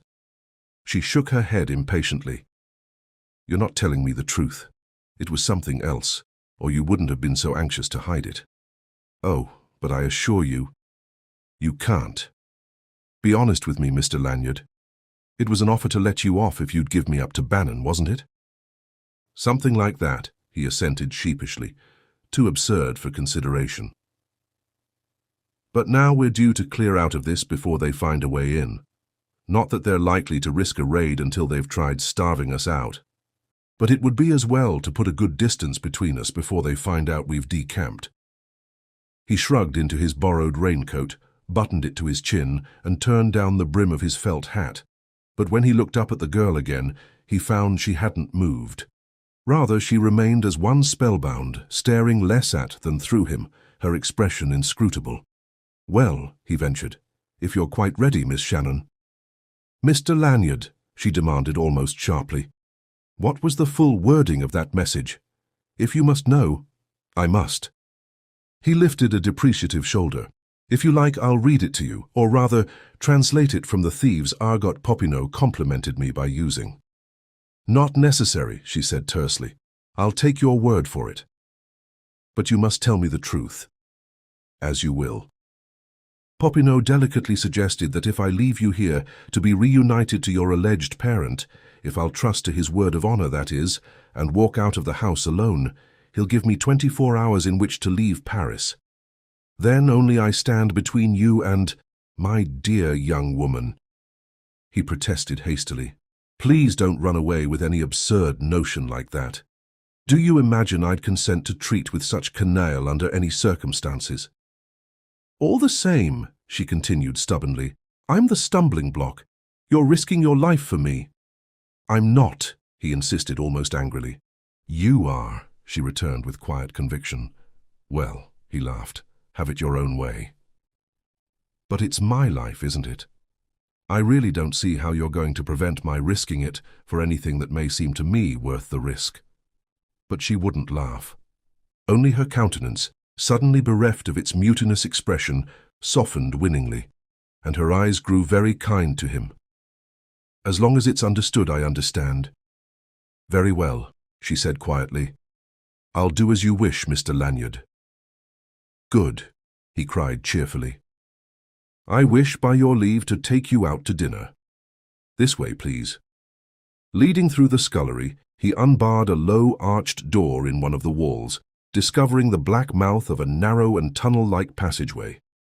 With a word of caution, flashlamp in his left hand, pistol in right, Lanyard stepped out into the darkness. In 2 minutes he was back, with a look of relief. All clear, he reported. I felt pretty sure Popinot knew nothing of this way out, else we'd have entertained uninvited guests long since. Now, half a minute. The electric meter occupied a place on the wall of the scullery not far from the door. Prying open its cover, he unscrewed and removed the fuse plug, plunging the entire house in complete darkness. That'll keep 'em guessing a while, he explained with a chuckle. They'll hesitate a long time before rushing a dark house infested by a desperate armed man, if I know anything about that mongrel lot. Besides, when they do get their courage up, the lack of light will stave off discovery of this way of escape. And now, one word more. A flash of the lamp located her hand. Calmly, he possessed himself of it, if without opposition. I've brought you into trouble enough as it is through my stupidity, he said, but for that, this place should have been a refuge to us until we were quite ready to leave Paris. So now we mustn't forget, before we go out to run God only knows what gauntlet, to fix a rendezvous in event of separation. Popinot, for instance, may have drawn a cordon around the block. We can't tell until we're in the street. If he has, you must leave me to entertain them until you're safe beyond their reach. Oh, don't worry. I'm perfectly well able to take care of myself. But afterwards, we must know where to find each other. Hotels, cafes, and restaurants are out of the question. In the first place, we've barely money enough for our dinner. Besides, they'll be watched closely. As for our embassies and consulates, they aren't open at all hours, and will likewise be watched. There remain, unless you can suggest something, only the churches. And I can think of none better suited to our purposes than the Sacré-Cœur.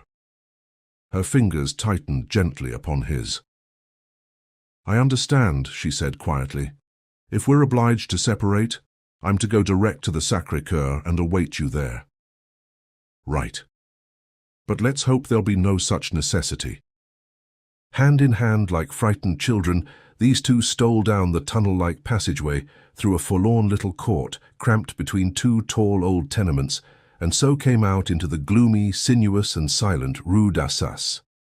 Here they encountered few wayfarers, and to these, preoccupied with anxiety to gain shelter from the inclement night, they seemed, no doubt, some student of the quarter with his sweetheart, Lanyard in his shabby raincoat, striding rapidly, head and shoulders bowed against the driving mist, the girl in her trim Burberry clinging to his arm. Avoiding the nearer stations as dangerous, Lanyard steered a roundabout course through byways to the Rue de Sèvres station of the Nord-Sud subway, from which in due course they came to the surface again at the Place de la Concorde, walked several blocks, took a taxicab, and in less than half an hour after leaving the impasse, Stanislas were comfortably ensconced in a cabinet particulier of a little restaurant of modest pretensions just north of Les Halles. They feasted famously. The cuisine, if bourgeois, was admirable, and better still, well within the resources of Lanyard's emaciated purse. Nor did he fret with consciousness that, when the bill had been paid and the essential tips bestowed, there would remain in his pocket hardly more than cab fare. Supremely self-confident, he harbored no doubts of a smiling future, now that the dark pages in his record had been turned and sealed by a resolution he held irrevocable. His spirits had mounted to a high pitch, thanks to their successful evasion. He was young, he was in love, he was hungry, he was, in short, very much alive, and the consciousness of common peril knitted an enchanting intimacy into their communications. For the first time in his history, Lanyard found himself in the company of a woman with whom he dared, and cared, to speak without reserve, a circumstance intrinsically intoxicating. And stimulated by her unquestionable interest and sympathy, he did talk without reserve of old Troyon's and its drudge Marcel, of Burke and his wanderings, of the education of the lone wolf and his career, less in pride than in relief that it was ended, of the future he must achieve for himself. And sitting with chin cradled on the backs of her interlaced fingers, the girl listened with such indulgence as women find always for their lovers. Of herself, she had little to say. Lanyard filled in to his taste the outlines of the simple history of a young woman of good family, obliged to become self-supporting. And if at times her grave eyes clouded and her attention wandered, it was less in ennui than because of occult trains of thought set astir by some chance word or phrase of Lanyard's. "I'm boring you," he surmised once with quick contrition, waking up to the fact that he had monopolized the conversation for many minutes on end. She shook a pensive head. "No, again. But I wonder, do you appreciate the magnitude of the task you've undertaken?" "Possibly not," he conceded arrogantly. "But it doesn't matter. The heavier the odds, the greater the incentive to win." "But," she objected, "you've told me a curious story of one who never had a chance or incentive to go straight, as you put it. And yet you seem to think that an overnight resolution to reform is all that's needed to change all the habits of a lifetime. You persuade me of your sincerity of today. But how will it be with you tomorrow, and not so much tomorrow as 6 months from tomorrow, when you've found the going rough and know you've only to take one step aside to gain a smooth and easy way? If I fail, then it will be because I'm unfit, and I'll go under and never be heard of again. But I shan't fail. It seems to me the very fact that I want to go straight is proof enough that I've something inherently decent in me to build on.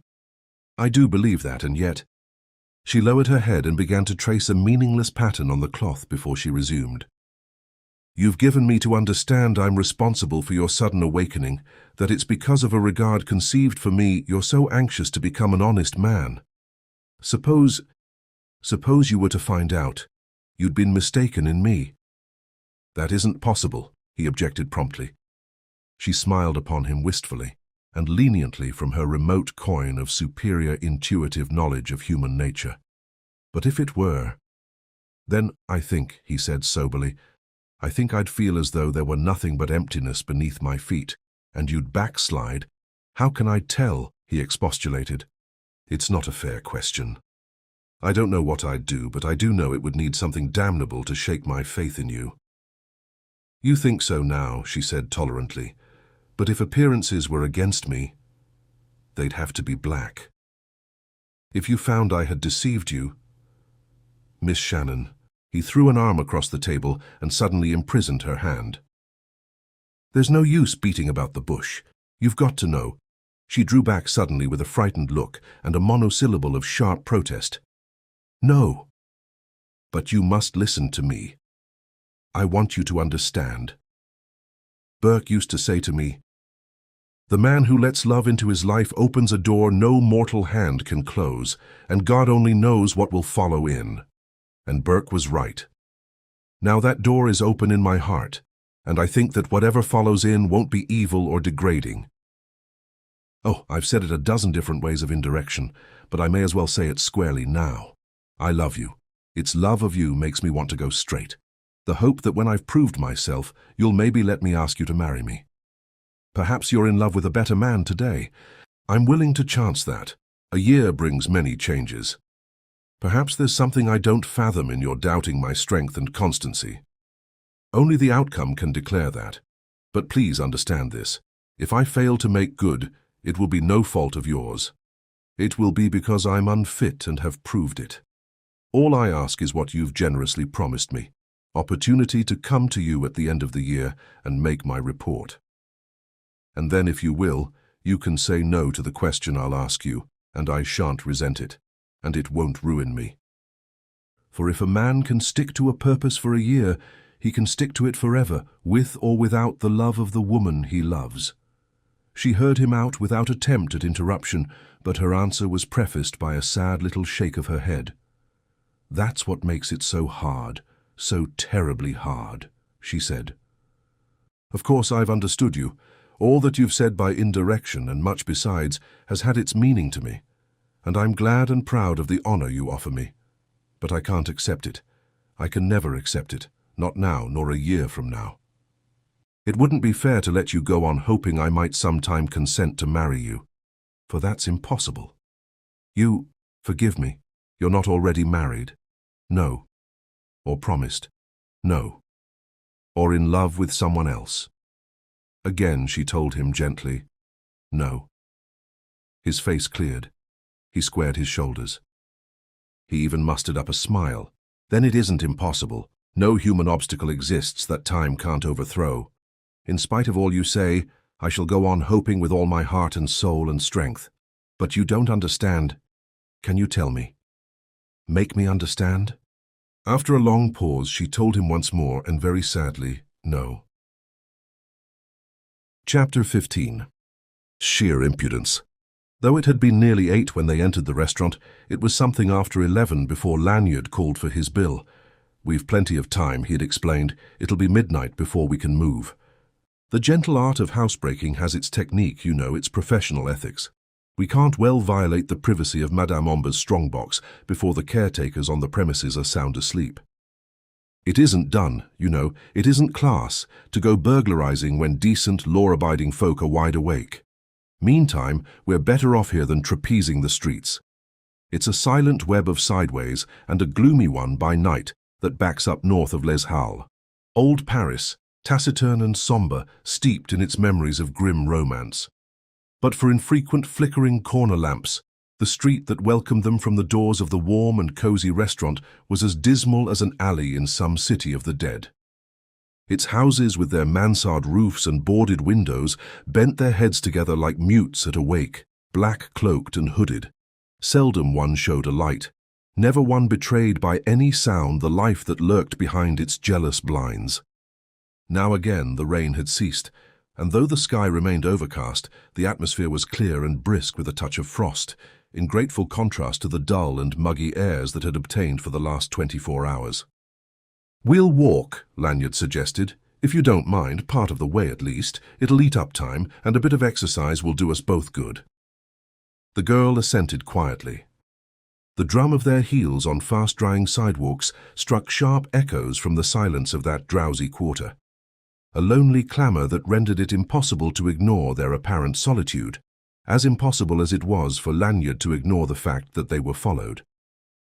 The shadow dogging them on the far side of the street, some 50 yards behind, was as noiseless as any cat.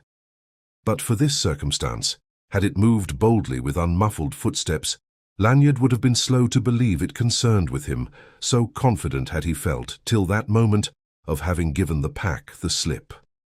And from this he diagnosed still another symptom of the pack's incurable stupidity. Supremely on the alert, he had discovered the pursuit before they left the block of the restaurant.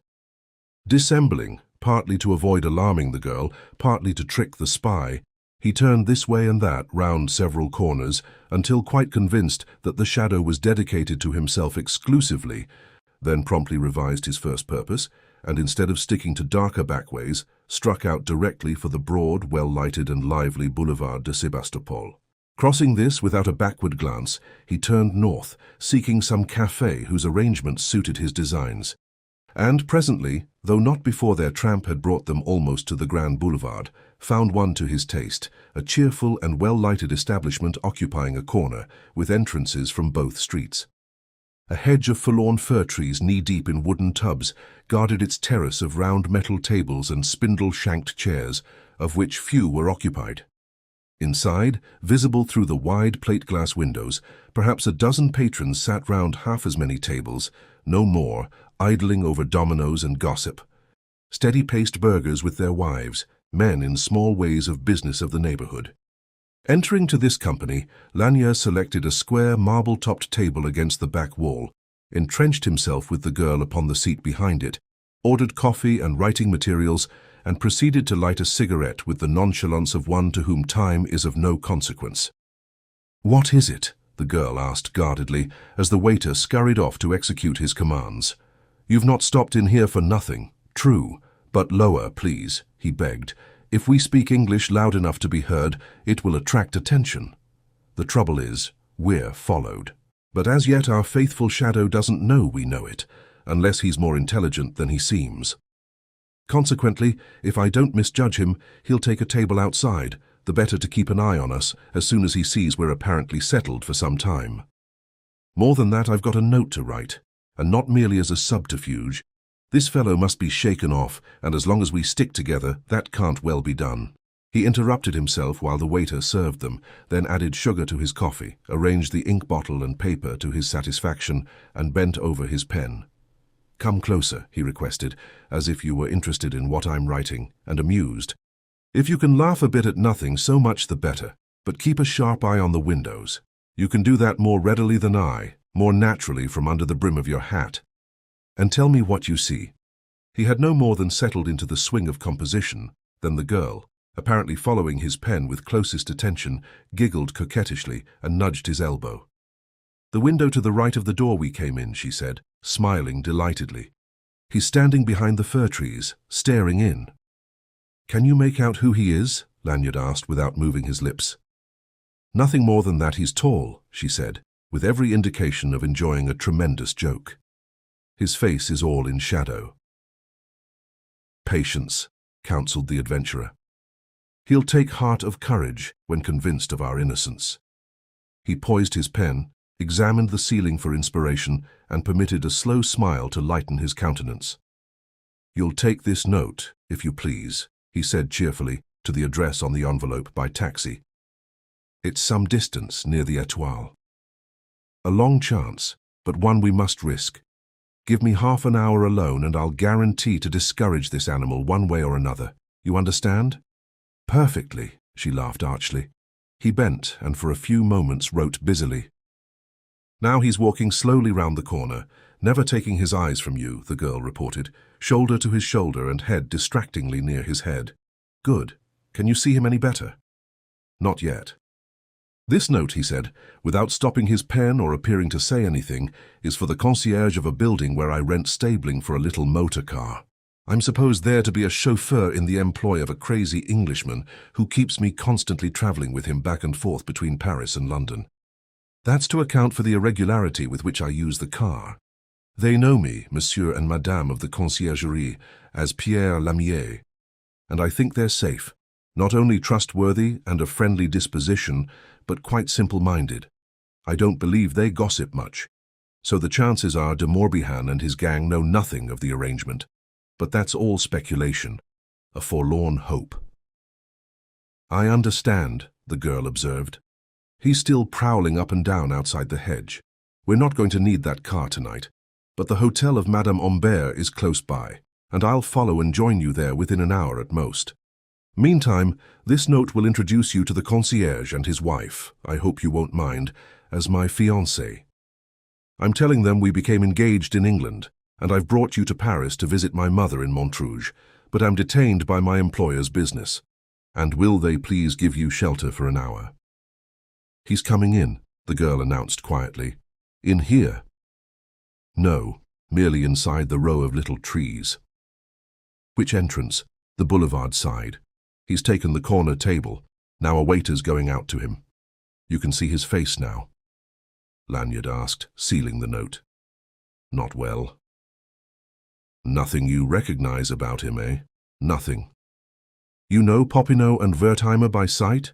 "No, they're only names to me. De Morbihan and Mr. Bannon mentioned them last night." "It won't be Popinot," Lanyard reflected, addressing the envelope. "He's tubby. This man is tall and slender. Wertheimer, possibly." "Does he suggest an Englishman anyway?" "Not in the least. He wears a moustache, blonde, twisted up like the Kaiser's." Lanyard made no reply, but his heart sank, and he shivered imperceptibly with foreboding. He entertained no doubt but that the worst had happened, that to the number of his enemies in Paris was added Ekstrom. One furtive glance confirmed this inference. He swore bitterly, if privately, and with a countenance of childlike blandness, as he sipped the coffee and finished his cigarette. "Who is it, then?" she asked. "Do you know him?" He reckoned swiftly against distressing her, recalling his mention of the fact that Ekstrom was credited with the Huysman murder. "Merely a hanger-on of de Morbihan's," he told her lightly, "a spineless animal, no trouble about scaring him off. Now take this note, please, and we'll go. But as we reach the door, turn back and go out the other. You'll find a taxi without trouble, and stop for nothing." He had shown foresight in paying when served, and was consequently able to leave abruptly, without giving Ekstrom time to shy. Rising smartly, he pushed the table aside. The girl was no less quick, and little less sensitive to the strain of the moment, but as she passed him her lashes lifted, and her eyes were all his for the instant. "Good night," she breathed. "Good night, my dear." She could have guessed no more shrewdly what he needed to nerve him against the impending clash. He hadn't hesitated as to his only course, but till then he'd been horribly afraid, knowing too well the desperate cast of the outlawed German's nature. But now, he couldn't fail. He strode briskly toward the door to the boulevard, out of the corner of his eye aware that Ekstrom, taken by surprise, half started from his chair, then sank back. 2 paces from the entrance the girl checked, murmured in French, "Oh, my handkerchief," and turned briskly back. Without pause, as though he hadn't heard, Lanyard threw the door wide and swung out, turning directly to the spy. At the same time, he dropped a hand into the pocket where nestled his automatic. Fortunately, Ekstrom had chosen a table in a corner, well removed from any in use. Lanyard could speak without fear of being overheard, but for a moment he refrained. Nor did Ekstrom speak or stir. Sitting sideways at his table, negligently, with knees crossed, the German likewise kept a hand buried in the pocket of his heavy, dark ulster. Thus neither doubted the other's ill will or preparedness. And through 30 seconds of silence, they remained at pause, each striving with all his might to read the other's purpose in his eyes. But there was this distinction to be drawn between their attitudes, that whereas Lanyard's gaze challenged, the German's was sullenly defiant. And presently, Lanyard felt his heart stir with relief. The spy's glance had winced. "Ekstrom," the adventurer said quietly, "if you fire, I'll get you before I fall. That's a simple statement of fact." The German hesitated, moistened the corners of his lips with a nervous tongue, but contented himself with a nod of acknowledgement. "Take your hand off that gun," Lanyard ordered. "Remember, I've only to cry your name aloud to have you torn to pieces by these people. Your life's not worth a moment's purchase in Paris, as you should know." The German hesitated, but in his heart knew that Lanyard didn't exaggerate. The murder of the inventor had exasperated all France. And though tonight's weather kept a third of Paris within doors, there was still a tide of pedestrians fluent on the sidewalk beyond the flimsy barrier of furs that would thicken to a ravening mob upon the least excuse. He had mistaken his man. He had thought that Lanyard, even if aware of his pursuit, would seek to shake it off in flight rather than turn and fight here of all places. "Do you hear me?" Lanyard continued in the same level and unyielding tone. "Bring both hands in sight, upon the table." There was no more hesitation. Ekstrom obeyed, if with the sullen grace of a wild beast that would and could slay its trainer with one sweep of its paw, if only it dared. For the first time since leaving the girl, Lanyard relaxed his vigilant watch over the man long enough for one swift glance through the window at his side. But she was already vanished from the café. He breathed more freely now. "Come," he said peremptorily. "Get up. We've got to talk, I presume, thrash this matter out, and we'll come to no decision here." "Where do we go then?" the German demanded suspiciously. "We can walk." Irresolutely, the spy uncrossed his knees, but didn't rise. "Walk?" he repeated. "Walk where? Up the boulevard, if you like. Where the lights are brightest." "Ah," with a malignant flash of teeth, "but I don't trust you." Lanyard laughed. "You wear only one shoe of that pair, my dear captain. We're a distrustful flock, we birds of prey. Come along. Why sit there sulking like a spoiled child? You've made an ass of yourself following me to Paris. Sadly, though you bungled that job in London, I gave you credit for more wit than to poke your head into the lion's mouth here. But admitting that, why not be graceful about it? Here am I, amiably treating you like an equal. You might at least show gratitude enough to accept my invitation to flaner yourself. With a grunt, the spy got upon his feet, while Lanyard stood back against the window and made him free of the narrow path between the tree tubs and the tables. After you, my dear Adolphe.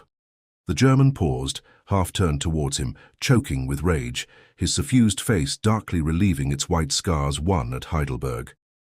At this, with a nod of unmistakable meaning, Lanyard advanced the muzzle of his pocketed weapon, and with an ugly growl, the German moved on and out to the sidewalk, Lanyard respectfully an inch or two behind his elbow. To your right, he requested pleasantly, "If it's all the same to you, I've business on the boulevards." Ekstrom said nothing for the moment, but sullenly yielded to the suggestion. "By the way," the adventurer presently pursued, "you might be good enough to inform me how you knew where we were dining, eh? If it interests you." "I own it does, tremendously. Pure accident. I happened to be sitting in the café and caught a glimpse of you through the door as you went upstairs. Therefore I waited till the waiter asked for your bill at the caisse, then stationed myself outside." "But why? Can you tell me what you thought to accomplish?" "You know well," Ekstrom muttered. "After what happened in London, it's your life or mine. Spoken like a true villain, but it seems to me you overlooked a conspicuous chance to accomplish your hellish design, back there in the side streets. Would I be such a fool as to shoot you down before finding out what you've done with those plans?" "You might as well have," Lanyard informed him lightly, "for you won't know otherwise." With an infuriated oath, the German stopped short. But he dared not ignore the readiness with which his tormentor imitated the maneuver and kept the pistol trained through the fabric of his raincoat. "Yes?" the adventurer inquired with an exasperating accent of surprise. "Understand me," Ekstrom muttered vindictively. "Next time I'll show you no mercy. But if there is no next time, we're not apt to meet again, you know. That's something beyond your knowledge. You think so? But shan't we resume our stroll? People might notice us standing here, you with your teeth bared like an ill-tempered dog." "Oh, thank you." And as they moved on, Lanyard continued, "Shall I explain why we're not apt to meet again, if it amuses you? Thanks once more. For the simple reason that Paris satisfies me. So here I stop." "Well?" the spy asked with a blank sidelong look. "Whereas you are leaving Paris tonight. What makes you think that?" "Because you value your thick hide too highly to remain, my dear captain." Having gained the corner of the Boulevard Saint-Denis, Lanyard pulled up. "One moment by your leave. You see yonder the entrance to the metro, don't you? And here, a dozen feet away, a perfectly able-bodied Sergeant de Ville? Let this fateful conjunction impress you properly. For 5 minutes after you have descended to the metro, or as soon as the noise of a train advises me you've had one chance to get away, I shall mention casually to the Sergo that I have seen Captain Eck." "Hush!" The German protested in a hiss of fright. "But certainly. I've no desire to embarrass you. Publicity must be terribly distasteful to one of your sensitive and retiring disposition. But I trust you understand me. On the one hand, there's the metro, on the other, there's the flick. While here, you must admit, am I as large as life and very much on the job. And inasmuch as I shall certainly mention my suspicions to the minion of the law, as aforesaid, I'd advise you to be well out of Paris before dawn."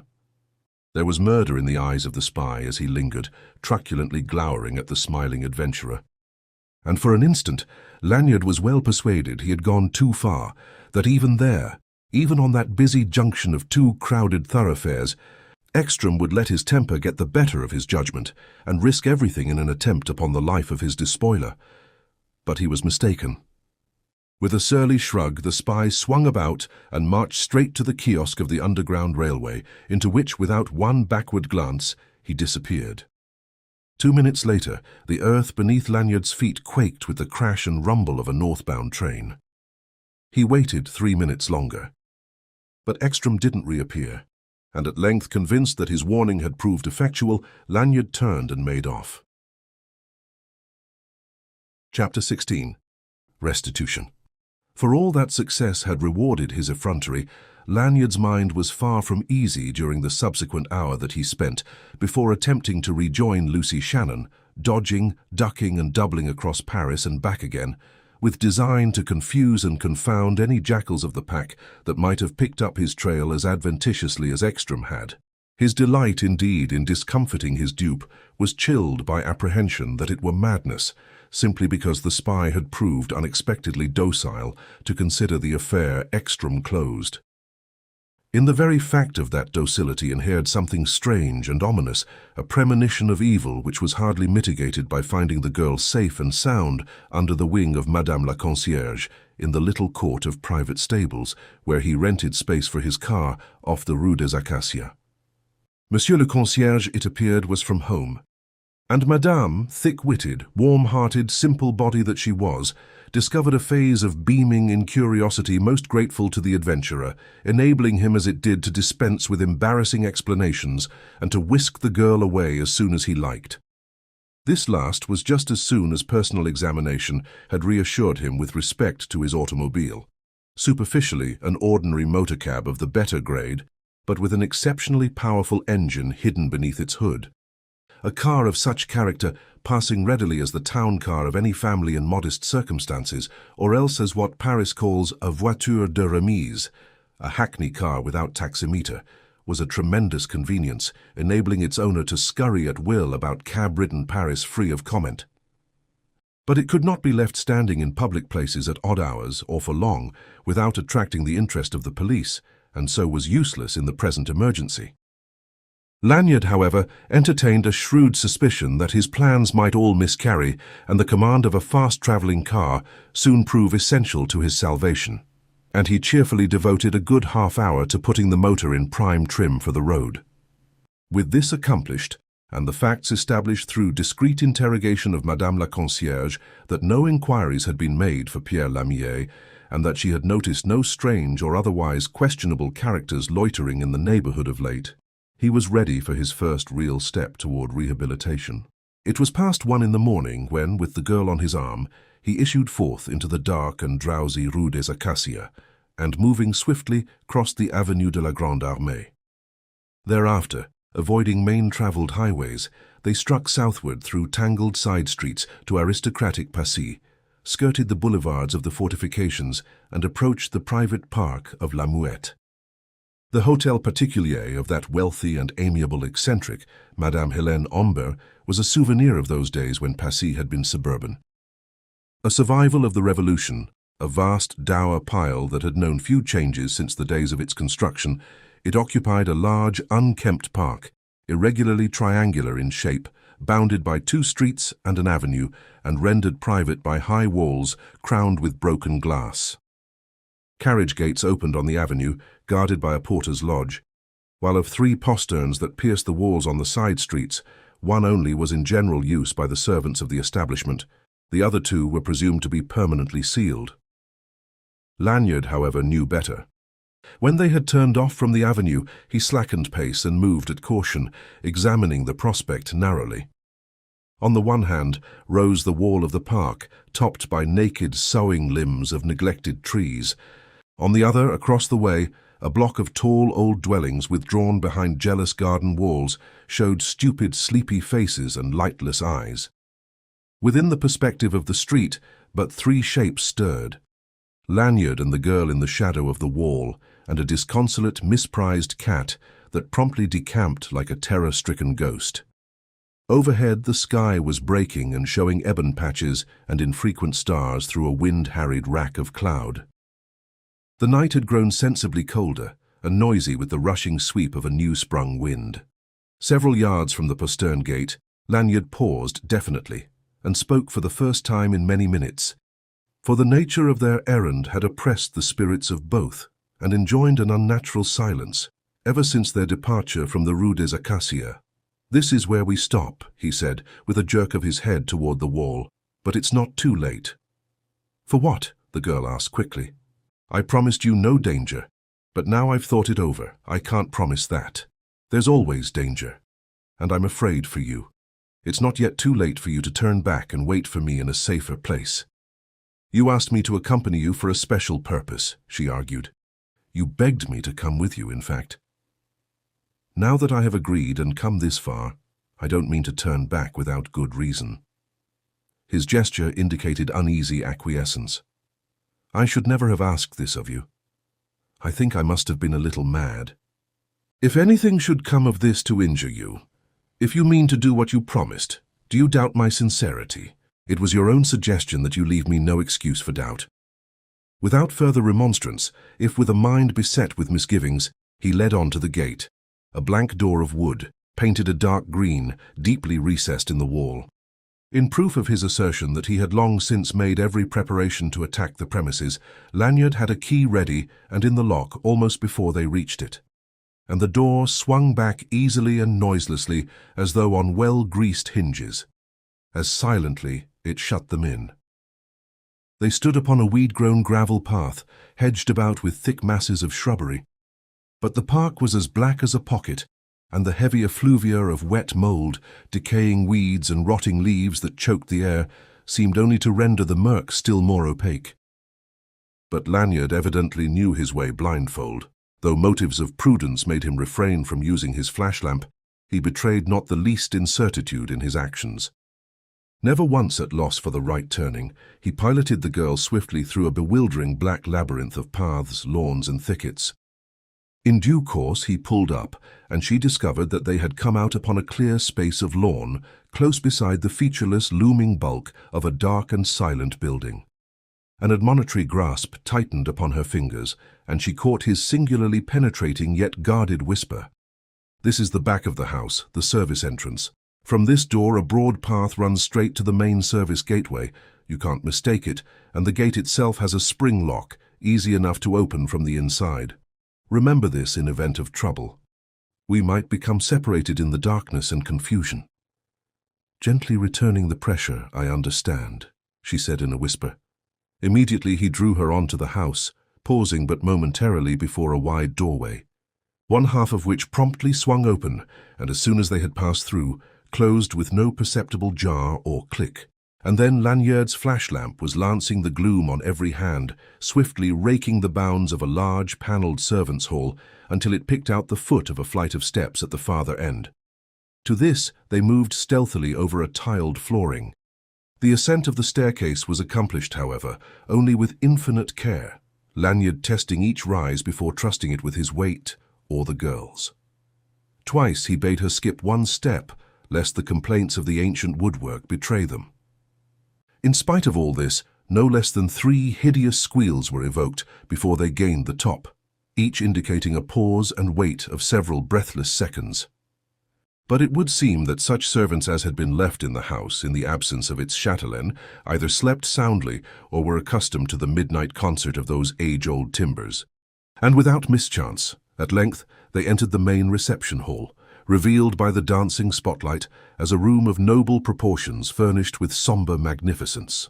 Here the girl was left alone for a few minutes, while Lanyard darted above stairs for a review of the state bedchambers and servants' quarters. With a sensation of being crushed and suffocated by the encompassing dark mystery, she nerved herself against a protracted vigil. The obscurity on every hand seemed alive with stealthy footfalls, whisperings, murmurings, the passage of shrouded shapes of silence and of menace. Her eyes ached, her throat and temples throbbed, her skin crept, her scalp tingled. She seemed to hear 1,000 different noises of alarm. The only sounds she did not hear were those, if any, that accompanied Lanyard's departure and return. Had he not been thoughtful enough, when a few feet distant, to give warning with the light, she might well have greeted with a cry of fright the consciousness of a presence near her. So silently he moved about. As it was, she was startled, apprehensive of some misadventure, to find him back so soon, for he hadn't been gone 3 minutes. "It's quite all right," he announced in hushed accents, no longer whispering. "There are just 5 people in the house aside from ourselves, all servants, asleep in the rear wing. We've got a clear field, if no excuse for taking foolish chances. However, we'll be finished and off again in less than 10 minutes. This way." That way led to a huge and gloomy library at one extreme of a chain of great salons, a veritable treasure gallery of exquisite furnishings and authentic old masters. As they moved slowly through these chambers, Lanyard kept his flashlamp busy. Involuntarily, now and again, he checked the girl before some splendid canvas or extraordinary antique. "I've always meant to happen in some day with a moving van and loot this place properly," he confessed with a little affected sigh. "Considered from the viewpoint of an expert practitioner in my, late profession, it's a sin and a shame to let all this go neglected when it's so poorly guarded. The old lady, Madame Omber, you know, has all the money there is approximately, and when she dies all these beautiful things go to the Louvre, for she's without kith or kin." But how did she manage to accumulate them all, the girl wondered. "It's the work of generations of passionate collectors," he explained. "The late Monsieur Omber was the last of his dynasty. He and his forebears brought together the paintings and the furniture.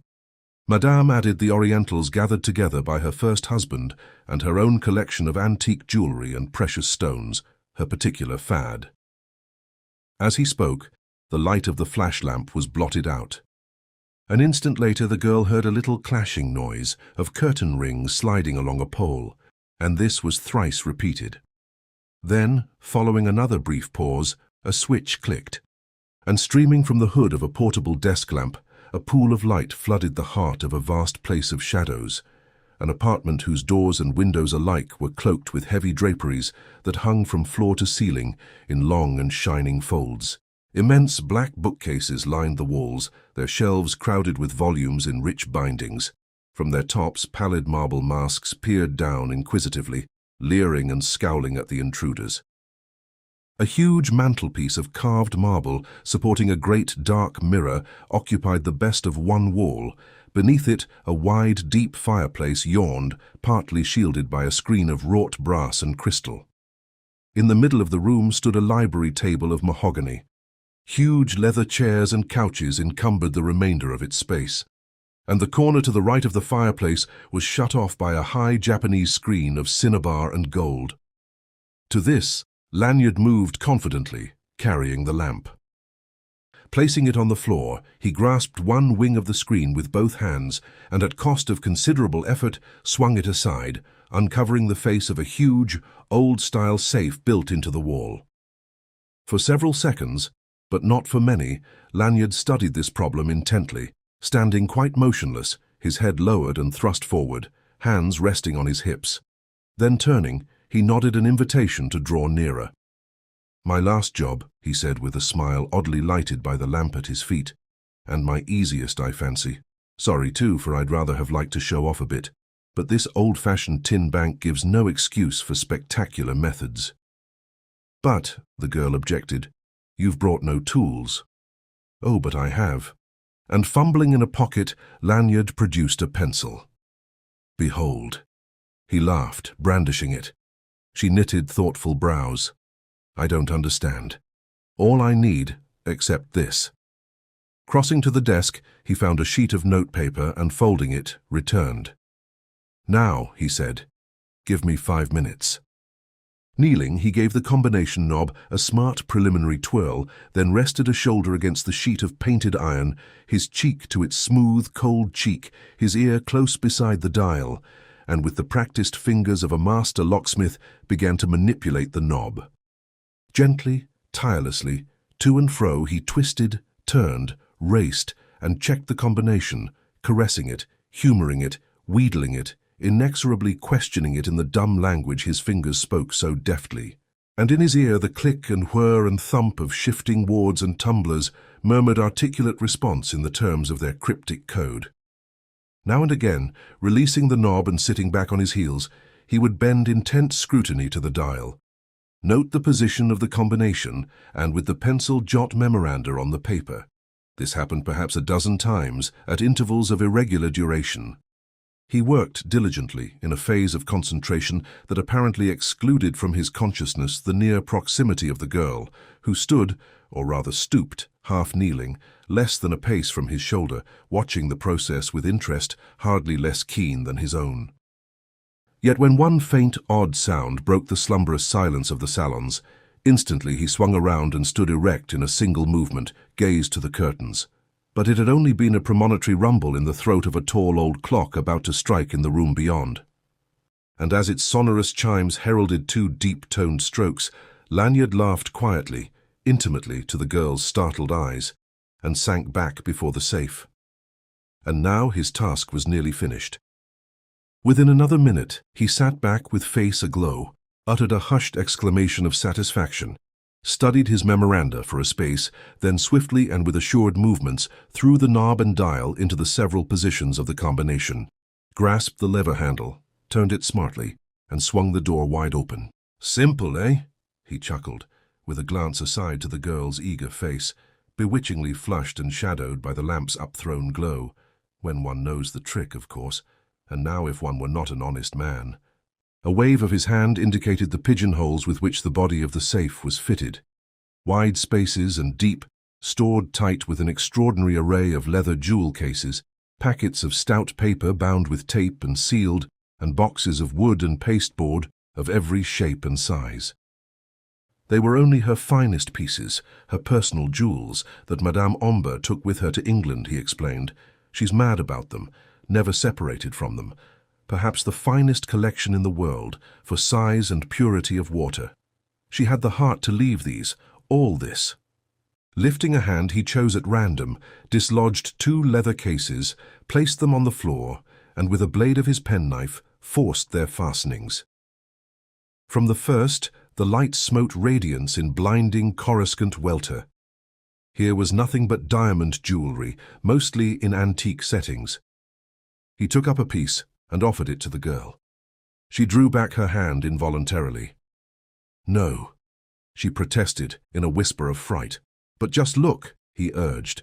"There's no danger, and you'll never see the like of this again." Stubbornly, she withheld her hand. "No, no," she pleaded. I'd rather not touch it. Put it back. Let's hurry. I'm frightened."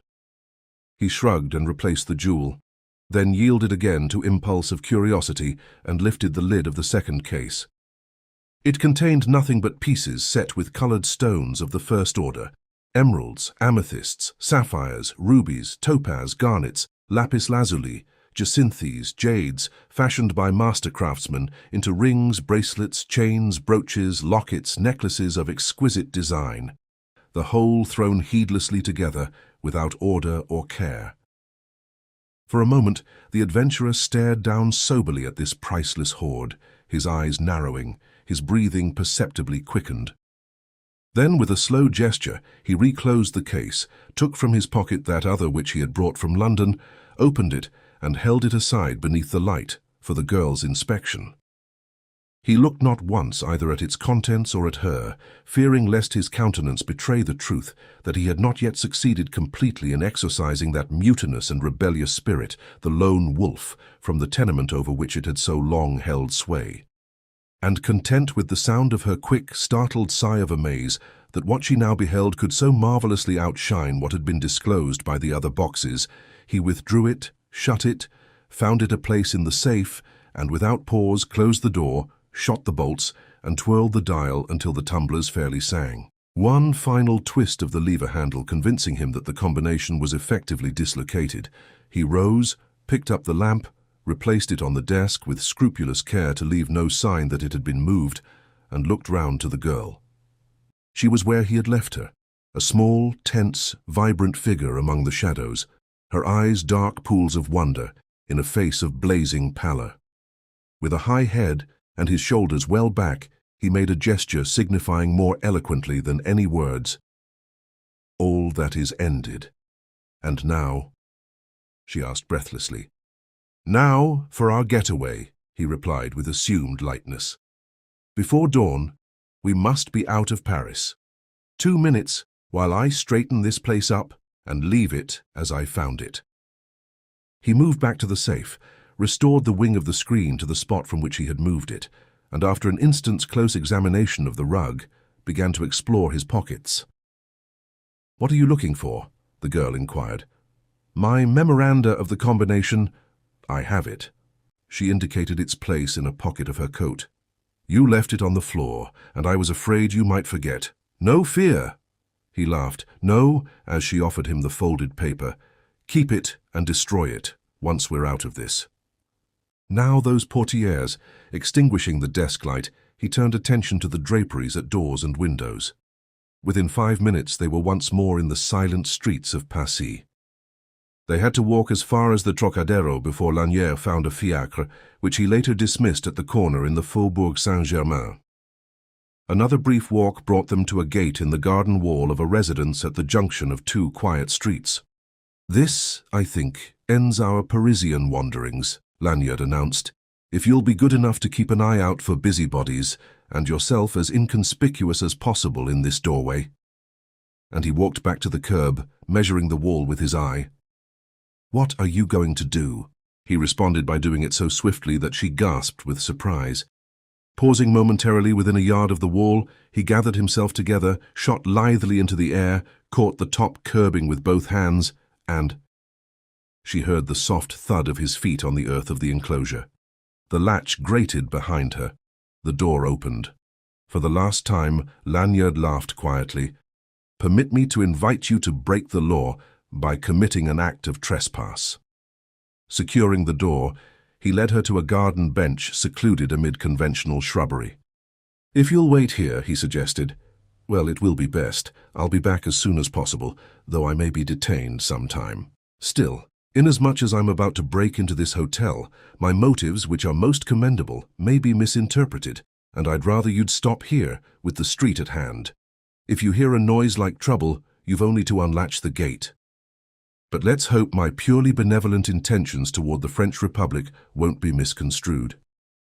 "I'll wait," she assured him bravely. "But won't you tell me?"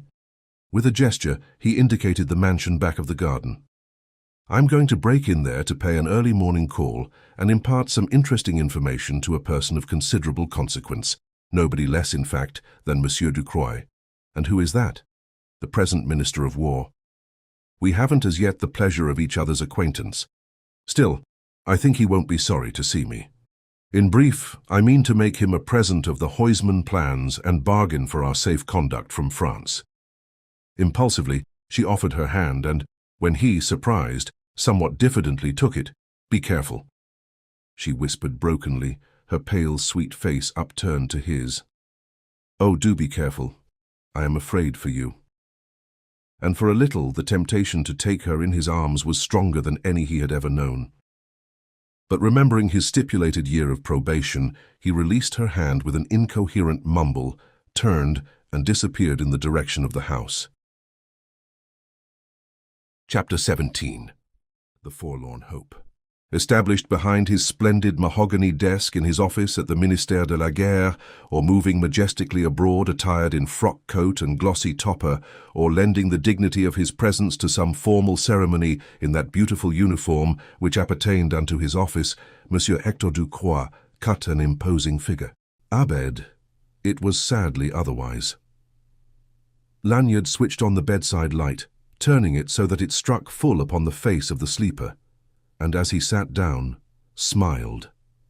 The Minister of War lay upon his back, his distinguished corpulence severely dislocating the chaste simplicity of the bedclothing. Athwart his shelving chest, fat hands were folded in a gesture affectingly naive. His face was red, a noble highlight shone upon the promontory of his bald pate. His mouth was open. To the best of his unconscious ability, he was giving a protracted imitation of a dogfight. And he was really exhibiting sublime virtuosity. One readily distinguished individual howls, growls, yelps against an undertone of blended voices of excited non-combatants. As suddenly as though someone, wearying of the entertainment, had lifted the needle from that record, it was discontinued.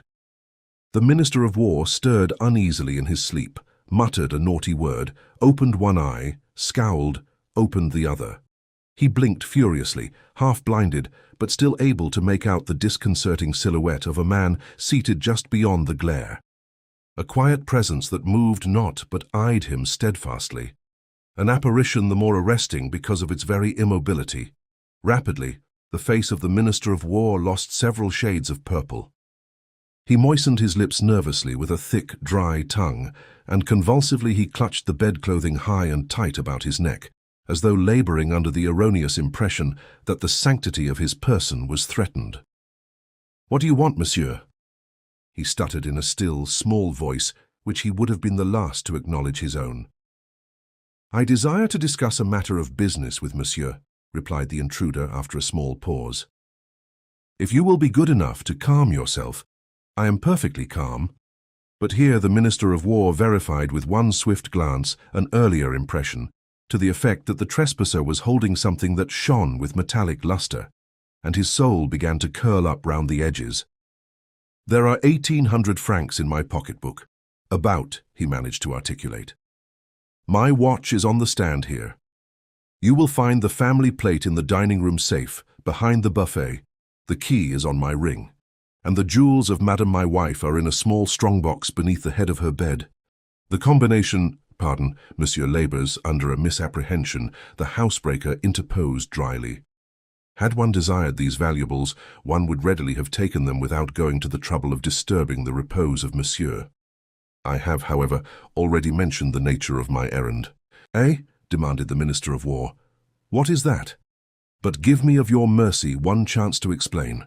I have never wittingly harmed you, monsieur, and if I have done so without my knowledge, rest assured you have but to petition me through the proper channels, and I will be only too glad to make amends." "Still you do not listen," the other insisted. "Come, Monsieur Ducroix, calm yourself. I have not robbed you, because I have no wish to rob you. I have not harmed you, for I have no wish to harm you. Nor have I any wish other than to lay before you, as representing government, a certain matter of state business." There was silence while the Minister of War permitted this exhortation to sink in. Then, apparently reassured, he sat up in bed and eyed his untimely visitor with a glare little short of truculent. "Eh? What's that?" he demanded. "Business? What sort of business? If you wish to submit to my consideration any matter of business, how is it you break into my home at dead of night and rouse me in this brutal fashion?" Here his voice faltered, "with a lethal weapon pointed at my head." "Monsieur will admit he speaks under an error," returned the burglar. "I have yet to point this pistol at him. I should be very sorry to feel obliged to do so. I display it, in fact, simply that monsieur may not forget himself and attempt to summon servants in his resentment of this, I admit, unusual method of introducing oneself to his attention. When we understand each other better, there will be no need for such precautions, and then I shall put my pistol away, so that the sight of it may no longer annoy monsieur." "It is true, I do not understand you," grumbled the Minister of War. "Why, if your errand be peaceable, break into my house." "Because it was urgently necessary to see monsieur instantly. Monsieur will reflect upon the reception one would receive did one ring the front doorbell and demand audience at 3 o'clock in the morning." "Well," Monsieur Ducroix conceded dubiously. Then, on reflection, he iterated the monosyllable testily. "Well, what is it you want, then? I can best explain by asking monsieur to examine what I have to show him." With this, Lanyard dropped the pistol into his coat pocket, from another produced a gold cigarette case, and from the store of this last with meticulous care selected a single cigarette. Regarding the Minister of War in a mystifying manner, he began to roll the cigarette briskly between his palms. A small shower of tobacco sifted to the floor, the rice paper cracked and came away. And with the bland smile and gesture of a professional conjurer, Lanyard exhibited a small cylinder of stiff paper between his thumb and index finger. Goggling resentfully, Monsieur Ducroix spluttered, "Eh, what impudence is this?" His smile unchanged, Lanyard bent forward and silently dropped the cylinder into the Frenchman's hand. At the same time, he offered him a pocket magnifying glass. "What is this?" Ducroix persisted stupidly. What? "If monsieur will be good enough to unroll the papers and examine them with the aid of this glass." With a wondering grunt, the other complied, unrolling several small sheets of photographer's printing-out paper to which several extraordinarily complicated and minute designs had been transferred, strongly resembling laborious efforts to conventionalize a spider's web. But no sooner had Monsieur Ducroix viewed these through the glass than he started violently, uttered an excited exclamation, and subjected them to an examination both prolonged and exacting. "Monsieur is no doubt now satisfied?" Lanyard inquired when his patience would endure no longer. "These are genuine," the Minister of War demanded sharply without looking up. "Monsieur can readily discern notations made upon the drawings by the inventor, Georges Huysman, in his own hand. Furthermore, each plan has been marked in the lower left-hand corner with the word accepted, followed by the initials of the German Minister of War. I think this establishes beyond dispute the authenticity of these photographs of the plan for Huysman's invention." "Yes," the Minister of War agreed breathlessly. "You have the negatives from which these prints were made?" "Here," Lanyard said, indicating a second cigarette. And then, with a movement so leisurely and careless that his purpose was accomplished before the other, in his preoccupation, was aware of it, the adventurer leaned forward and swept up the prints from the counterpane in front of Monsieur Ducroix. "Here!" the Frenchman exclaimed. "Why do you do that?" "Monsieur no longer questions their authenticity." "I grant you that. Then I return to myself these prints, pending negotiations for their transfer to France." "How did you come by them?" demanded Monsieur Ducroix after a moment's thought. "Need Monsieur ask? Is France so ill-served by her spies that you do not already know of the misfortune one Captain Ekstrom recently suffered in London?" Ducroix shook his head. Lanyard received this indication with impatience. It seemed hardly possible that the French Minister of War could be either so stupid or so ignorant. But with a patient shrug, he proceeded to elucidate. "Captain Ekstrom," he said, "but recently succeeded in photographing these plans and took them to London to sell to the English. Unfortunately for himself, unhappily for perfidious Albion, Captain Ekstrom fell in with me and mistook me for Downing Street's representative. And here are the plans. You are the lone wolf, then?" "I am, as far as concerns you, monsieur, merely the person in possession of these plans who offers them through you to France for a price. But why introduce yourself to me in this extraordinary fashion for a transaction for which the customary channels, with which you must be familiar, are entirely adequate?" "Simply because Ekstrom has followed me to Paris," Lanyard explained indulgently. "Did I venture to approach you in the usual way, my chances of rounding out a useful life thereafter would be practically nil. Furthermore, my circumstances are such that it has become necessary for me to leave France immediately, without an hour's delay, also secretly. Else I might as well remain here to be butchered. Now you command the only means I know of to accomplish my purpose, and that is the price, the only price, you will have to pay me for these plans. I don't understand you. It is on schedule, is it not, that Captain Vauquelin of the Aviation Corps is to attempt a non-stop flight from Paris to London this morning with 2 passengers in a new Parrot biplane? That is so. Well, I must be one of those passengers, and I have a companion, a young lady, who will take the place of the other. It isn't possible, monsieur. Those arrangements are already fixed. You will countermand them. There is no time. You can get into telephonic communication with Port Aviation in 2 minutes. But the passengers have been promised. You will disappoint them. The start is to be made in the first flush of daylight. How could you reach Port Aviation in time?" "In your motor car, monsieur." "It cannot be done. It must. If the start must be delayed till we arrive, you will give orders that it shall be so delayed." For a minute the Minister of War hesitated. Then he shook his head definitely. "The difficulties are insuperable." "There is no such thing, monsieur." "I am sorry. It can't be done." "That is your answer." "It is regrettable, monsieur." "Very well." Lanyard bent forward again, took a match from the stand on the bedside table, and struck it. Very calmly, he advanced the flame toward the cigarette containing the roll of inflammable films. "Monsieur," Ducroix cried in horror. "What are you doing?" Lanyard favored him with a look of surprise. "I am about to destroy these films and prints. You must never do that." "Why not? They are mine, to do with as I like. If I cannot dispose of them at my price, I shall destroy them. But, my God, what you demand is impossible. Stay, monsieur. Think what your action means to France." I have already thought of that. Now I must think of myself. But one moment. Ducroix sat up in bed and dangled hairy fat legs over the side. But one moment only, monsieur. Don't make me waste your matches. Monsieur, it shall be as you desire, if it lies in my power to accomplish it. With this, the Minister of War stood up and made for the telephone, in his agitation forgetful of dressing gown and slippers. You must accomplish it, Monsieur Ducroix, Lanyard advised him gravely, puffing out the flame. For if you fail, you make yourself the instrument of my death. Here are the plans. You trust them to me? Ducroix asked in astonishment. But naturally, that makes it an affair of your honor, Lanyard explained suavely. With a gesture of graceful capitulation, the Frenchman accepted the little roll of film. Permit me, he said, to acknowledge the honor of Monsieur's confidence. Lanyard bowed low. One knows with whom one deals, Monsieur. And now, if you will be good enough to excuse me. He turned to the door. But, hey, where are you going? Ducroix demanded.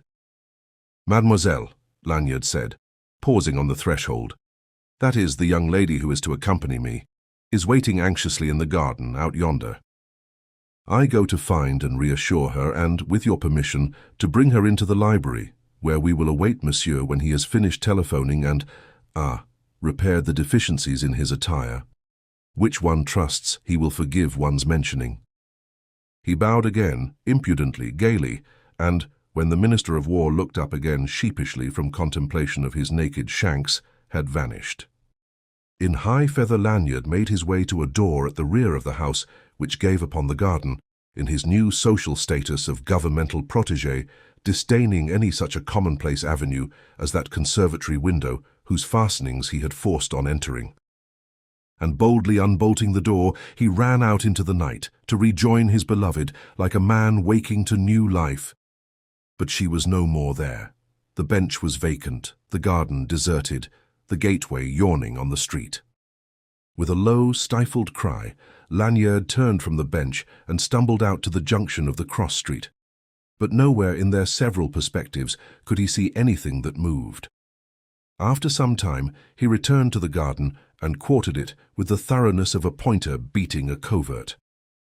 But he did this hopelessly, bitterly aware that the outcome would be precisely what it eventually was, that is to say, nothing.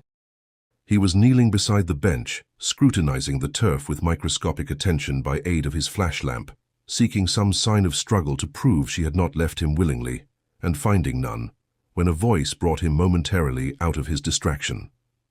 He looked up wildly to discover Ducroix standing over him, his stout person chastely swathed in a quilted dressing gown and trousers, his expression one of stupefaction.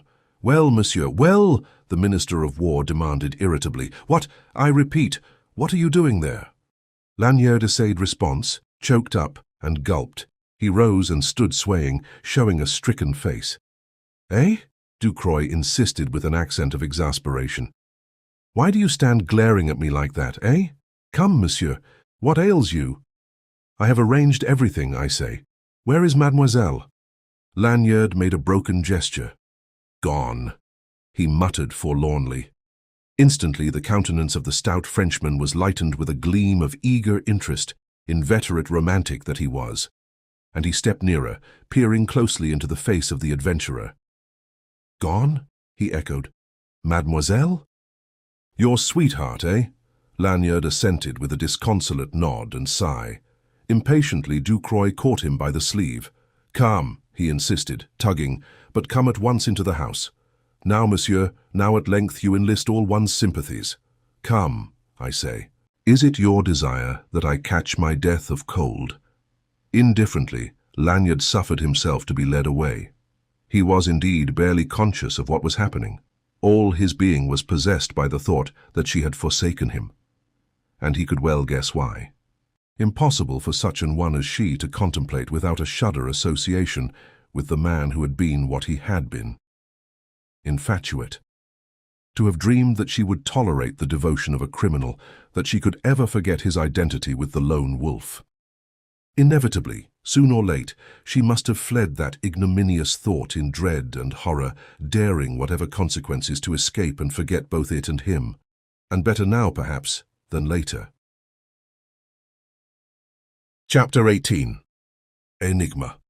He found no reason to believe she had left him other than voluntarily, or that their adventures since the escape from the impasse Stanislas had been attended upon by spies of the pack. He could have sworn they hadn't been followed either to or from the Rue des Acacias. Their way had been too long and purposely too roundabout, his vigilance too lively, for any sort of surveillance to have been practiced without his remarking some indication thereof at one time or another.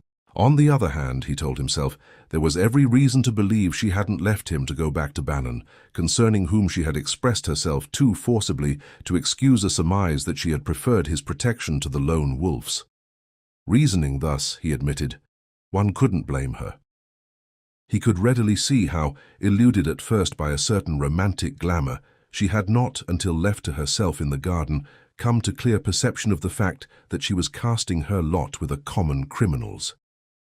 Then, horror overmastering her of a sudden, she had fled, wildly, blindly, he didn't doubt, but whither? He looked in vain for her at their agreed rendezvous, the Sacré-Cœur. She had neither money nor friends in Paris. True, she had mentioned some personal jewelry she planned to hypothecate.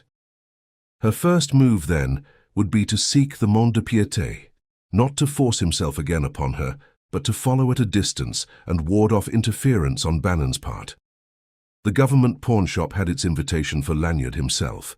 He was there before the doors were open for the day, and fortified by loans negotiated on his watch, cigarette case and a ring or two, retired to a café commanding a view of the entrance on the Rue des Blancs Manteaux, and settled himself against a day-long vigil.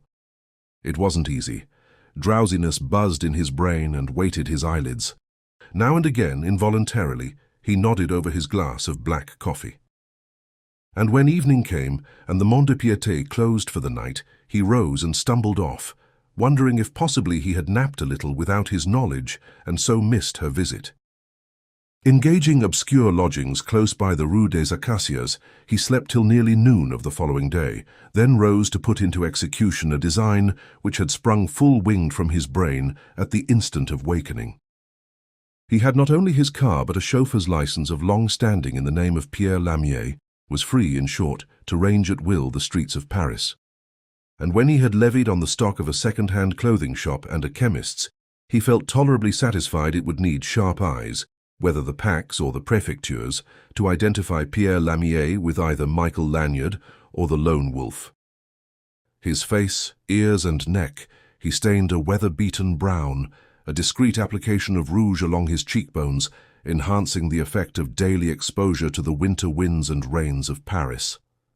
And he gave his hands an even darker shade, with the added verisimilitude of fingernails inked into permanent mourning. Also he refrained from shaving. A stubble of 2 days' neglect bristled upon his chin and jowls.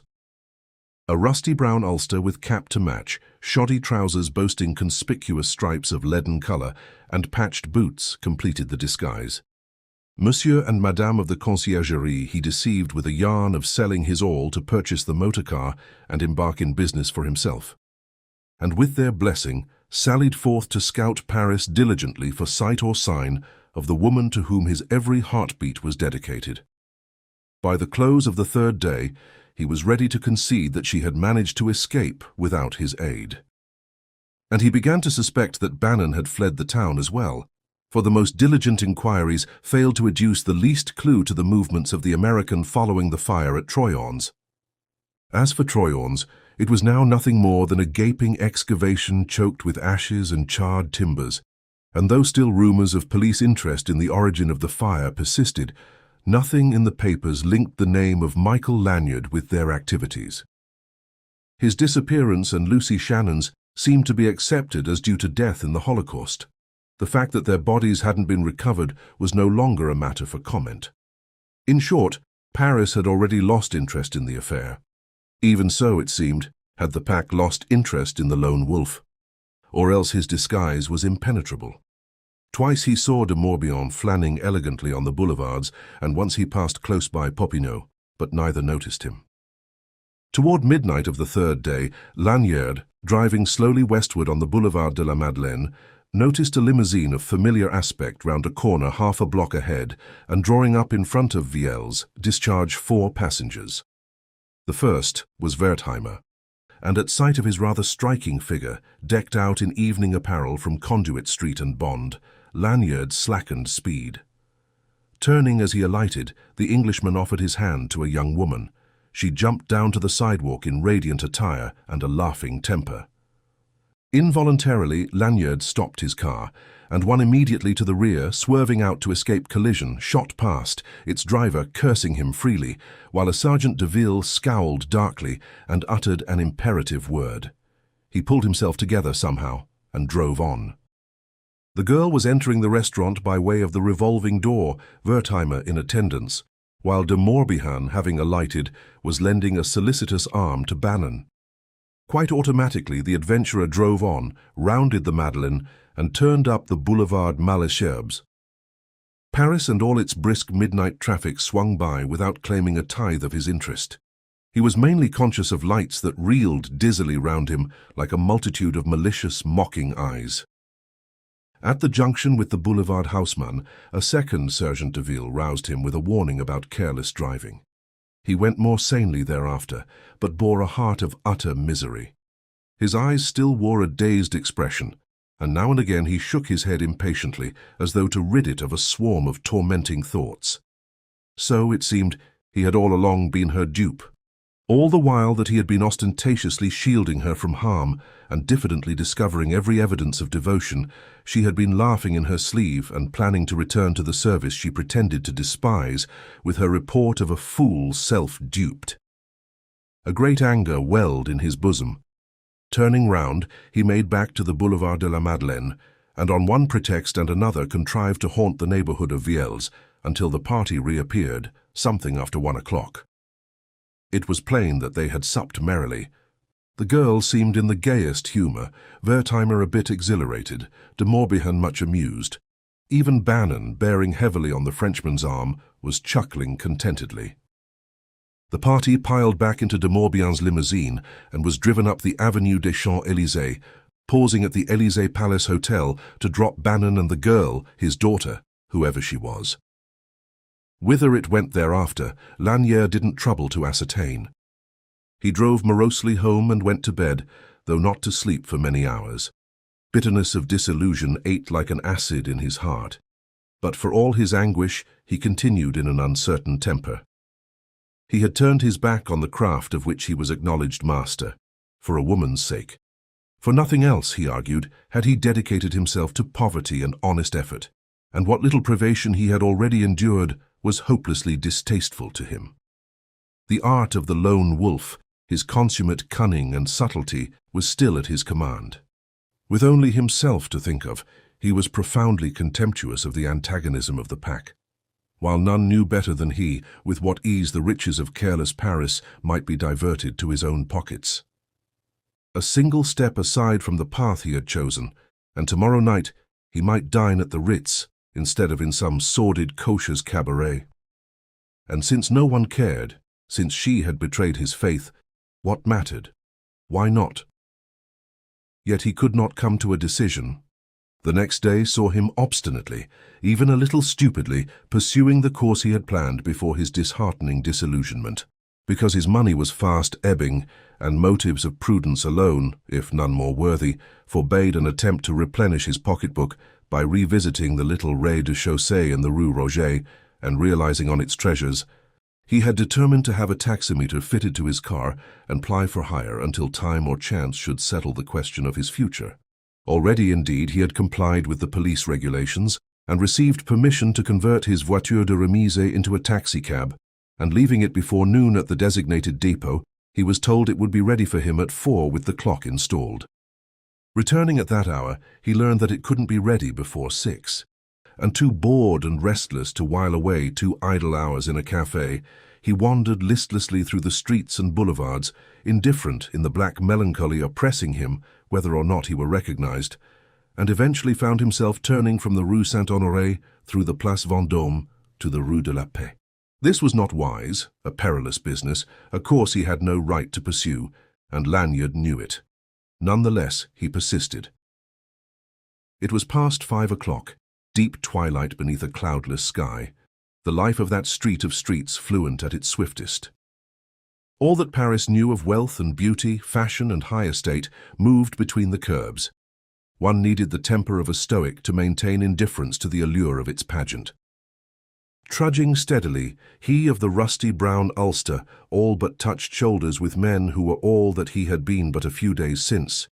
Hale, hearty, well-fed, well-dressed symbols of prosperity, and with exquisite women, exquisitely gowned, extravagantly befurred and bejeweled, of glowing faces and eyes dark with mystery and promise. Spirited creatures whose laughter was soft music, whose gesture was pride and arrogance. One and all looked past, over and through him, unaffectedly unaware that he existed. The roadway, its paving worn as smooth as glass, and tonight by grace of frost no less hard, rang with a clatter of hooves high and clear above the resonance of motors. A myriad lights filled the wide channel with diffused radiance.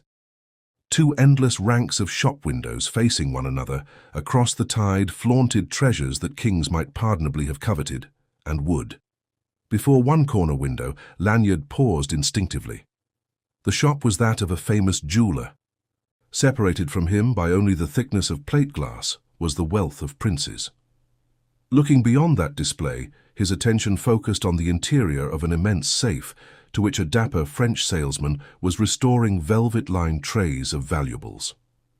Lanyard studied the intricate, ponderous mechanism of the safe door with a thoughtful gaze not altogether innocent of sardonic bias. It wore all the grim appearance of a strongbox that, once locked, would prove impregnable to everything save acquaintance with the combination and the consent of the time lock. But give the lone wolf 20 minutes alone with it, 20 minutes free from interruption. He, the one man living who could seduce a time lock and leave it apparently inviolate. To one side of that window stood a mirror, set at an angle, and suddenly Lanyard caught its presentment of himself, a gaunt and hungry apparition, with a wolfish air he had never worn when rejoicing in his sobriquet, staring with eyes of predacious luster. Alarmed and fearing lest some passer-by be struck by this betrayal, he turned and moved on hastily.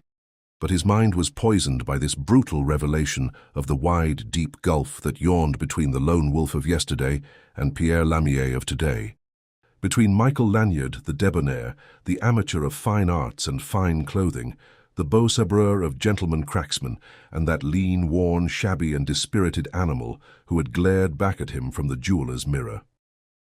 He quickened his pace with something of that same instinct of self-preservation that bids the dipsomaniac avert his eyes and hurry past the corner gin mill, and turned blindly off into the Rue Danou toward the Avenue de l'Opéra.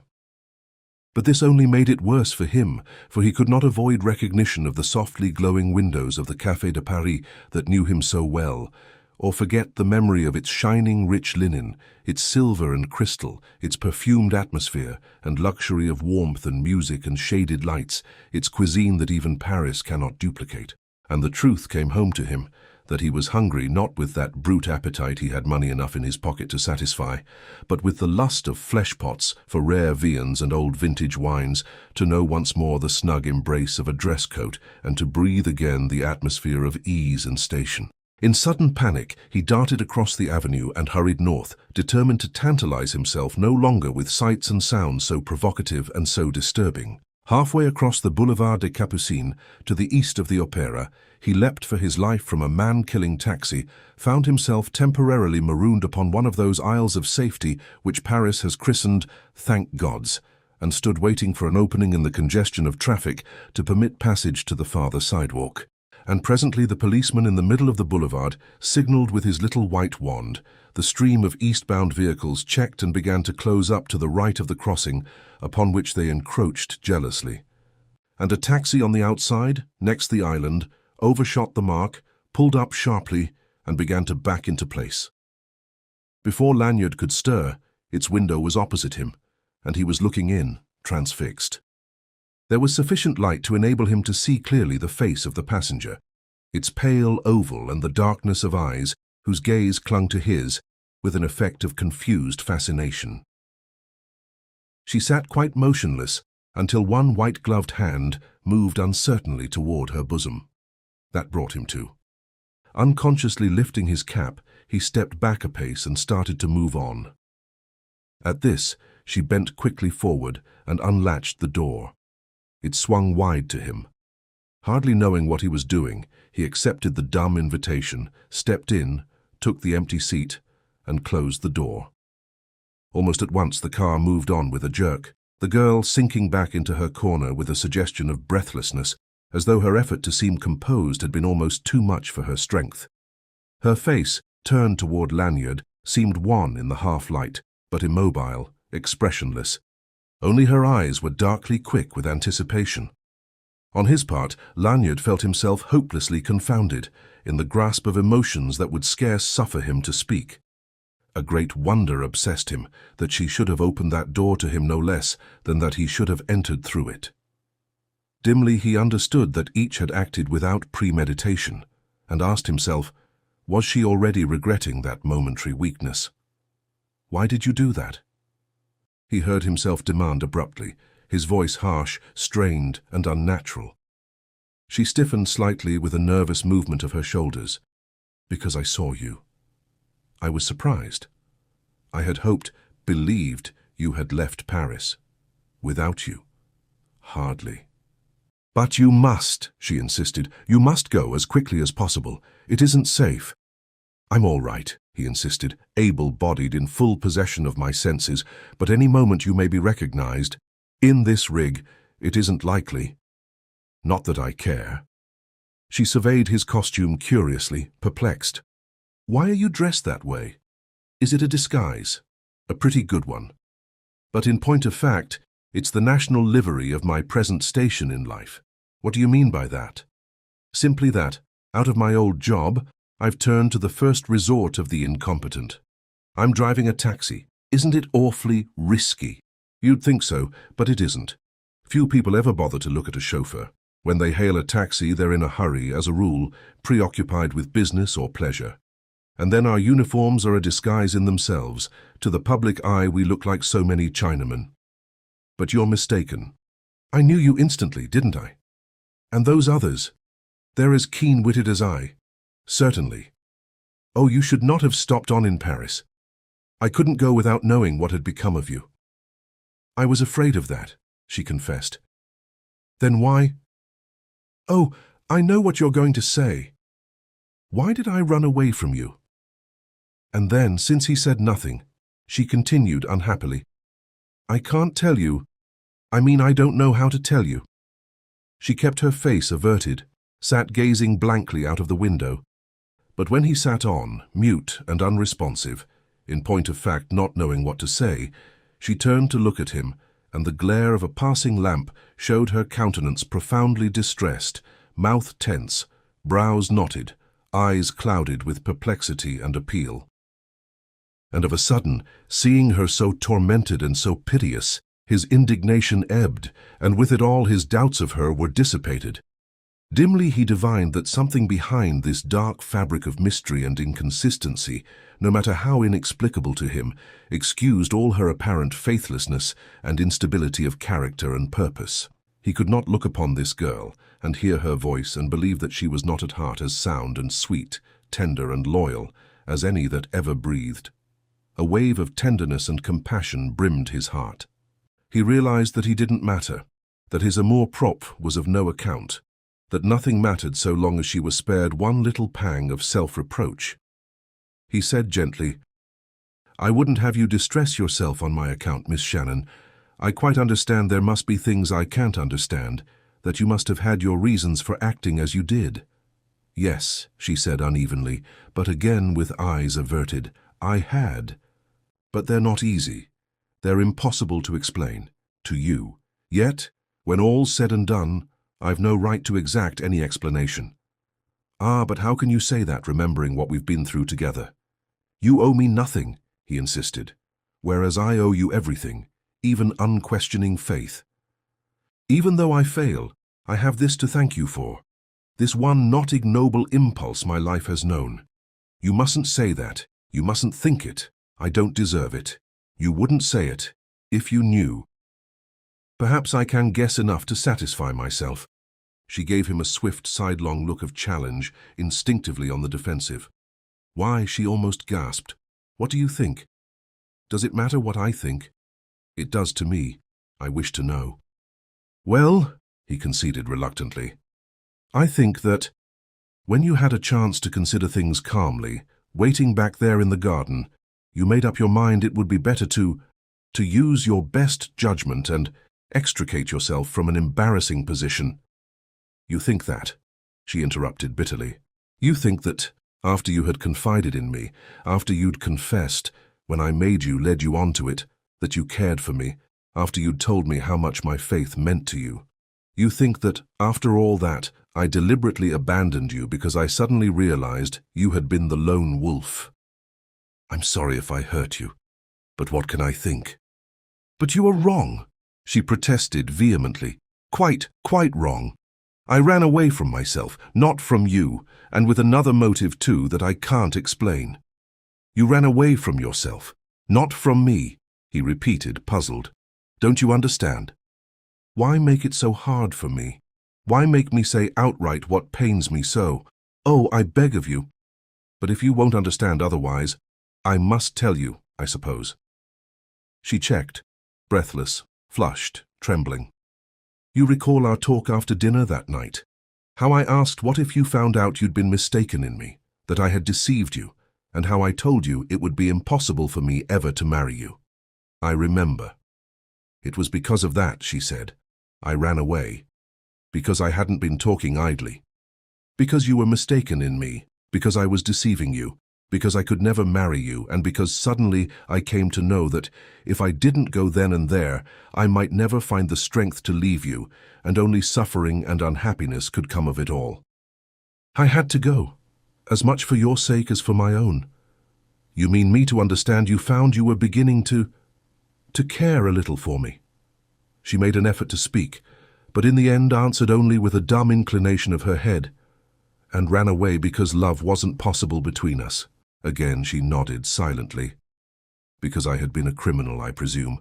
You've no right to say that. What else can I think? You tell me you were afraid I might persuade you to become my wife, something which, for some inexplicable reason, you claim is impossible. What other explanation can I infer? What other explanation is needed? It's ample. It covers everything. And I've no warrant to complain, God knows. She tried to protest, but he cut her short. There's one thing I don't understand at all. If that is so, if your repugnance for criminal associations made you run away from me, why did you go back to Bannon? She started and gave him a furtive, frightened glance. You knew that. I saw you last night, followed you from Veal's to your hotel. And you thought, she flashed in a vibrant voice, you thought I was in his company of my own choice. You didn't seem altogether downcast, he countered. Do you wish me to understand you were with him against your will? No, she said slowly. No. I returned to him voluntarily, knowing perfectly what I was about. Through fear of him. No, I can't claim that. Rather than me, you'll never understand, she told him a little wearily. Never. It was a matter of duty. I had to go back. I had to. Her voice trailed off into a broken little sob.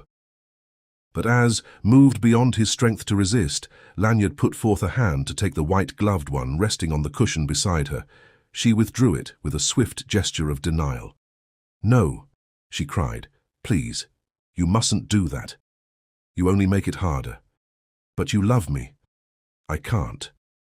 It's impossible. I would, but I may not. Why? I can't tell you. If you love me, you must tell me. She was silent, the white hands working nervously with her handkerchief. Lucy, he insisted, you must say what stands between you and my love. It's true, I've no right to ask, as I had no right to speak to you of love.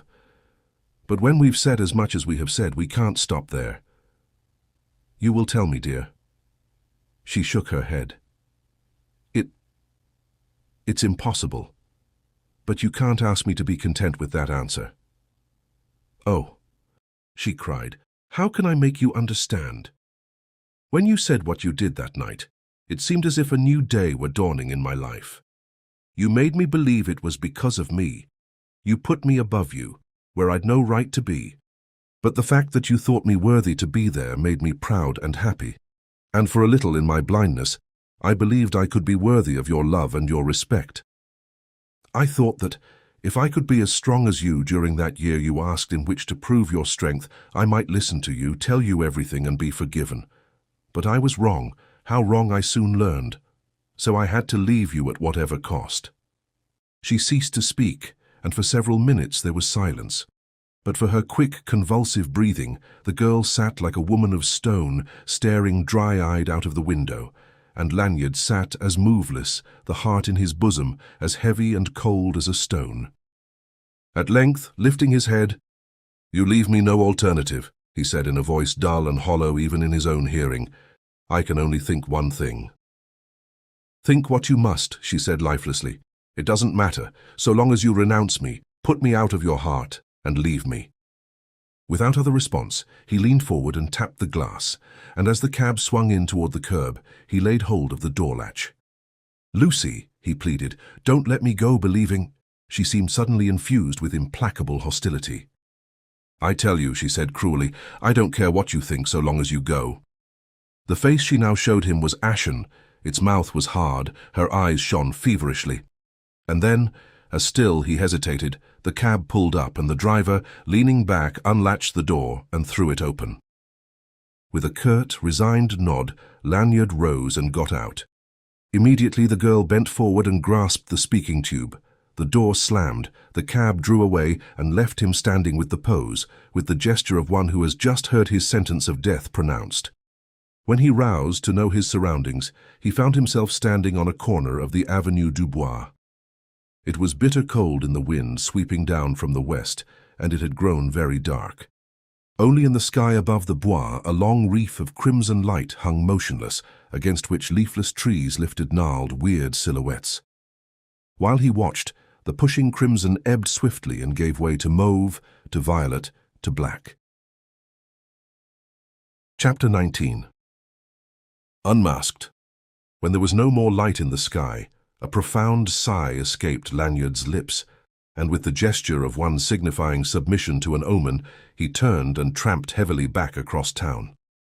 More automaton than sentient being, he plodded on along the second enceinte of flaring, noisy boulevards, now and again narrowly escaping annihilation beneath the wheels of some coursing motorcab or ponderous, grinding omnibus.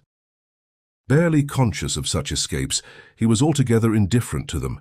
It would have required a mortal hurt to match the dumb, sick anguish of his soul. More than merely a sunset sky had turned black for him within that hour. The cold was now intense, and he none too warmly clothed. Yet there was sweat upon his brows. Duly there recurred to him a figure he had employed in one of his talks with Lucy Shannon, that lacking his faith in her, there would be only emptiness beneath his feet. And now that faith was wanting in him, had been taken from him for all his struggles to retain it. And now indeed he danced on emptiness, the rope of temptation tightening round his neck, the weight of criminal instincts pulling it taut, strangling every right aspiration in him, robbing him of the very breath of that new life to which he had thought to give himself. If she were not worthy, of what worth the fight? At one stage of his journey, he turned aside and, more through habit than desire or design, entered a cheap eating place, and consumed his customary evening meal without the slightest comprehension of what he ate, or whether the food were good or poor. When he had finished, he hurried away like a haunted man. There was little room in his mood for sustained thought. His wits were fathoming a bottomless pit of black despair. He felt like a man born blind, through skillful surgery given the boon of sight for a day or two, and suddenly and without any warning thrust back again into darkness. He knew only that his brief struggle had been all wasted, that behind the flimsy barrier of his honorable ambition the lone wolf was ravening, and he felt that, once he permitted that barrier to be broken down, it could never be repaired.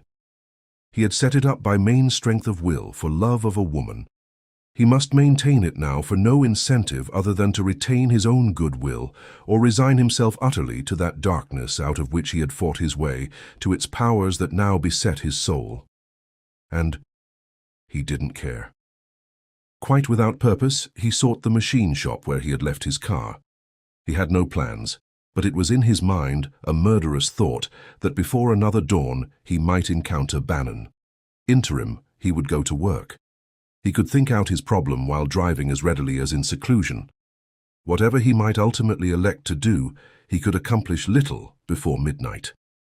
Towards 7 o'clock, with his machine in perfect running order, he took the seat and to the streets in a reckless humor, in the temper of a beast of prey.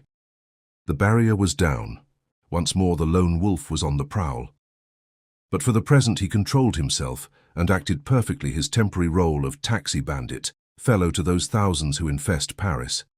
Half a dozen times in the course of the next 3 hours, people hailed him from sidewalks and restaurants. He took them up, carried them to their several destinations, received payment, and acknowledged their gratuities with perfunctory thanks, thoroughly in character, but all with little conscious thought. He saw but one thing, the face of Lucy Shannon, white, tense, glimmering wanly in shadow, the countenance with which she had dismissed him. He had but one thought, the wish to read the riddle of her bondage. To accomplish this, he was prepared to go to any extreme. If Bannon and his crew came between him and his purpose, so much the worse for them, and incidentally so much the better for society. What might befall himself was of no moment. He entertained but one design, to become again what he had been, the supreme adventurer, the prince of plunderers, to lose himself once more in the delirium of adventurous days and peril-haunted nights, to reincarnate the lone wolf, and in his guise loot the world anew, to court forgetfulness even at the prison's gates. It was after 10 when, cruising purposelessly, without a fare, he swung through the Rue Auber into the Place de l'Opéra, and approaching the Café de la Paix, was hailed by a doorboy of that restaurant. Drawing in to the curb with the careless address that had distinguished his every action of that evening, he waited with a throbbing motor and with mind detached and gaze remote from the streams of foot and wheeled traffic that brawled past on either hand.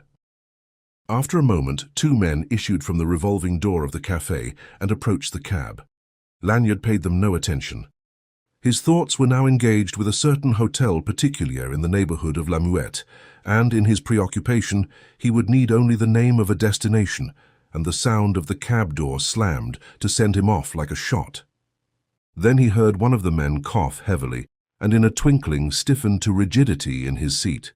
If he had heard that cough but once before, that once had been too often. Without a glance aside, hardening his features to perfect immobility, he knew that the cough was shaking the slighter of those 2 figures. And of a sudden he was acutely conscious of the clearness of the frosty atmosphere, of the merciless glare of electricity beating upon him from every side, from the numberless street lamps and café lights.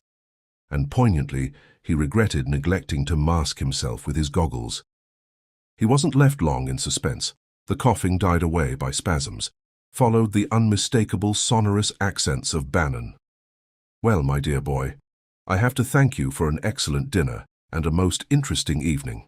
Pity to break it up so early. Still, les affaires, you know. Sorry you're not going my way, but that's a handsome taxi you've drawn. What's its number, eh?" "Haven't the faintest notion," a British voice drawled in response. "Never fret about a taxi's number until it has run over me." "Great mistake," Bannon rejoined cheerfully. "Always take the number before entering. Then, if anything happens, however, that's a good-looking chap at the wheel. Doesn't look as if he'd run you into any trouble." "Oh, I fancy not," said the Englishman, bored. "Well, you never can tell. The number's on the lamp. Make a note of it and be on the safe side. Or trust me, I never forget numbers."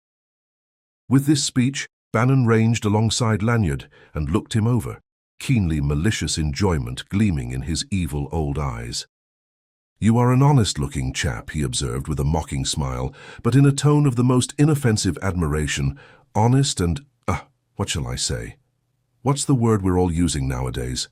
Efficient. Honest and efficient-looking, capable of better things, or I'm no judge." Forgive an old man's candor, my friend, and take good care of our British cousin here. He doesn't know his way around Paris very well. Still, I feel confident he'll come to no harm in your company. Here's a franc for you." With matchless effrontery, he produced a coin from the pocket of his fur-lined coat. Unhesitatingly, permitting no expression to colour his features, Lanyard extended his palm, received the money, dropped it into his own pocket, and carried 2 fingers to the visor of his cap.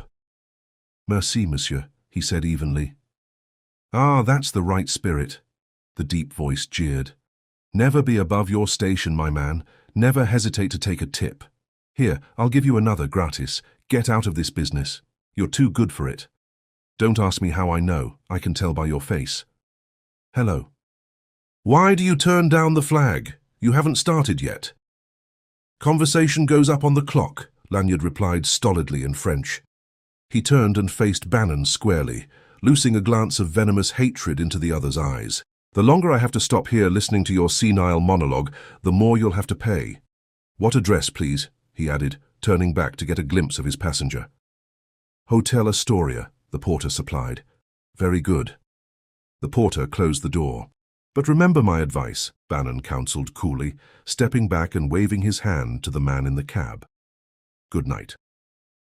Lanyard took his car smartly away from the curb, wheeled round the corner into the Boulevard des Capucines and toward the Rue Royale. He had gone but a block when the window at his back was lowered and his fare observed pleasantly. "That you, Lanyard?" The adventurer hesitated an instant, then without looking round responded, "Wertheimer, eh? Righto." The old man had me puzzled for a minute with his silly chaffing. Stupid of me too, because we'd just been talking about you. Had you though, rather. Hadn't you better take me where we can have a quiet little talk? I'm not conscious of the necessity— "Oh, I say," Wertheimer protested amiably, "don't be shirty, old top. Give a chap a chance. Besides, I have a bit of news from Antwerp that I guarantee will interest you." "Antwerp?" Lanyard iterated, mystified. "Antwerp, where the ships sail from," Wertheimer laughed. "Not Amsterdam, where the diamonds flock together, as you may know. I don't follow you, I'm afraid." "I shan't elucidate until we're under cover." "All right. Where shall I take you? Any quiet café will do. You must know one—" "Thanks." "No," said Lanyard dryly. "If I must confabulate with gentlemen of your kidney, I prefer to keep it dark. Even dressed as I am, I might be recognized, you know." But it was evident that Wertheimer didn't mean to permit himself to be ruffled. "Then will my modest diggings do?" he suggested pleasantly. "I've taken a suite in the Rue Vernay, just back of the Hotel Astoria, where we can be as private as you please if you've no objection." "None whatever." Wertheimer gave him the number and replaced the window. His rooms in the Rue Vernay proved to be a small ground-floor apartment with private entrance to the street. "Took the tip from you," he told Lanyard as he unlocked the door. "I dare say you'd be glad to get back to that rez-de-chaussée of yours. Ripping place, that. By the way, judging from your apparently robust state of health, you haven't been trying to live at home of late." "Indeed." "Indeed, yes, monsieur. If I may presume to advise, I'd pull wide of the Rue Roget for a while, for as long at least as you remain in your present intractable temper."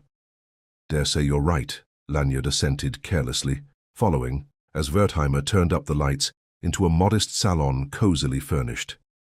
"You live here alone, I understand?" "Quite. Make yourself perfectly at ease. Nobody can hear us." "And," the Englishman added with a laugh, "do forget your pistol, Mr. Lanyard. I'm not Popinot, nor is this Troyon's." "Still," Lanyard countered, "you've just been dining with Bannon." Wertheimer laughed easily. "Had me there," he admitted, unabashed. "I take it you know a bit more about the old man than you did a week ago?" "Perhaps. But sit down. Take that chair there, which commands both doors, if you don't trust me. Do you think I ought to?" "Hardly. Otherwise, I'd ask you to take my word that you're safe for the time being. As it is, I shan't be offended if you keep your gun handy and your sense of self-preservation running under forced draft. But you won't refuse to join me in a whiskey and soda?" "No," said Lanyard slowly, "not if you drink from the same bottle." Again the Englishman laughed unaffectedly as he fetched a decanter, glasses, bottled soda, and a box of cigarettes, and placed them within Lanyard's reach. The adventurer eyed him narrowly, puzzled. He knew nothing of this man, beyond his reputation, something unsavory enough in all conscience, had seen him only once, and then from a distance, before that conference in the Rue Chaptal. And now he was becoming sensitive to a personality uncommonly insinuating. Wertheimer was displaying all the poise of an Englishman of the better caste. More than anybody in the underworld that Lanyard had ever known, this blackmailer had an air of one acquainted with his own respect. And his nonchalance, the good nature with which he accepted Lanyard's pardonable distrust, his genial assumption of fellowship and a common footing, attracted even as it intrigued. With the easy courtesy of a practiced host, he measured whiskey into Lanyard's glass, till checked by a thank you, then helped himself generously, and opened the soda. "I'll not ask you to drink with me," he said with a twinkle, "but chin-chin." And tilting his glass, half emptied it at a draught. Muttering formally, at a disadvantage and resenting it, Lanyard drank with less enthusiasm if without misgivings. Wertheimer selected a cigarette and lighted it at leisure. "Well," he laughed through a cloud of smoke, "I think we're fairly on our way to an understanding, considering you told me to go to hell when last we met." His spirit was irresistible. In spite of himself, Lanyard returned the smile. "I never knew a man to take it with better grace," he admitted, lighting his own cigarette. "Why not? I liked it. You gave us precisely what we asked for." "Then," Lanyard demanded gravely, "if that's your viewpoint, if you're decent enough to see it that way, what the devil are you doing in that galley? Mischief makes strange bedfellows, you'll admit. And if you think that a fair question, what are you doing here with me? Same excuse as before, trying to find out what your game is." Wertheimer eyed the ceiling with an intimate grin. "My dear fellow," he protested, "all you want to know is everything." "More or less," Lanyard admitted gracelessly. "One gathers that you mean to stop this side the channel for some time." "How so?" "There's a settled, personal atmosphere about this establishment. It doesn't look as if half your things were still in trunks." "Oh, these digs." "Yes, they are comfy. You don't miss London." "Rather. But I shall appreciate it all the more when I go back." "Then you can go back if you like." "Meaning your impression is, I made it too hot for me," Wertheimer interposed with a quizzical glance. "I shan't tell you about that, but I'm hoping to be able to run home for an occasional weekend without vexing Scotland Yard." "Why not come with me sometime?" Lanyard shook his head. "Come." The Englishman rallied him. "Don't put on so much side. I'm not bad company. Why not be sociable, since we're bound to be thrown together more or less in the way of business?" "Oh, I think not. But my dear chap, you can't keep this up. Playing taxiway man is hardly your shop. And of course you understand you won't be permitted to engage in any more profitable pursuit until you make terms with the powers that be, or leave Paris. Terms with Bannon, de Morbihan, Popinot, and yourself, eh? With the same." "Mr. Wertheimer," Lanyard told him quietly, "none of you will stop me if ever I make up my mind to take the field again. You haven't been thinking of quitting it?" "What?" Wertheimer demanded innocently, opening his eyes wide. "Perhaps—" "Ah, now I begin to see a light." "So that's the reason you've come down to tooling a taxi," I wondered. "But somehow, Mr. Lanyard," Wertheimer's eyes narrowed thoughtfully, "I can hardly see you content with that line, even if this reform notion isn't simple swank. Well, what do you think?" "I think," the Englishman laughed, "I think this conference doesn't get anywhere in particular. Our simple, trusting natures don't seem to fraternize as spontaneously as they might. We may as well cut the sparring and go down to business, don't you think? But before we do, I'd like your leave to offer one word of friendly advice, and that is, wear Bannon." Lanyard nodded. "Thanks," he said simply. "I say that in all sincerity," Wertheimer declared. "God knows you're nothing to me, but at least you've played the game like a man, and I won't see you butchered to make an Apache holiday for want of warning." "Bannon's as vindictive as that, you think? Holds you in the most poisonous regard, if you ask me. Perhaps you know why. I don't. Anyway, it was rotten luck that brought your car to the door tonight." He named you during dinner, and while apparently he doesn't know where to look for you, it is plain he's got no use for you. Not at least until your attitude towards the organization changes. It hasn't, but I'm obliged. Sure you can't see your way to work with us? Absolutely. Mind you, I'll have to report to the old man. I've got to tell him your answer. I don't think I need tell you what to tell him, said Lanyard with a grin. Still, it's worth thinking over. I know the old man's mind well enough to feel safe in offering you any inducement you can name, in reason, if you'll come to us. 10,000 francs in your pocket before morning, if you like, and freedom to chuck this filthy job of yours. Please stop there, Lanyard interrupted hotly. I was beginning to like you too. Why persist in reminding me you're intimate with the brute who had Roddy butchered in his sleep? Poor devil, Wertheimer said gently. That was a sickening business, I admit. But who told you? Never mind. It's true, isn't it? Yes, the Englishman admitted gravely. It's true. It lies at Bannon's door when all's said. Perhaps you won't believe me, but it's a fact I didn't know positively who was responsible till tonight. You don't really expect me to swallow that? You were hand in glove. Ah, but on probation only. When they voted Roddy out, I wasn't consulted. They kept me in the dark. Mostly, I flatter myself, because I draw the line at murder. If I had known, this you won't believe, of course, Roddy would be alive today. I'd like to believe you, Lanyard admitted. But when you ask me to sign articles with that damned assassin, you can't play our game with clean hands, Wertheimer retorted. Lanyard found no answer to that. If you've said all you wish to, he suggested, rising, I can assure you my answer is final, and go about my business. What's your hurry? Sit down. There's more to say, much more. As for instance, I had a fancy you might like to put a question or two. Lanyard shook his head. It was plain that Wertheimer designed to draw him out through his interest in Lucy Shannon. I haven't the slightest curiosity concerning your affairs, he observed, but you should have. I could tell you a great many interesting things that intimately affect your affairs if I liked. You must understand that I shall hold the balance of power here from now on. Congratulations.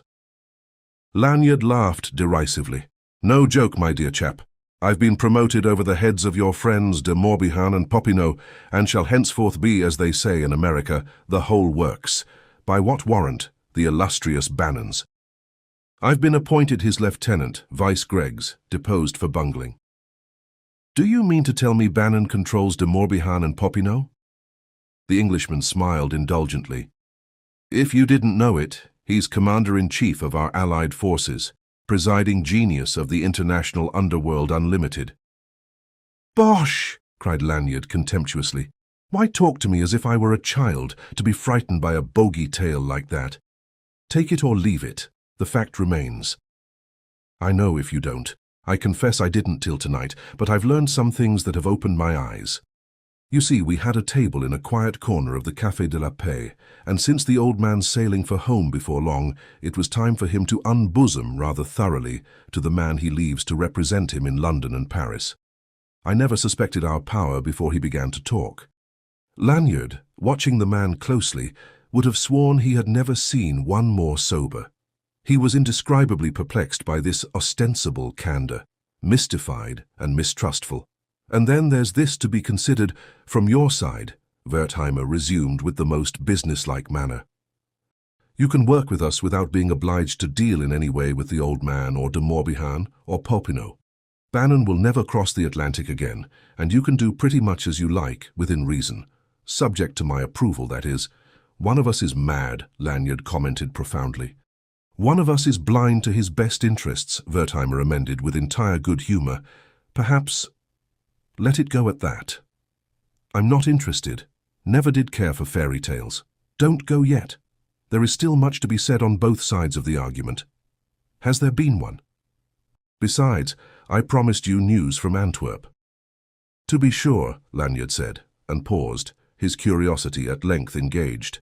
Wertheimer delved into the breast pocket of his dress coat and produced a blue telegraph form, handing it to the adventurer.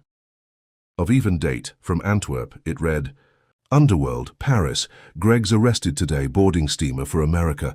After desperate struggle, killed himself immediately afterward. Poison, no confession. Q2. Underworld? Lanyard queried blankly. Our telegraphic address, of course. Q2 is our chief factor in Antwerp, so they got Greg's. Stupid oaf, Wertheimer observed. I've no sympathy for him.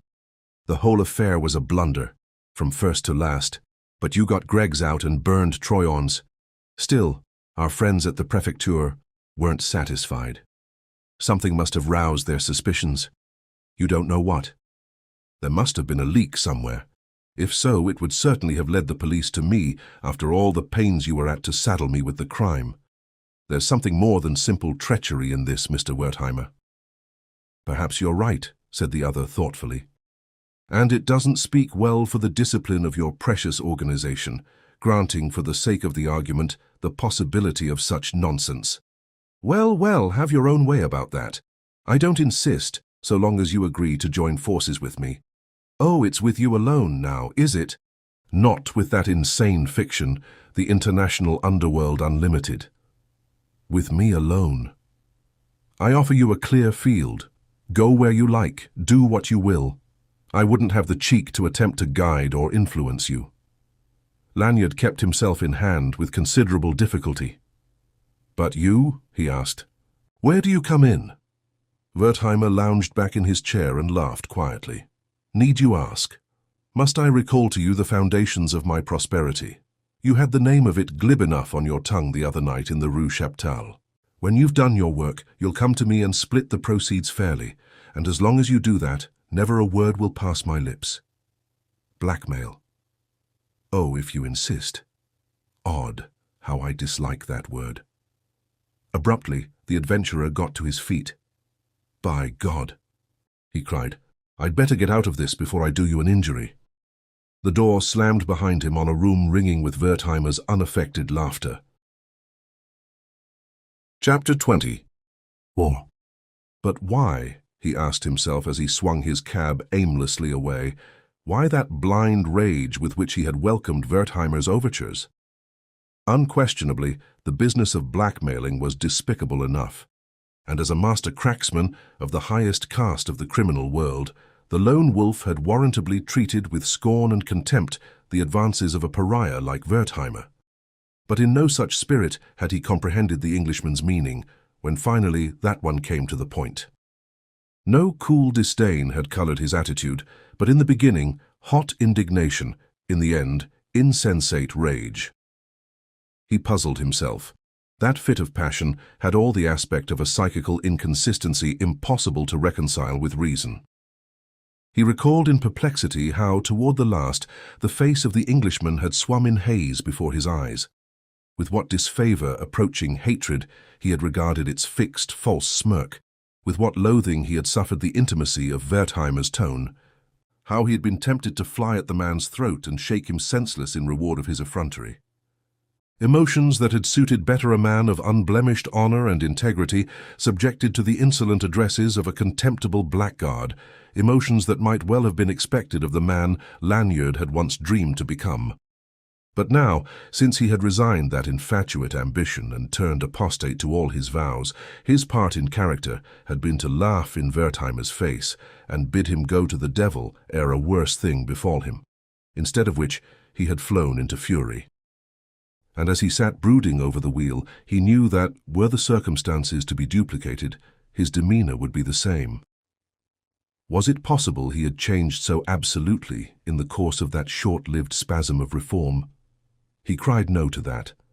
Knowing well what he contemplated, that all his plans were laid and serious mischance alone could prevent him from putting them into effect, feeling himself once more quick with the wanton, ruthless spirit of the lone wolf, invincibly self-sufficient, strong and cunning.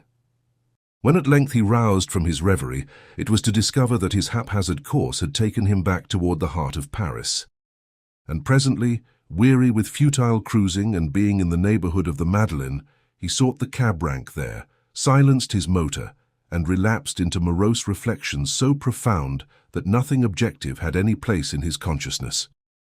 Thus it was that without his knowledge, a brace of furtive thugs were able to slouch down the rank, scrutinizing it covertly but in detail, pause opposite Lanyard's car under pretext of lighting cigarettes, identify him to their satisfaction, and hastily take themselves off. Not until they were quite disappeared did the driver of the cab ahead dare warn him. Lounging back, this last looked the adventurer over inquisitively. "Is it then," he inquired civilly, when Lanyard at length looked round, "that you are in the bad books of the good General Popinot, my friend?" What's that you say?" Lanyard asked, with a stare of blank misapprehension. The man nodded wisely. "He who is at odds with Popinot," he observed, sententious, "does well not to sleep in public. You did not see those two who passed just now and took your number, rats of Montmartre, if I know my Paris. You were dreaming, my friend, and it is my impression that only the presence of those two flies over the way prevented your immediate assassination. If I were you, I should go away very quickly, and never stop till I had put stout walls between myself and Popinot." A chill of apprehension sent a shiver stealing down Lanyard's spine. "You're sure?" "But of a certainty, my old one. 1,000 thanks." Jumping down, the adventurer cranked the motor, sprang back to his seat, and was off like a hunted hare. And when, more than an hour later, he brought his panting car to a pause in a quiet and empty back street of the Auteuil quarter, after a course that had involved the better part of Paris, it was with the conviction that he had beyond question shaken off pursuit, had there in fact been any attempt to follow him. He took advantage of that secluded spot to substitute false numbers for those he was licensed to display. Then, at a more sedate pace, followed the line of the fortifications northward as far as La Muette, where, branching off, he sought and made a circuit of 2 sides of the private park, enclosing the hotel of Madame Omber. But the mansion showed no lights, and there was nothing in the aspect of the property to lead him to believe that the châtelaine had as yet returned to Paris. Now the night was still young, but Lanyard had his cab to dispose of, and not a few other essential details to arrange before he could take definite steps toward the reincarnation of the lone wolf. Picking a most circumspect route across the river, via the Pont Mirabeau, to the all-night telegraph bureau in the Rue de Grenelle, he dispatched a cryptic message to the Minister of War, then with the same pains to avoid notice made back toward the Rue des Acacias. But it wasn't possible to recross the Seine secretly, in effect at least, without returning the way he had come, a long detour that irked his impatient spirit to contemplate. Unwisely he elected to cross by way of the Pont des Invalides. How unwisely was borne in upon him almost as soon as he turned from the brilliant Quai de la Conférence into the darkling Rue François Premier. He had won scarcely 20 yards from the corner when, with a rush, its motor purring like some great tiger cat, a powerful touring car swept up from behind, drew abreast, but instead of passing, checked speed until its pace was even with his own. Struck by the strangeness of this maneuver, he looked quickly round to recognize the moon-like mask of de Morbihan grinning sardonically at him over the steering wheel of the black car. A second hasty glance discovered 4 men in the tonneau. Lacking time to identify them, Lanyard questioned their character as little as their malign intent. Belleville bullies, beyond doubt, drafted from Popinot's battalions with orders to bring in the lone wolf, dead or alive. He had instant proof that his apprehensions were not exaggerated. Of a sudden, de Morbihan cut out the muffler and turned loose, full strength, the electric horn. Between the harsh detonations of the exhaust and the mad, blatant shrieks of the warning, a hideous clamor echoed and re-echoed in that quiet street, a din in which the report of a revolver shot was drowned out and went unnoticed. Lanyard himself might have been unaware of it, had he not caught out of the corner of his eye a flash that spat out at him like a fiery serpent's tongue, and heard the crash of the window behind him as it fell inward, shattered. That the shot had no immediate successor was due almost wholly to Lanyard's instant and instinctive action. Even before the clash of broken glass registered on his consciousness, he threw in the high speed and shot away like a frightened greyhound. So sudden was this move that it caught de Morbihan himself unprepared. In an instant, Lanyard had 10 yards lead. In another, he was spinning on 2 wheels round an acute corner into the Rue Jean Goujon.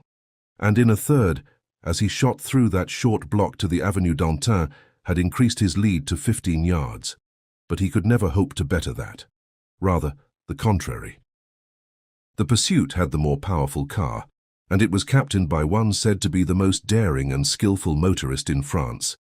The considerations that dictated Lanyard's simple strategy were sound if unformulated. Barring interference on the part of the police, something he dared not count upon, his sole hope lay in open flight and in keeping persistently to the better-lighted main-travelled thoroughfares where a repetition of the attempt would be inadvisable, at least less probable. There was always a bare chance of an accident, that de Morbihan's car would burst a tire or be pocketed by the traffic, enabling Lanyard to strike off into some maze of dark side streets, abandon the cab, and take to cover in good earnest. But that was a forlorn hope at best, and he knew it. Moreover, an accident was as apt to happen to him as to de Morbihan, given an unsound tire or a puncture, or let him be delayed 2 seconds by some traffic hindrance, and nothing short of a miracle could save him. As he swung from the Avenue d'Antin into Rond-Point des Champs-Élysées, the nose of the pursuing car inched up on his right, effectually blocking any attempt to strike off toward the east, to the boulevards and the center of the city's life by night. He had no choice but to fly westwards. He cut an arc round the sexpartite circle of the Rond-Point that lost no inch of advantage, and straightened out, ventre à terre, up the avenue for the Place de l'Étoile, shooting madly in and out of the tide of more leisurely traffic, and ever the motor of the touring car purred contentedly just at his elbow. If there were police about, Lanyard saw nothing of them, not that he would have dreamed of stopping or even of checking speed for anything less than an immovable obstacle. But as minutes sped, it became apparent that there was to be no renewed attempt upon his life for the time being. The pursuers could afford to wait. They could afford to ape the patience of death itself, and it came then to Lanyard that he drove no more alone. Death was his passenger. Absorbed though he was with the control of his machine and the ever-shifting problems of the road, he still found time to think quite clearly of himself, to recognize the fact that he was very likely looking his last on Paris, on life. But a little longer, and the name of Michael Lanyard would be not even a memory to those whose lives composed the untiring life of this broad avenue. Before him, the Arc de Triomphe loomed ever larger and more darkly beautiful against the field of midnight stars. He wondered, would he reach it alive? He did. Still, the pursuit bided its time, but the hood of the touring car nosed him inexorably round the arch, away from the Avenue de la Grande Armée and into the Avenue du Bois. Only when in full course for Port Dauphine did he appreciate de Morbihan's design.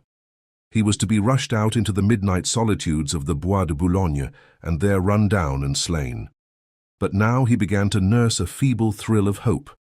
Once inside the park enclosure, he reckoned vaguely on some opportunity to make sudden halt, abandon the car and, taking refuge in the friendly obscurity of trees and shrubbery, either make good his escape afoot or stand off the Apaches until police came to his aid. With night to cloak his movements and with a clump of trees to shelter in, he dared believe he would have a chance for his life, whereas in naked streets any such attempt would prove simply suicidal.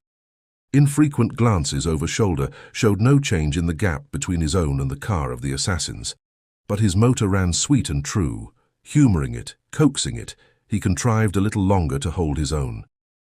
Approaching the Port Dauphine, he became aware of 2 sergeants de ville standing in the middle of the way and wildly brandishing their arms. He held on toward them relentlessly. It was their lives or his, and they leaped aside barely in time to save themselves.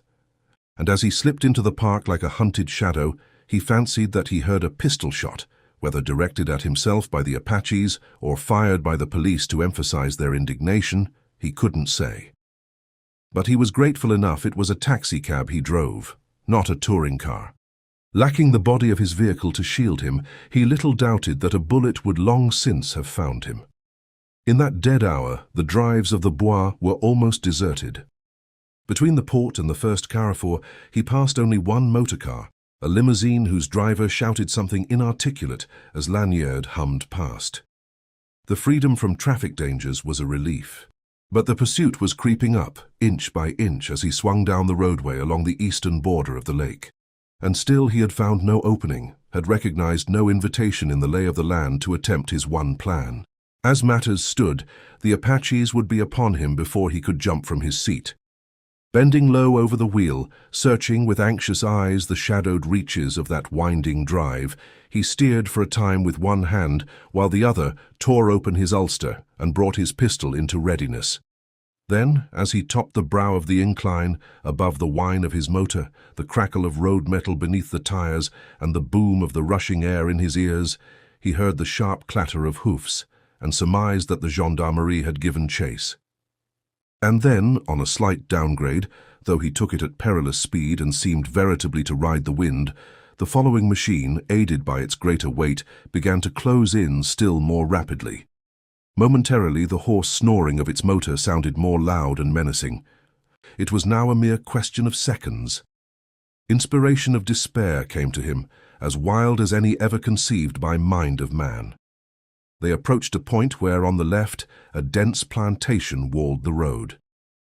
To the right, a wide footwalk separated the drive from a gentle declivity sown with saplings running down to the water. Rising in his place, Lanyard slipped from under him the heavy waterproof cushion.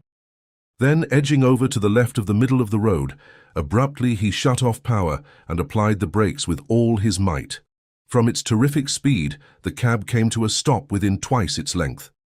Lanyard was thrown forward against the wheel, but having braced in anticipation, escaped injury and effected instant recovery. The car of the Apaches was upon him in a pulse beat. With no least warning of his intention, de Morbihan had no time to employ brakes. Lanyard saw its dark shape flash past the windows of his cab and heard a shout of triumph. Then, with all his might, he flung the heavy cushion across that scant space, directly into the face of de Morbihan. His aim was straight and true.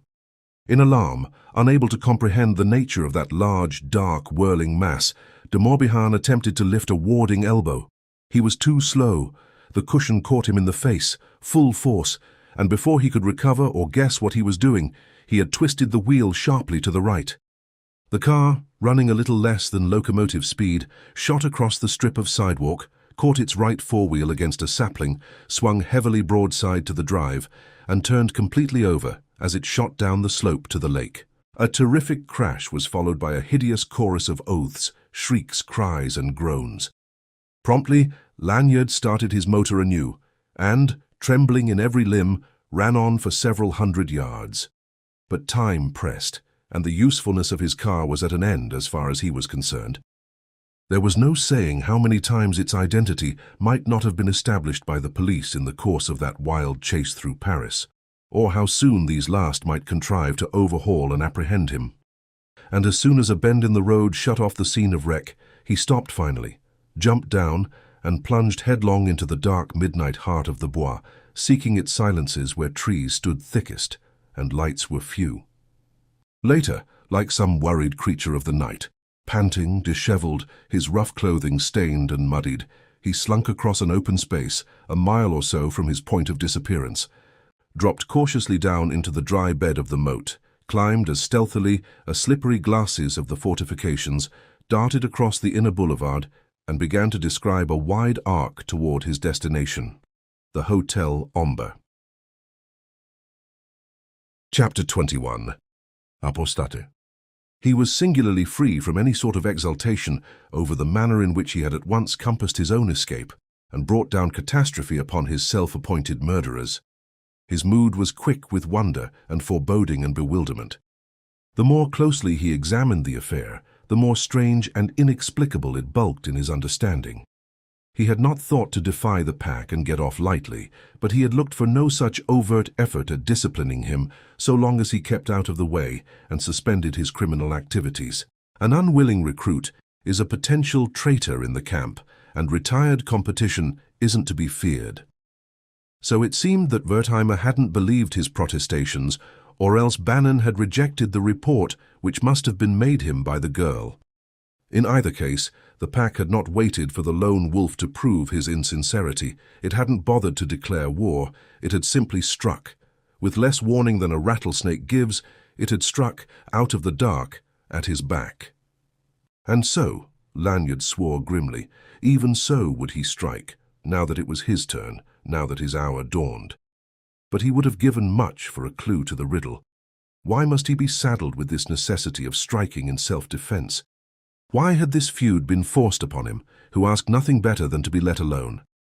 He told himself it wasn't altogether the professional jealousy of de Morbihan, Popinot and Wertheimer.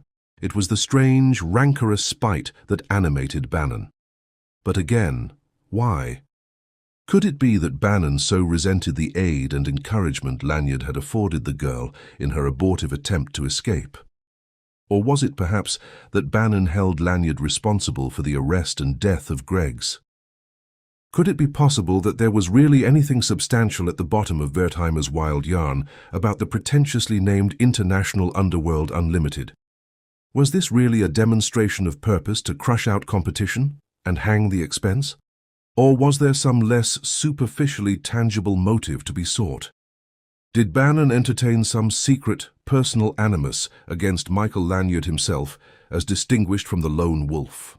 Debating these questions from every angle but to no end, he worked himself into a fine fury of exasperation, vowing he would consummate this one final coup, sequestrate himself in England until the affair had blown over, and in his own good time return to Paris to expose de Morbihan, presuming he survived the wreck in the Bois, exterminate Popinot utterly, drive Wertheimer into permanent retirement at Dartmoor, and force an accounting from Bannon, though it were surrendered together with that invalid's last wheezing breaths. In this temper he arrived, past 1 in the morning, under the walls of the Hotel Omber, and prudently selected a new point of attack. In the course of his preliminary examinations of the walls, it hadn't escaped him that their brick and plaster construction was in bad repair. He had marked down several spots where the weather had eaten the outer coat of plaster completely away. At one of these, midway between the avenue and the junction of the side streets, he hesitated. As he had foreseen, the mortar that bound the bricks together was all dry and crumbling. It was no great task to work one of them loose, making a foothold from which he might grasp with a gloved hand the glass-toothed curbing, cast his ulster across this for further protection, and swing himself bodily atop the wall. But there, momentarily, he paused in doubt and trembling. In that exposed and comfortless perch, the lifeless street on one hand, the black mystery of the neglected park on the other, he was seized and shaken by a sudden revulsion of feeling like a sickness of his very soul. Physical fear had nothing to do with this, for he was quite alone and unobserved. Had it been otherwise, faculties trained through a lifetime to such work as this, and now keyed to concert pitch, would not have failed to give warning of whatever danger his grosser senses might have overlooked. Notwithstanding, he was afraid as though fear's very self had laid hold of his soul by the heels and would not let it go until its vision of itself was absolute. He was afraid with a great fear such as he had never dreamed to know, who knew well the wincing of the flesh from risk of pain, the shuddering of the spirit in the shadow of death, and horror such as had gripped him that morning in poor Roddy's bedchamber. But none of these had in any way taught him the measure of such fear as now possessed him, so absolute that he quaked like a naked soul in the inexorable presence of the eternal. He was afraid of himself, in panic terror of that ego which tenanted the shell of functioning, sensitive stuff called Michael Lanyard. He was afraid of the strange, silent, incomprehensible self lurking occult in him, that masked, mysterious self which in its inscrutable whim could make him fine or make him base. That self impalpable and elusive as any shadow, yet invincibly strong, his master and his fate, in one the grave of yesterday, the cup of today, the womb of tomorrow. He looked up at the tired, dull faces of those old dwellings that loomed across the way with blind and lightless windows, sleeping without suspicion that he had stolen in among them, the grim and deadly thing that walked by night, the lone wolf, creature of pillage and rapine, scourged slave of that self which knew no law. Then slowly that obsession lifted like the passing of a nightmare, and with a start, a little shiver and a sigh, Lanyard roused and went on to do the bidding of his self for its unfathomable ends.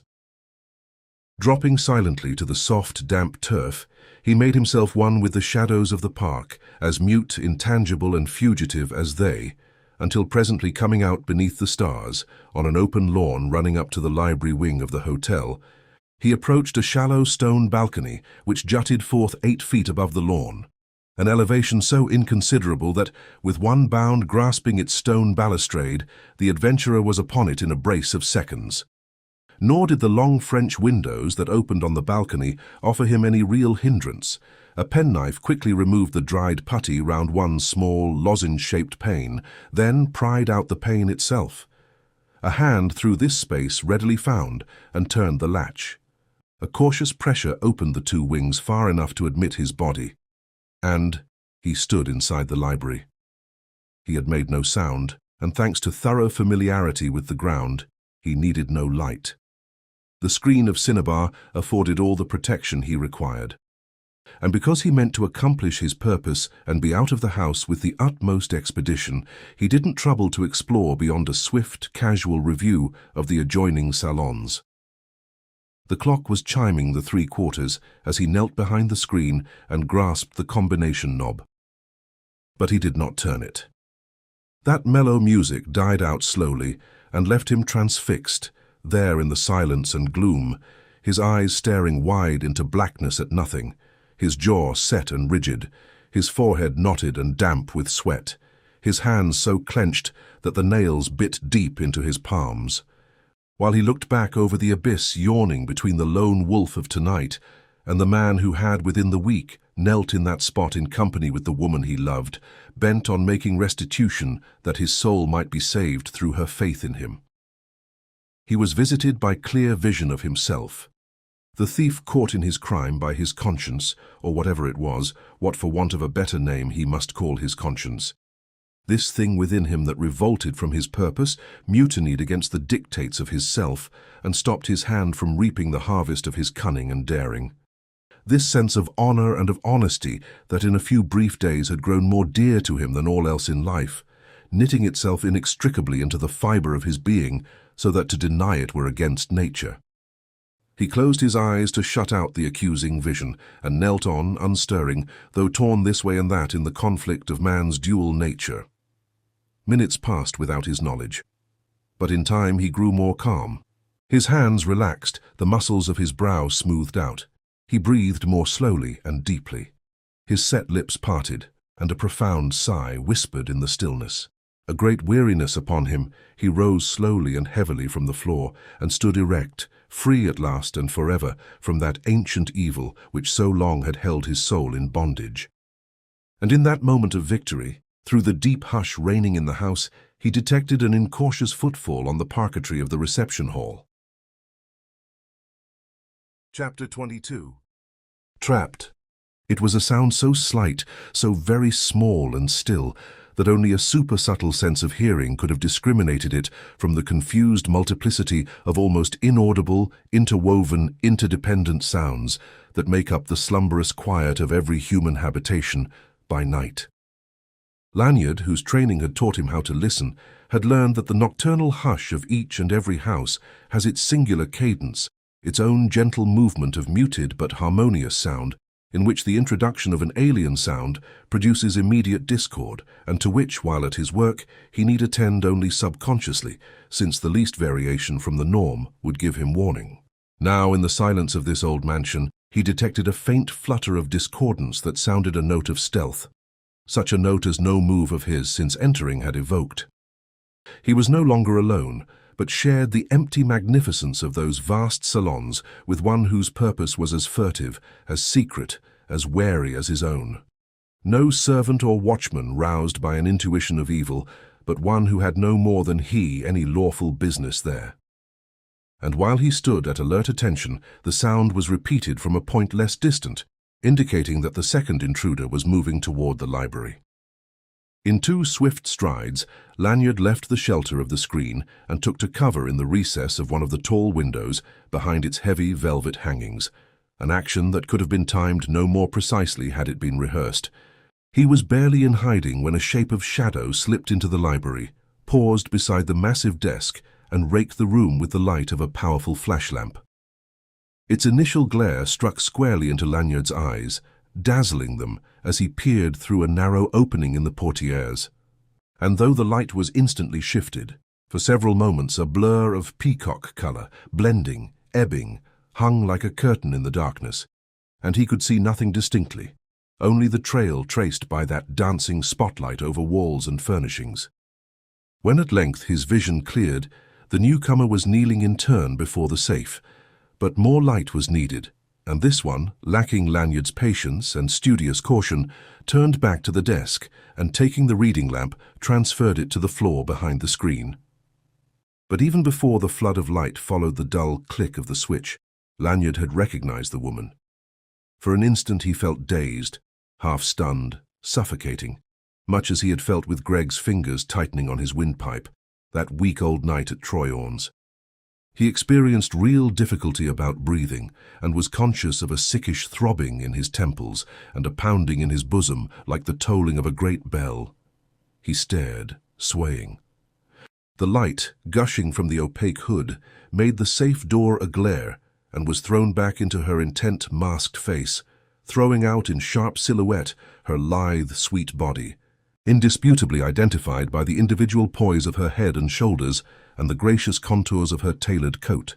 She was all in black, even to her hands, no trace of white or any color showing but the fair curve of the cheek below her mask and the red of her lips. And if more evidence were needed, the intelligence with which she attacked the combination, the confident, business-like precision distinguishing her every action, proved her an apt pupil in that business. His thoughts were all in a welter of miserable confusion. He knew that this explained many things he would have held questionable had not his infatuation forbidden him to consider them at all, lest he be disloyal to this woman whom he adored. But in the anguish of that moment, he could entertain but one thought, and that possessed him altogether, that she must somehow be saved from the evil she contemplated. But while he hesitated, she became sensitive to his presence. Though he had made no sound since her entrance, though he had not even stirred, somehow she divined that he, someone, was there in the recess of the window, watching her. In the act of opening the safe, using the memorandum of its combination which he had jotted down in her presence, he saw her pause, freeze to a pose of attention, then turn to stare directly at the portiere that hid him. And for an eternal second she remained kneeling there, so still that she seemed not even to breathe, her gaze fixed and level, waiting for some sound, some sign, some tremor of the curtain's folds to confirm her suspicion. When at length she rose, it was in one swift, alert movement. And as she paused with her slight shoulders squared and her head thrown back defiantly, challengingly, as one without will of his own but drawn irresistibly by her gaze, he stepped out into the room. And since he was no more the lone wolf, but now a simple man in agony, with no thought for their circumstances, for the fact that they were both housebreakers and that the slightest sound might raise a hue and cry upon them, he took one faltering step toward her, stopped, lifted a hand in a gesture of appeal, and stammered, "Lucy, you!" His voice broke and failed. She didn't answer, more than by recoiling as though he had offered to strike her, until the table stopped her, and she leaned back as if glad of its support. "Oh!" she cried, trembling. Why did you do it?" He might have answered her in kind, but self-justification passed his power. He couldn't say, "Because this evening you made me lose faith in everything, and I thought to forget you by going to the devil the quickest way I knew, this way." Though that was true, he couldn't say, "Because, a thief from boyhood, habit proved too strong for me, and I couldn't withstand temptation." For that was untrue. He could only hang his head and mumble the wretched confession, "I don't know." As if he hadn't spoken, she cried again, Why did you do it? I was so proud of you, so sure of you, the man who had turned straight because of me. It compensated, but now—" Her voice broke in a short, dry sob. "Compensated?" he repeated stupidly. "Yes, compensated." She lifted her head with a gesture of impatience. "For this, don't you understand? For this that I'm doing. You don't imagine I'm here of my own will? That I went back to Bannon for any reason but to try to save you from him?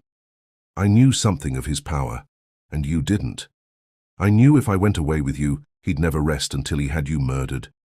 And I thought if I could mislead him by lies for a little time, long enough to give you a chance to escape, I thought, perhaps, I might be able to communicate with the police, denounce him." She hesitated, breathless and appealing. At her first words, he had drawn close to her, and all their talk was murmurings. But this was quite instinctive, for both were beyond considerations of prudence, the one coherent thought of each being that now, once and forever, all misunderstanding must be done away with.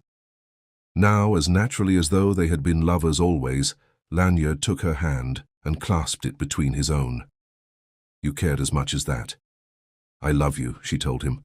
"I love you so much I'm ready to sacrifice everything for you. Life, liberty, honor. Hush, dearest, hush." He begged, half distracted. "I mean it.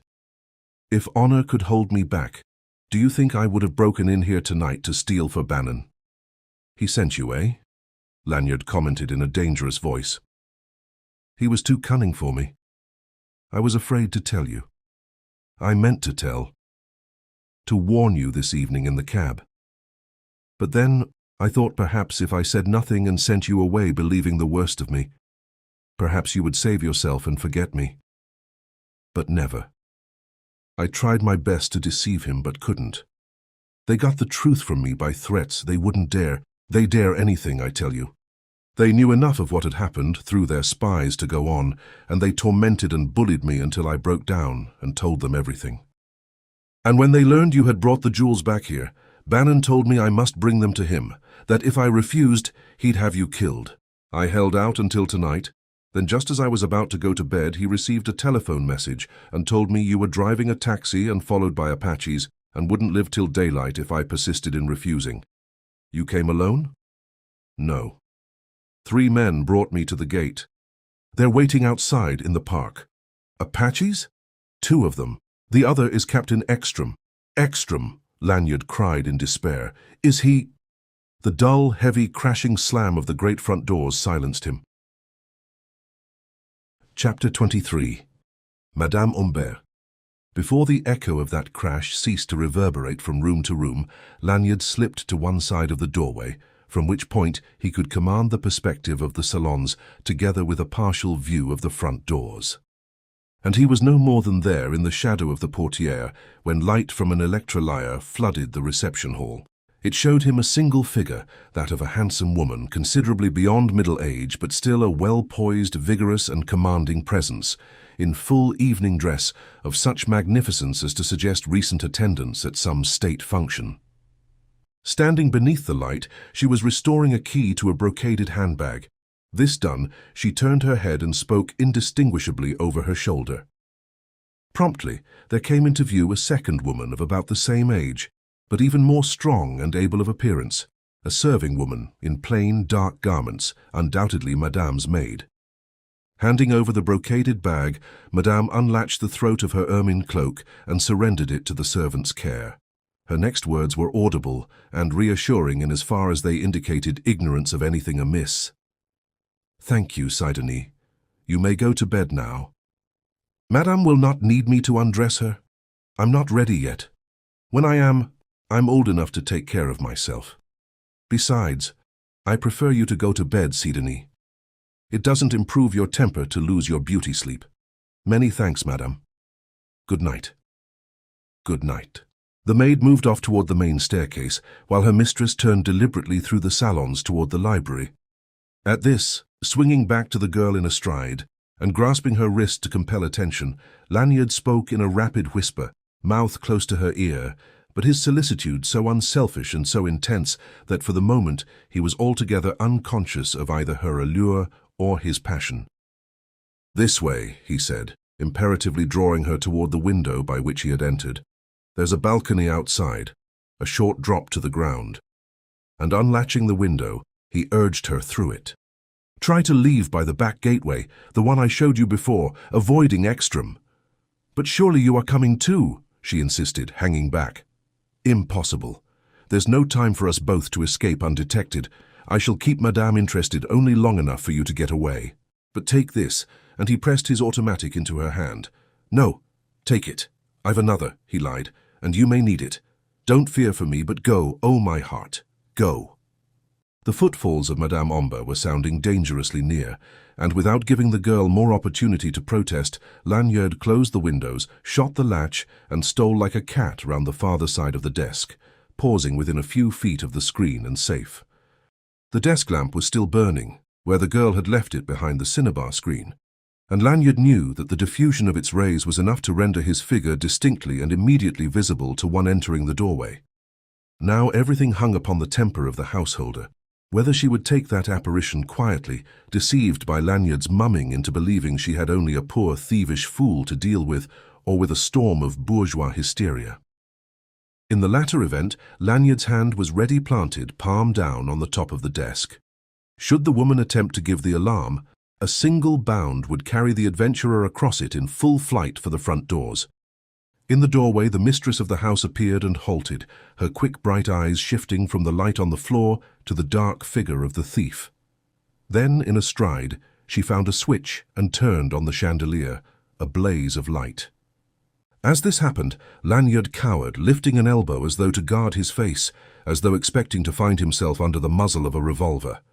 The gesture had the calculated effect of focusing the attention of the woman exclusively to him, after one swift glance round had shown her a room tenanted only by herself and a cringing thief. And immediately it was made manifest that, whether or not deceived, she meant to take the situation quietly, if in a strong hand. Her eyes narrowed, and the muscles of her square, almost masculine jaw hardened ominously as she looked the intruder up and down. Then a flicker of contempt modified the grimness of her countenance. She took 3 steps forward, pausing on the other side of the desk, her back to the doorway. Lanyard trembled visibly. "Well." The word boomed like the opening gun of an engagement. "Well, my man." The shrewd eyes swerved to the closed door of the safe and quickly back again. "You don't seem to have accomplished much." "For God's sake, madam," Lanyard blurted in a husky, shaken voice, nothing like his own. "Don't have me arrested. Give me a chance. I haven't taken anything." "Don't call the flicks." He checked, moving an uncertain hand towards his throat as if his tongue had gone dry. "Come, come," the woman answered, with a look almost of pity. "I haven't called anyone, as yet." The fingers of one strong white hand were drumming gently on the top of the desk. Then, with a movement so quick and sure that Lanyard himself could hardly have bettered it, they slipped down to a handle of a drawer, jerked it open, closed round the butt of a revolver, and presented it at the adventurer's head. Automatically he raised both hands. "Don't shoot!" he cried. "I'm not armed. Is that the truth?" "You've only to search me, madame. Thanks." Madame's accents now discovered a trace of dry humor. "I'll leave that to you. Turn out your pockets on the desk there, and remember, I'll stand no nonsense." The weapon covered Lanyard steadily, leaving him no choice but to obey. As it happened, he was glad of the excuse to listen for sounds to tell how the girl was faring in her flight, and made a pretense of trembling fingers cover the slowness with which he complied. But he heard nothing. When he had visibly turned every pocket inside out and their contents lay upon the desk, the woman looked the exhibits over incuriously. "Put them back," she said curtly, "and then fetch that chair over there, the one in the corner. I've a notion I'd like to talk to you." "That's the usual thing, isn't it?" "How?" Lanyard demanded with a vacant stare. "In all the criminal novels I've ever read, the law-abiding householder always sits down and has a sociable chat with the housebreaker before calling in the police.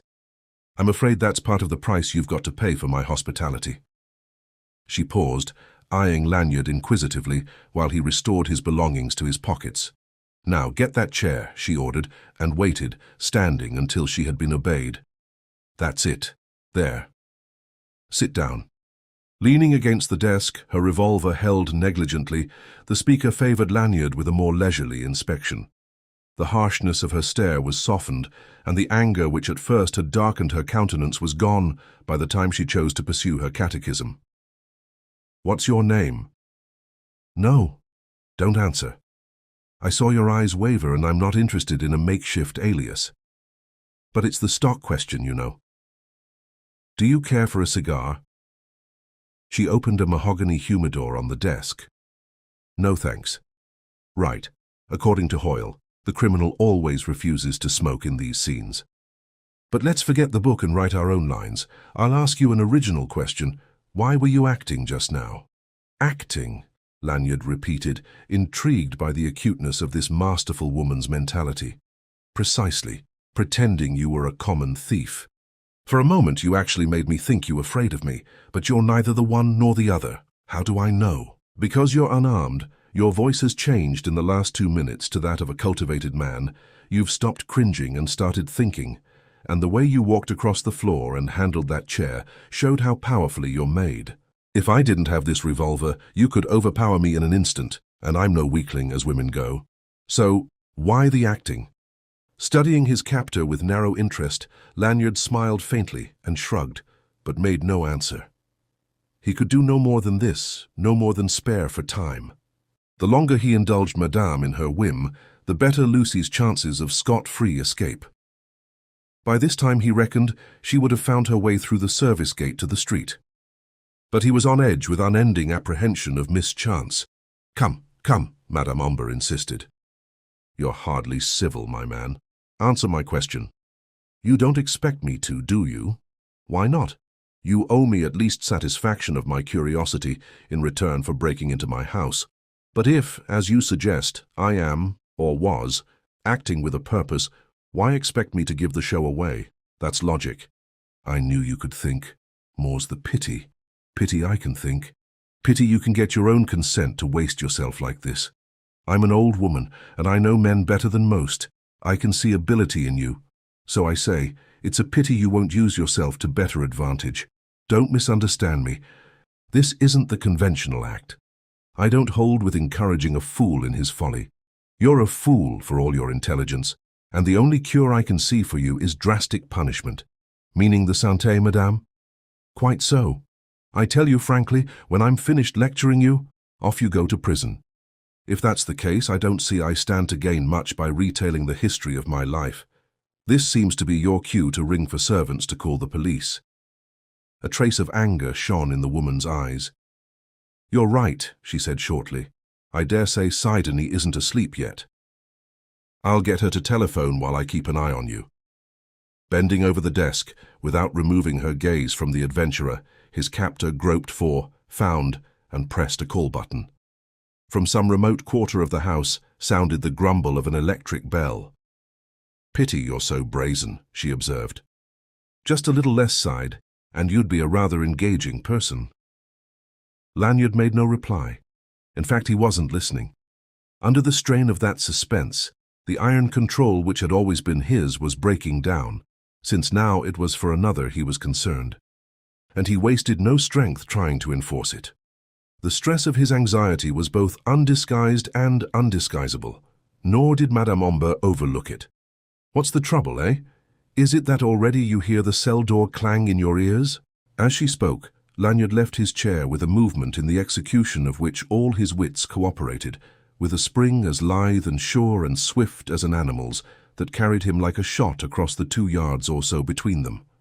The slightest error in his reckoning would have finished him, for the other had been watching for just such a move, and the revolver was nearly level with Lanyard's head when he grasped it by the barrel, turned that to the ceiling, imprisoned the woman's wrist with his other hand, and in 2 movements had captured the weapon without injuring its owner.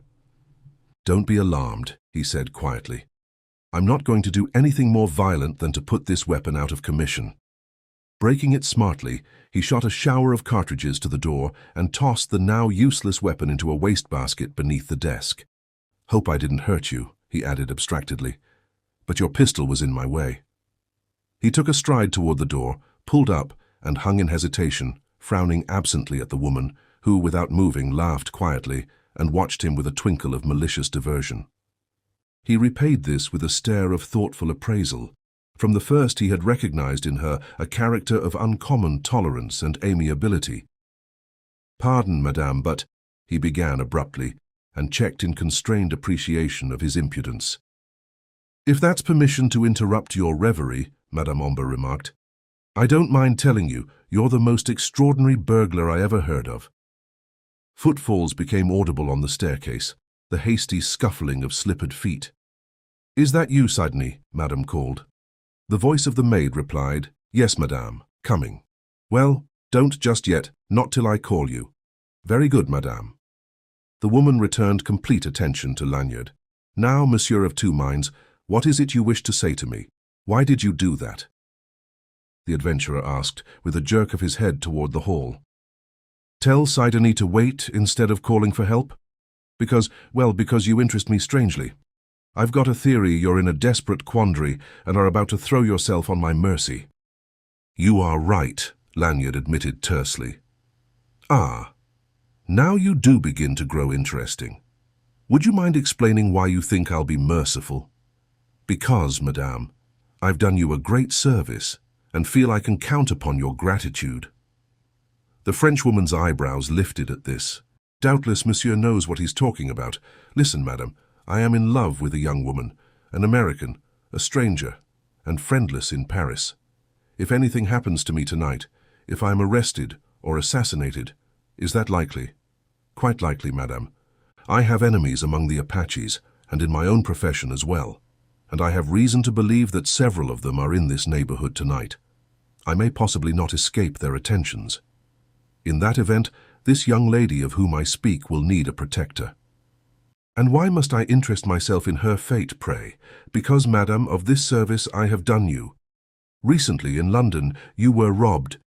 The woman started and colored with excitement. "You know something of my jewels?" "Everything, madame. It was I who stole them. You? You are then that lone wolf?" "I was, madame." "Why the past tense?" the woman demanded, eyeing him with a portentous frown. "Because I am done with thieving."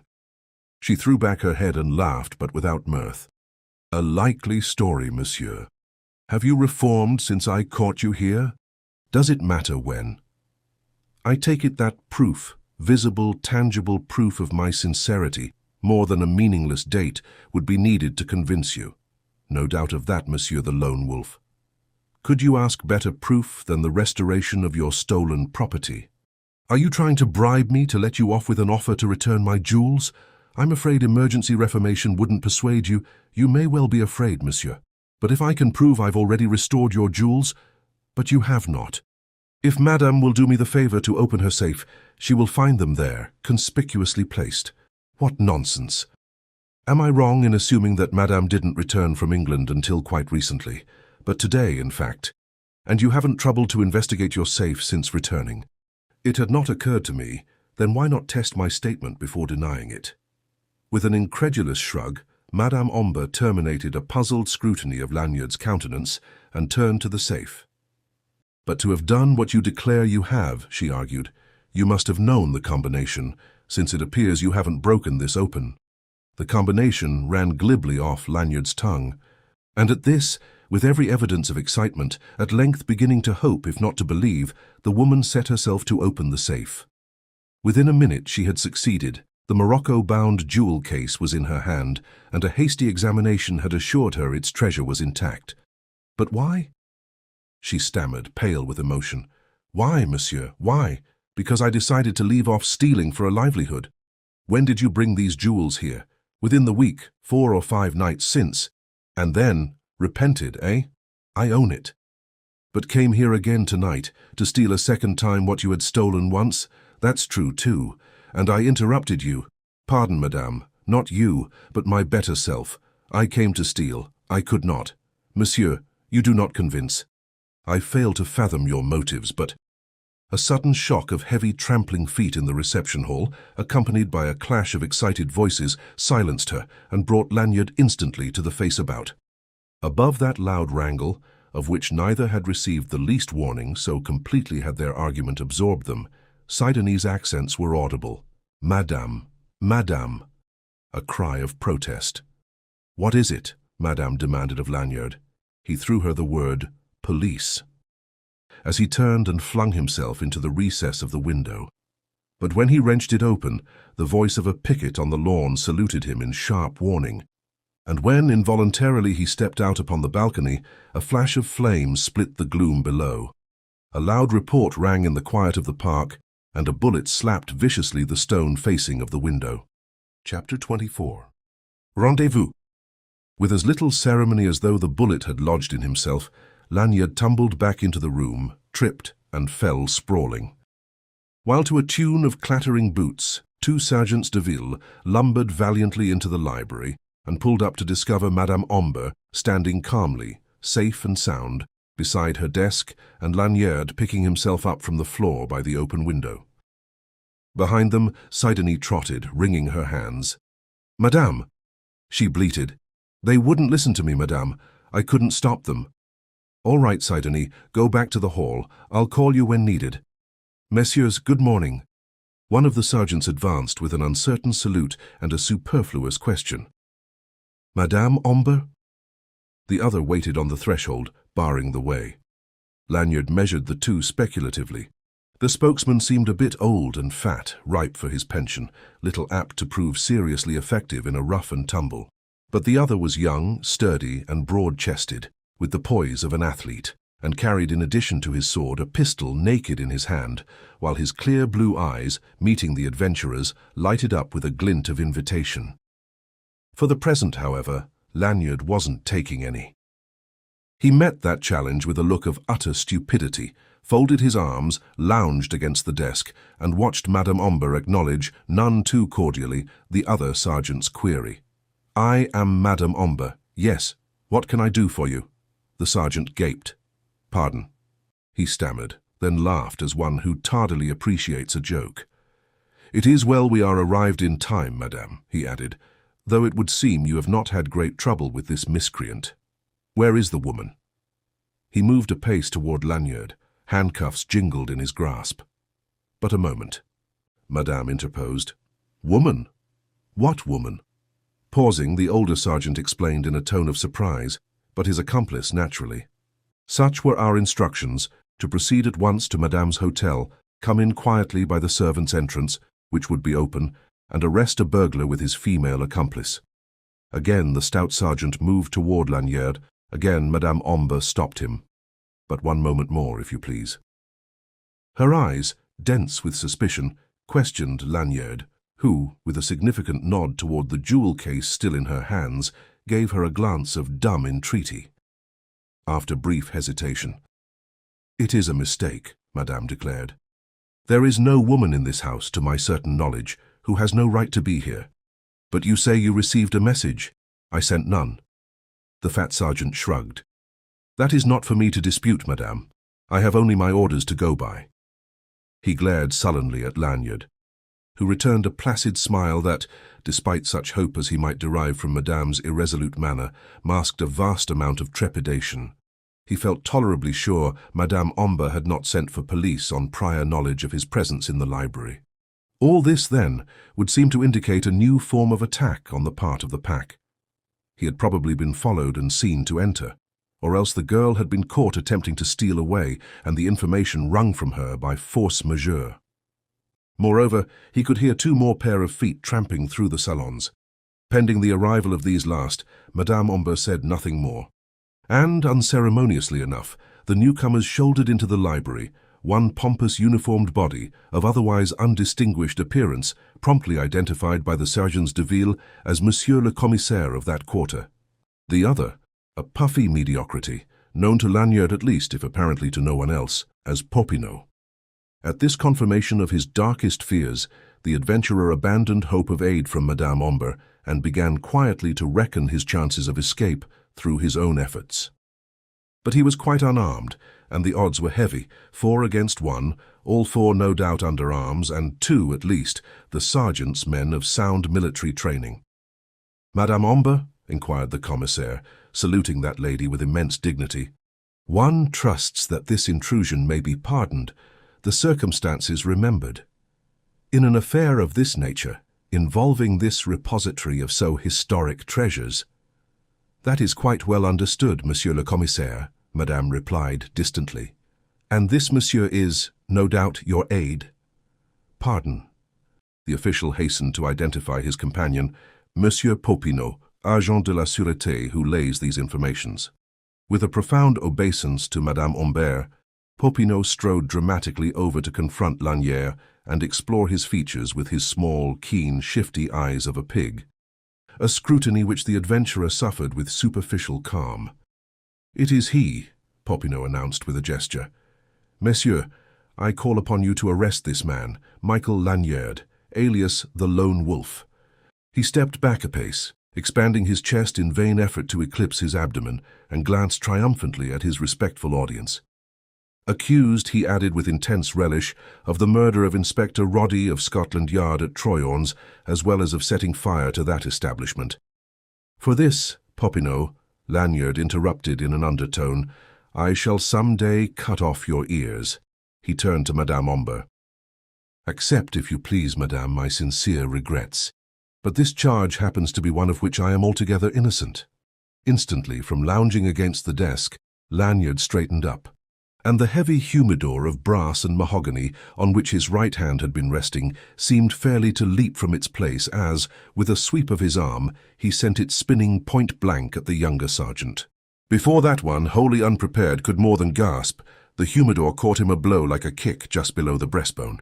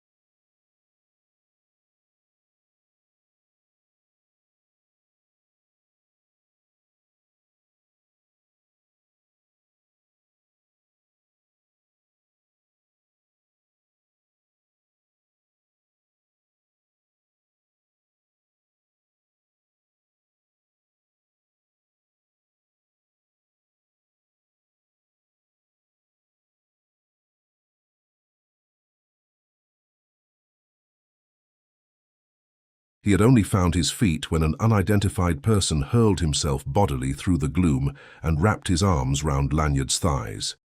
And as both went down, two others piled up on top. For the next minute or two, Lanyard fought blindly, madly, viciously, striking and kicking at random. For all that, even with one sergeant hors de combat, they were 3-1. And though with the ferocity of sheer desperation he shook them all off at one time and gained a few yards more, it was only again to be overcome and borne down, crushed beneath the weight of 3. His wind was going, his strength was leaving him. He mustered up every ounce of energy, all his wit and courage for one last effort, fought like a cat, tooth and nail, toiled once more to his knees, with two clinging to him like wolves to the flanks of a stag, shook one off, regained his feet, swayed, and in one final gust of ferocity, dashed both fists repeatedly into the face of him who still clung to him. That one was Popinot. He knew instinctively that this was so, and a grim joy filled him as he felt the man's clutches relax and fall away, and guessed how brutal was the damage he had done that fat, evil face. At length free, he made off, running, stumbling, reeling, gained the hall, flung open the door, and heedless of the picket who had fired on him from below the window, dashed down the steps and away. 3 shots sped him through that intricate tangle of night-bound park. But all went wide. The pursuit, what little there was, blundered off at haphazard and lost itself as well. He came to the wall, crept along in shelter of its shadow, until he found a tree with a low-swung branch that jutted out over the street, climbed this, edged out over the wall, and dropped to the sidewalk. A shout from the quarter of the carriage gates greeted his appearance. He turned and ran again. Flying footsteps for a time pursued him, and once, with a sinking heart, he heard the rumble of a motor.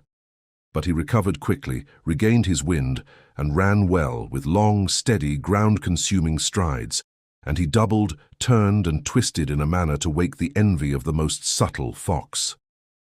In time he felt warranted in slowing down to a rapid walk. Weariness was now a heavy burden upon him, and his spirit numb with desperate need of rest. But his pace did not flag, nor his purpose falter from its goal. It was a long walk, if a direct one, to which he set himself as soon as confident the pursuit had failed once more. He plodded on, without faltering, to the one place where he might feel sure of finding his beloved if she lived and were free.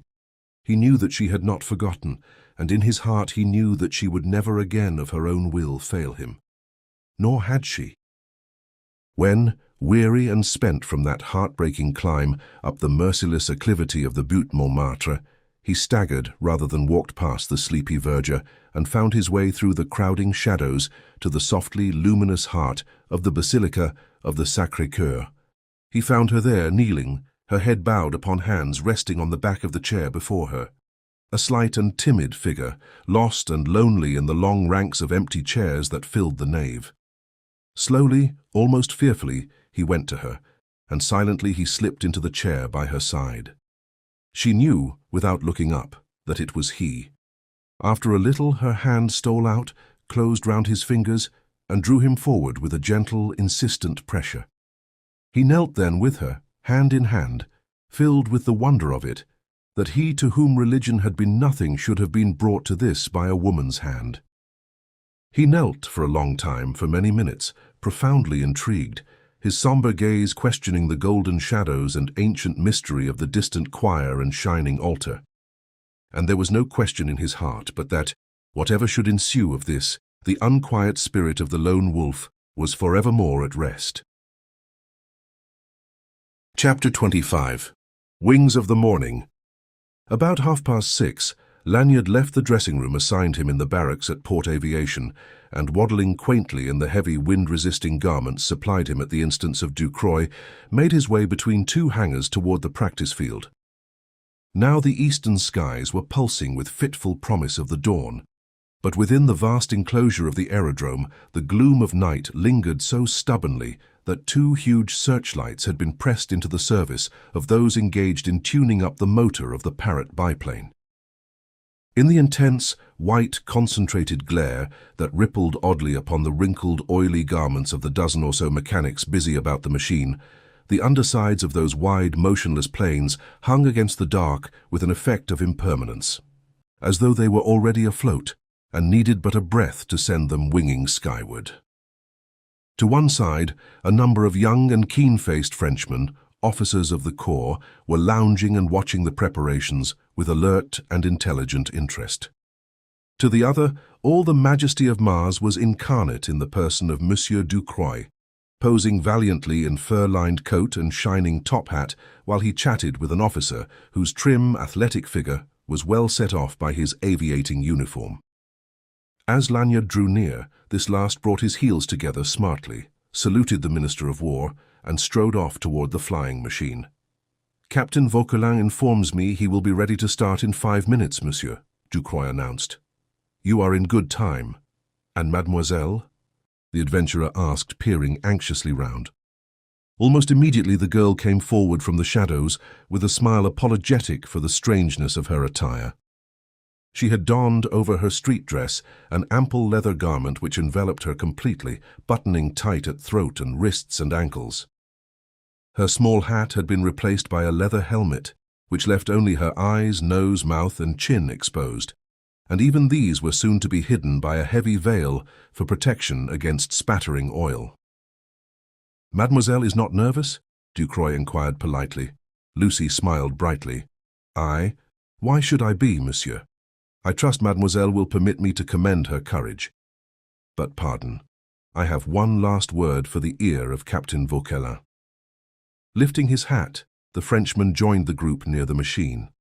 Lanyard stared unaffectedly at the girl, unable to disguise his wonder at the high spirits advertised by her rekindled color and brilliant eyes. "Well?" she demanded gaily. "Don't tell me I don't look like a fright. I know I do." "I daren't tell you how you look to me," Lanyard replied soberly. "But I will say this, that for sheer downright pluck you—" "Thank you, monsieur. And you?" He glanced with a deprecatory smile at the flimsy-looking contrivance to which they were presently to entrust their lives. Somehow, said he doubtfully, I don't feel in the least upset or exhilarated. It seems little out of the average run of life, all in the day's work. I think, she said judgmatical, that you're very like the other lone wolf, the fictitious one. Lupin, you know, a bit of a blagueur. If you're not nervous, why keep glancing over there? As if you were rather expecting somebody, as if you wouldn't be surprised to see Popinot or de Morbihan pop out of the ground. Or Ekstrom. He said gravely. I don't mind telling you now, that's precisely what I'm afraid of. Nonsense. The girl cried in open contempt. What could they do? Please don't ask me, Lanyard begged seriously. I might try to tell you. But don't worry, my dear. Fugitively, her hand touched his. We're ready. It was true enough. Ducroix was moving impressively back toward them. All is prepared, he announced in sonorous accents. A bit sobered, in silence they approached the machine.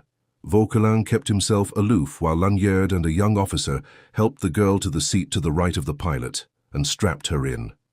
When Lanyard had been similarly secured in the place on the left, the two sat imprisoned, some 6 feet above the ground.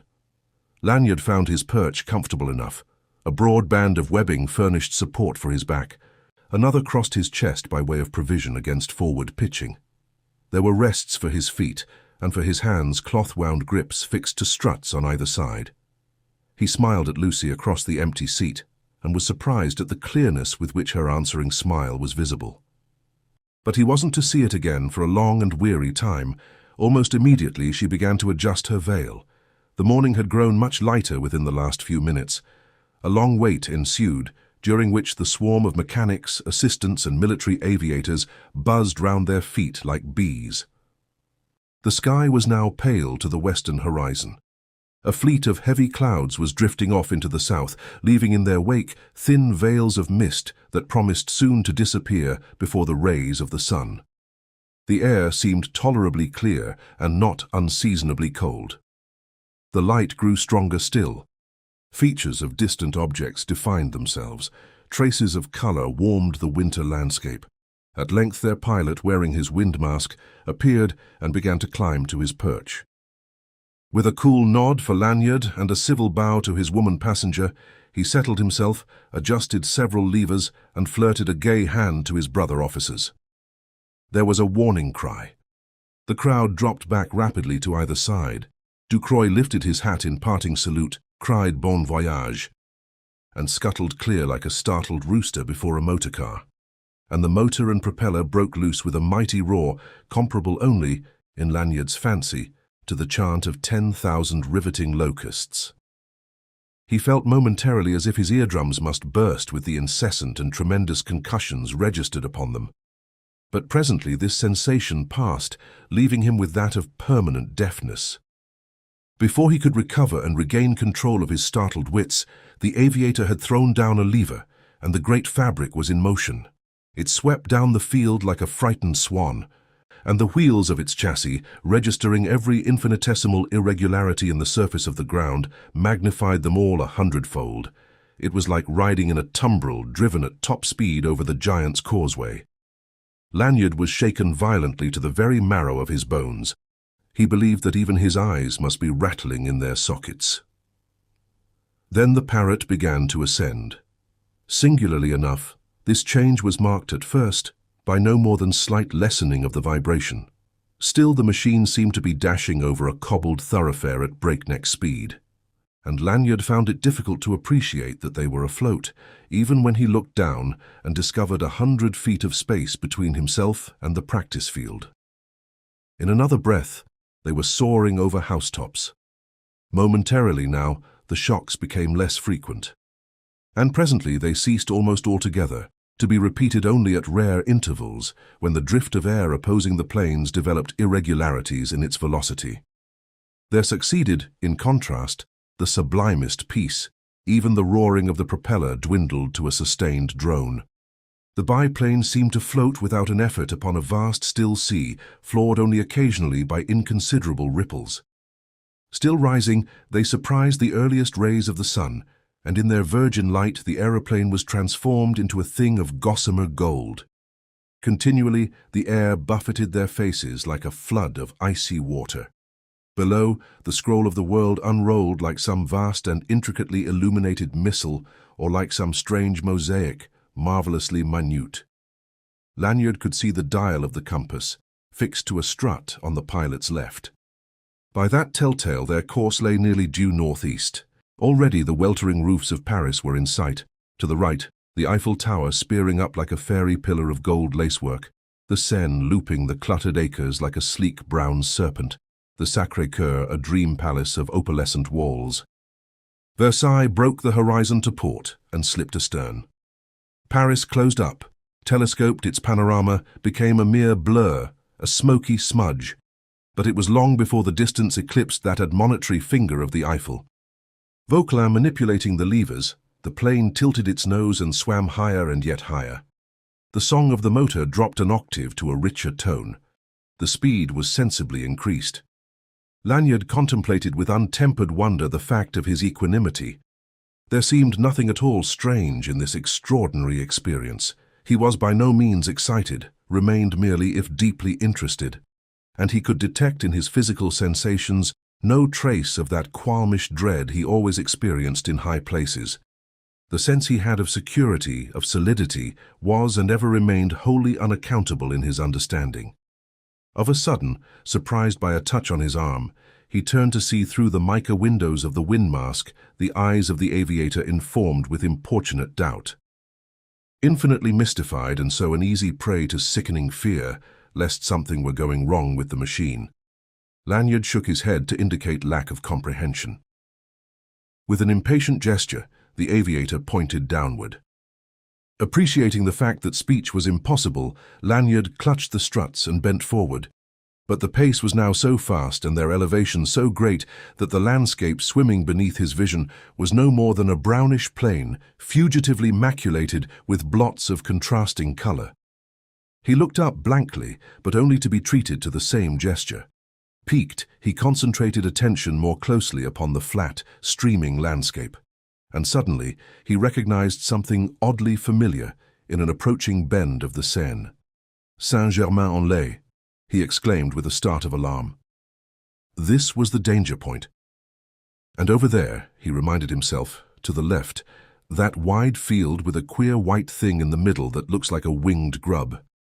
That must be de Morbihan's aerodrome and his Valkyr monoplane. Are they bringing it out? Is that what Vauquelin means? And if so, what of it? I don't see. Suddenly doubt and wonder chilled the adventurer. Temporarily Vauquelin returned entire attention to the management of the biplane. The wind was now blowing more fitfully, creating pockets, those holes in the air so dreaded by cloud pilots, and in quest of more constant resistance, the aviator was swinging his craft in a wide northerly curve, climbing ever higher and more high. The earth soon lost all semblance of design. Even the twisted silver wire of the Seine vanished, far over to the left. Remained only the effect of firm suspension in that high blue vault, of a continuous low of iced water in the face, together with the tuneless chanting of the motor. After some 40 minutes of this, it may have been an hour, for time was then an incalculable thing, Lanyard, in a mood of abnormal sensitiveness, began to divine additional disquiet in the mind of the aviator, and stared until he caught his eye. What is it? He screamed in futile effort to lift his voice above the din, but the Frenchman understood and responded with a sweep of his arm toward the horizon ahead. And seeing nothing but cloud in the quarter indicated, Lanyard grasped the nature of a phenomenon which, from the first, had been vaguely troubling him.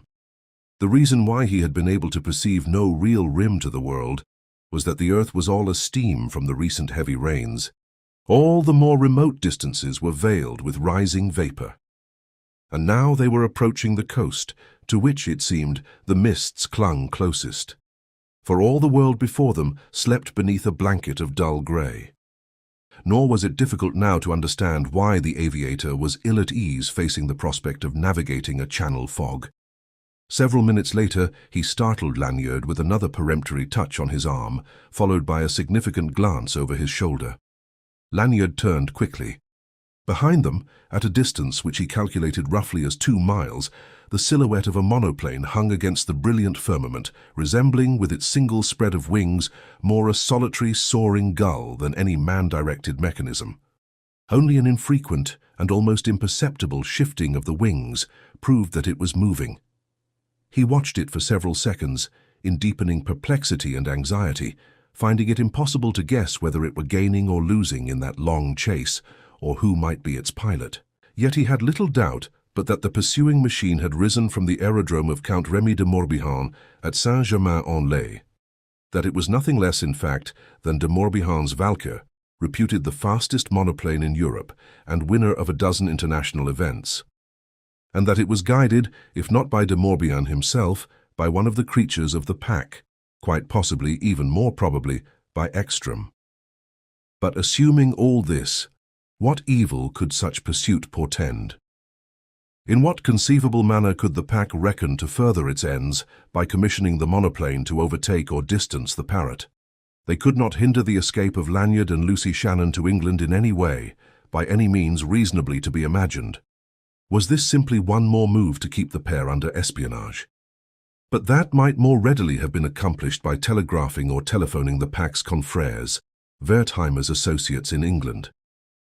Lanyard gave it up, admitting his inability to trump up any sane excuse for such conduct. But the riddle continued to fret his mind without respite.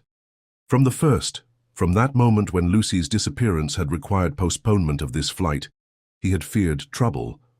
It hadn't seemed reasonable to hope that the Parrot could be held in waiting on his convenience for many days without the secret leaking out. But it was trouble to develop before the start from Port Aviation that he had anticipated. The possibility that the pack would be able to work any mischief to him after that had never entered his calculations. Even now he found it difficult to give it serious consideration. Again he glanced back. Now, in his judgment, the monoplane loomed larger than before against the glowing sky, indicating that it was overtaking them. Beneath his breath, Lanyard swore from a brimming heart. The Parrot was capable of a speed of 80 miles an hour. And unquestionably Vauquelin was wheedling every ounce of power out of its willing motor. Since drawing Lanyard's attention to the pursuer, he had brought about appreciable acceleration. But would even that pace serve to hold the Valkyr, if not to distance it?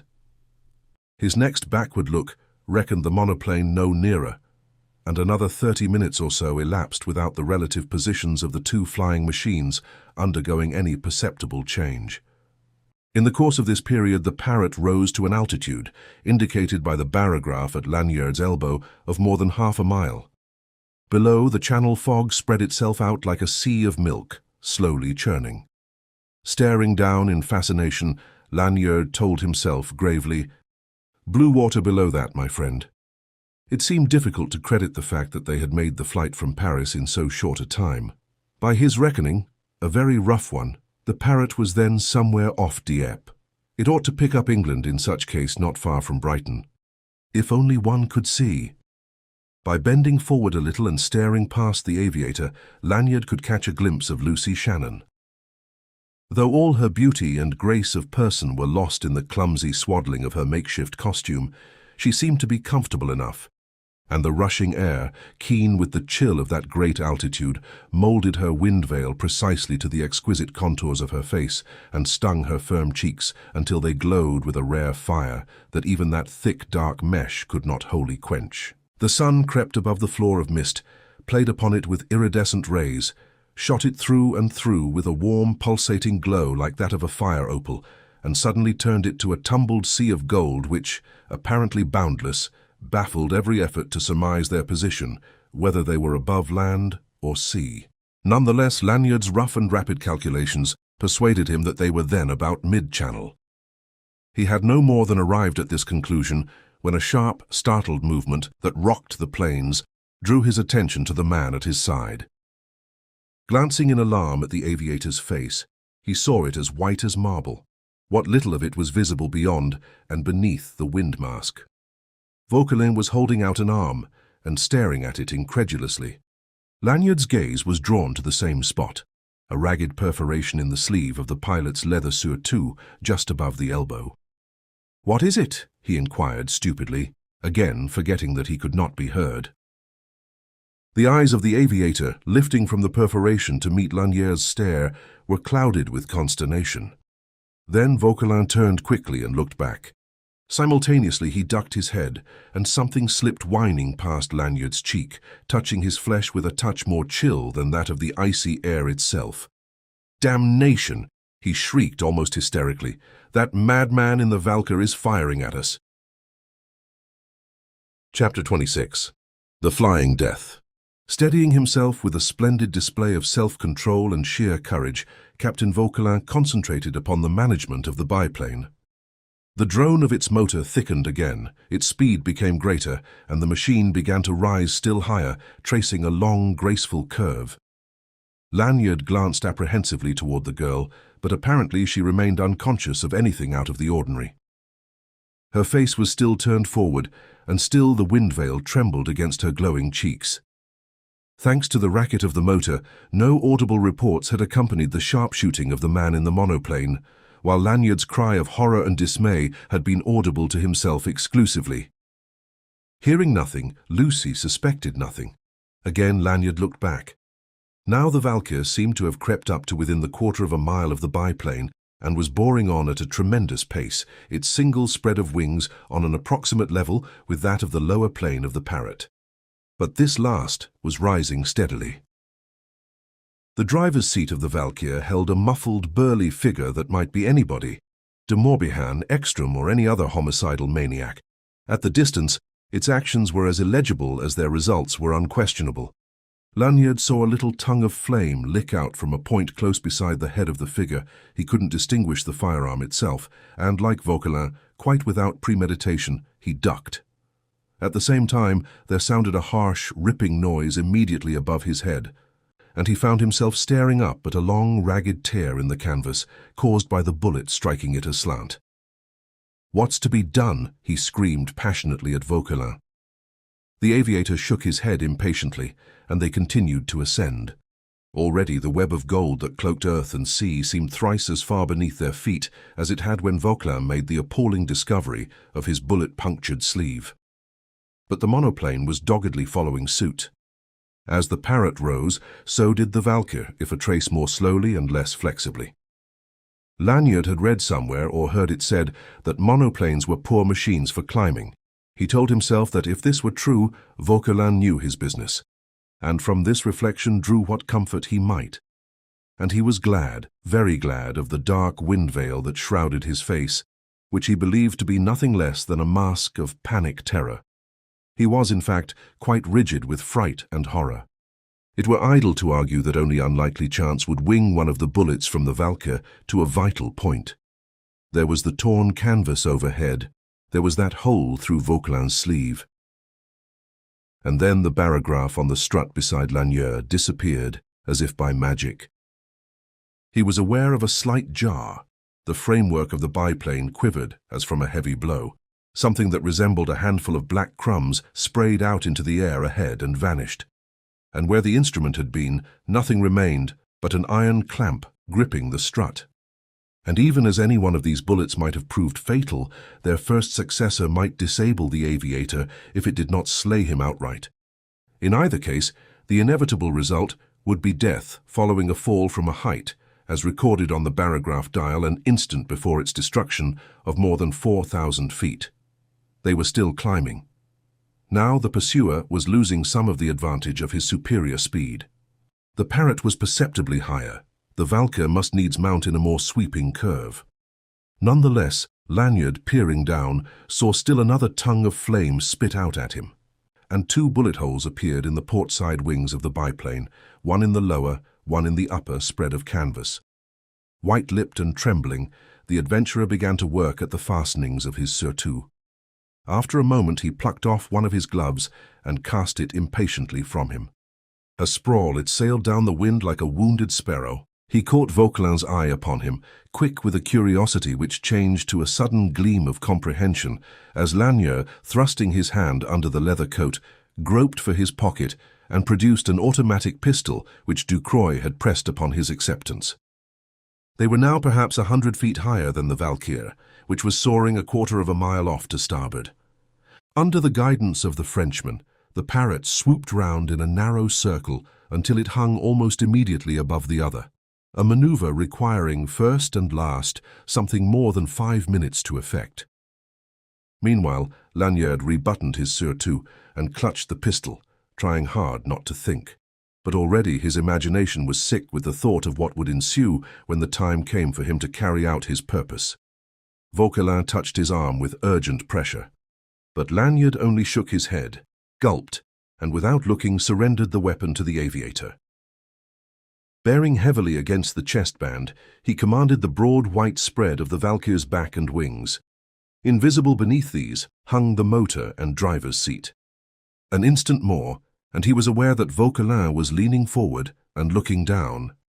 Aiming with what deliberation was possible, the aviator emptied the clip of its 8 cartridges in less than a minute.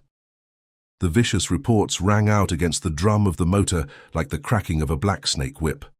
Momentarily, Lanyard doubted if any one bullet had taken effect. He could not, with his swimming vision, detect sign of damage in the canvas of the Valkyr. He saw the empty automatic slip from Vauquelin's numb and nerveless fingers. It vanished. A frightful fascination kept his gaze constant to the soaring Valkyr. Beyond it, down, deep down a mile of emptiness, was that golden floor of tumbled cloud, waiting. He saw the monoplane check abruptly in its strong onward surge, as if it had run full tilt head-on against an invisible obstacle, and for what seemed a round minute it hung so, veering and wobbling, nuzzling the wind. Then, like a sounding whale, it turned and dived headlong, propeller spinning like a top. Down through the 1/8 of a mile of space it plunged plummet-like. Then, perhaps caught in a flaw of wind, it turned sideways and began to revolve, at first slowly, but with increasing rapidity in its fatally swift descent. Toward the beginning of its revolutions, something was thrown off, something small, dark and sprawling, like that glove which Lanyard had discarded. But this object dropped with a speed even greater than that of the Valkyr, in a brace of seconds had diminished to the proportions of a gnat, in another was engulfed in that vast sea of golden vapor. Even so, the monoplane itself, scarcely less precipitate, spun down through the abyss and plunged to oblivion in the fog-rack. And Lanyard was still hanging against the chest band, limp and spent, and trying not to vomit, when, of a sudden and without any warning whatever, the stentorian chant of the motor ceased and was blotted up by that immense silence, by the terrible silence of those vast solitudes of the upper air, where never a sound is heard save the voices of the elements at war among themselves.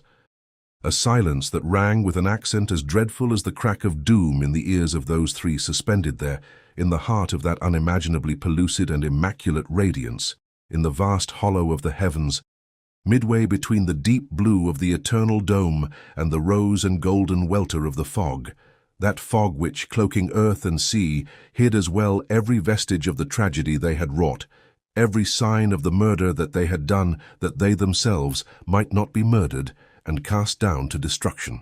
And, its propeller no longer gripping the aeroplane drifted on at ever-lessening speed until it had no way whatever and rested without motion of any sort, as it might have been in the cup of some mighty and invisible hand held up to that stark and merciless light under the passionless eye of the infinite, to await a judgment. Then, with a little shudder of hesitation, the planes dipped, inclined slightly earthwards, and began slowly, and as if reluctantly, to slip down the long and empty channels of the air. At this rousing, Lanyard became aware of his own voice yammering wildly at Vauquelin. "Good God, man! Why did you do that?" Vauquelin answered only with a pale grimace and a barely perceptible shrug. Momentarily gathering momentum, the biplane sped downward with a resistless rush with the speed of a great wind, a speed so great that when Lanyard again attempted speech, the breath was whipped from his lips and he could utter no sound. Thus, from that awful height, from the still heart of that immeasurable void, they swept down and ever down in a long series of sickening swoops, broken only by negligible pauses. And though they approached it on a long slant, the floor of vapor rose to meet them like a mighty rushing wave. In a trice the biplane was hovering instantaneously before plunging on down into that cold grey world of fog. In that moment of hesitation, while still the adventurer gasped for breath and pawed at his streaming eyes with an aching hand, pierced through and through with cold, the fog showed itself as something less substantial than it had seemed. Blurs of color glowed through its folds of gauze, and with these the rounded summit of a brownish knoll. Then they plunged on, down out of the bleak, bright sunshine into cool twilight depths of clinging vapors, and the good green earth lifted its warm bosom to receive them. Tilting its nose a trifle, fluttering as though undecided, the parrot settled gracefully with scarcely a jar upon a wide sweep of untilled land covered with short, coarse grass. For some time, the three remained in their perches like petrified things, quite moveless and, with the possible exception of the aviator, hardly conscious. But presently Lanyard became aware that he was regularly filling his lungs with air sweet, damp, wholesome, and by comparison warm, and that the blood was tingling painfully in his half-frozen hands and feet. He sighed as one waking from a strange dream. At the same time, the aviator bestirred himself and began a bit stiffly to climb down.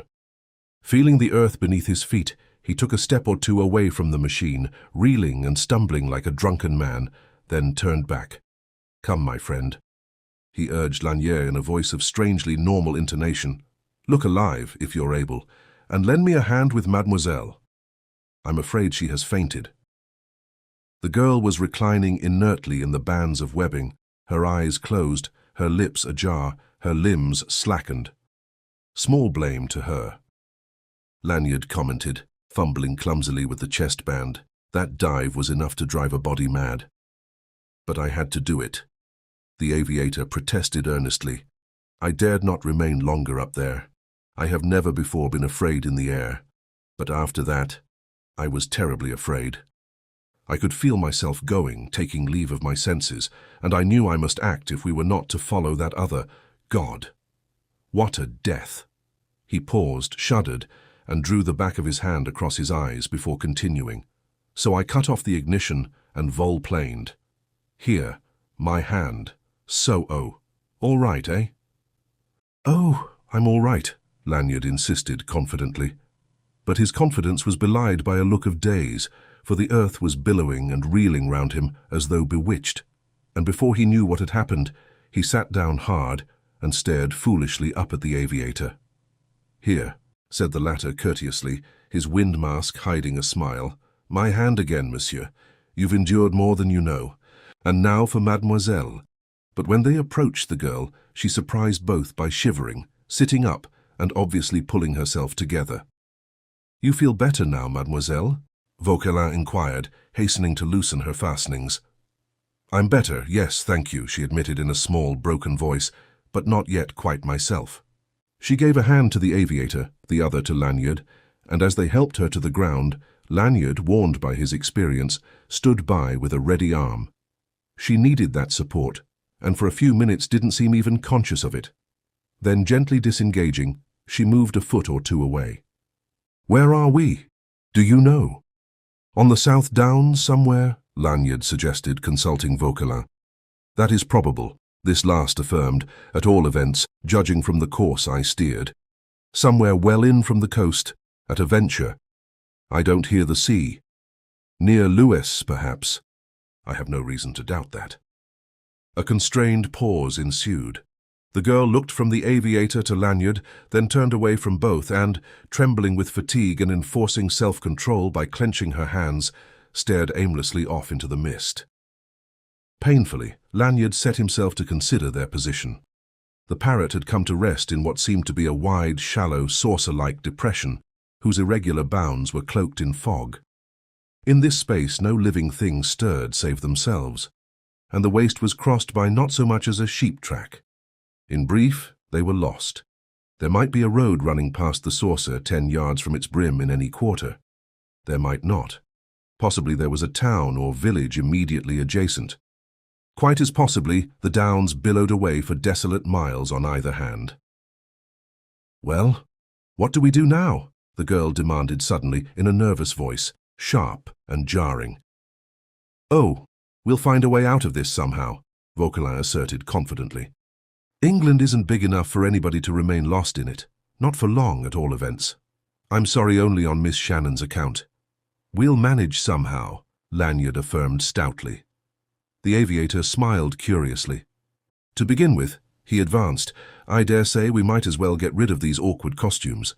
They'll hamper walking, rather. In spite of his fatigue, Lanyard was so struck by the circumstances that he couldn't help remarking it as he tore off his wind veil. Your English is remarkably good, Captain Vauquelin, he observed. The other laughed shortly. Why not, said he, removing his mask.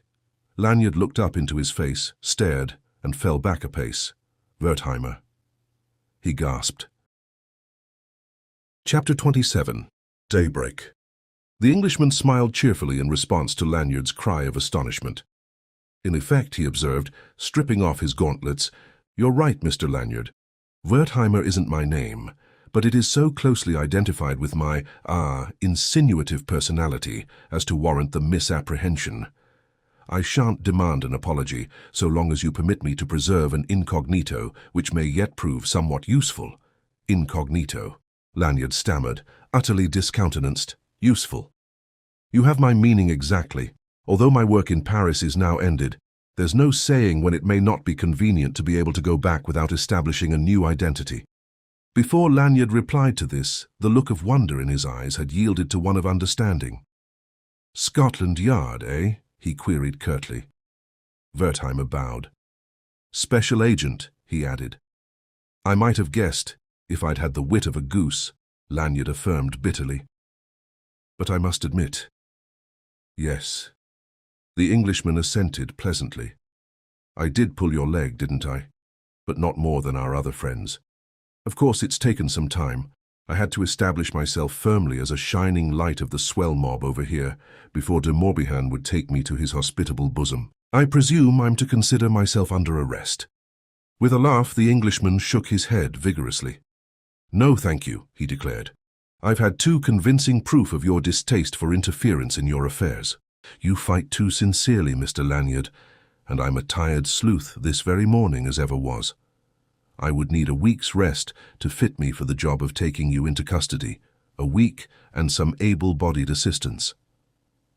But, he amended with graver countenance, I will say this. If you're in England a week hence, I'll be tempted to undertake the job on general principles. I don't in the least question the sincerity of your intention to behave yourself hereafter.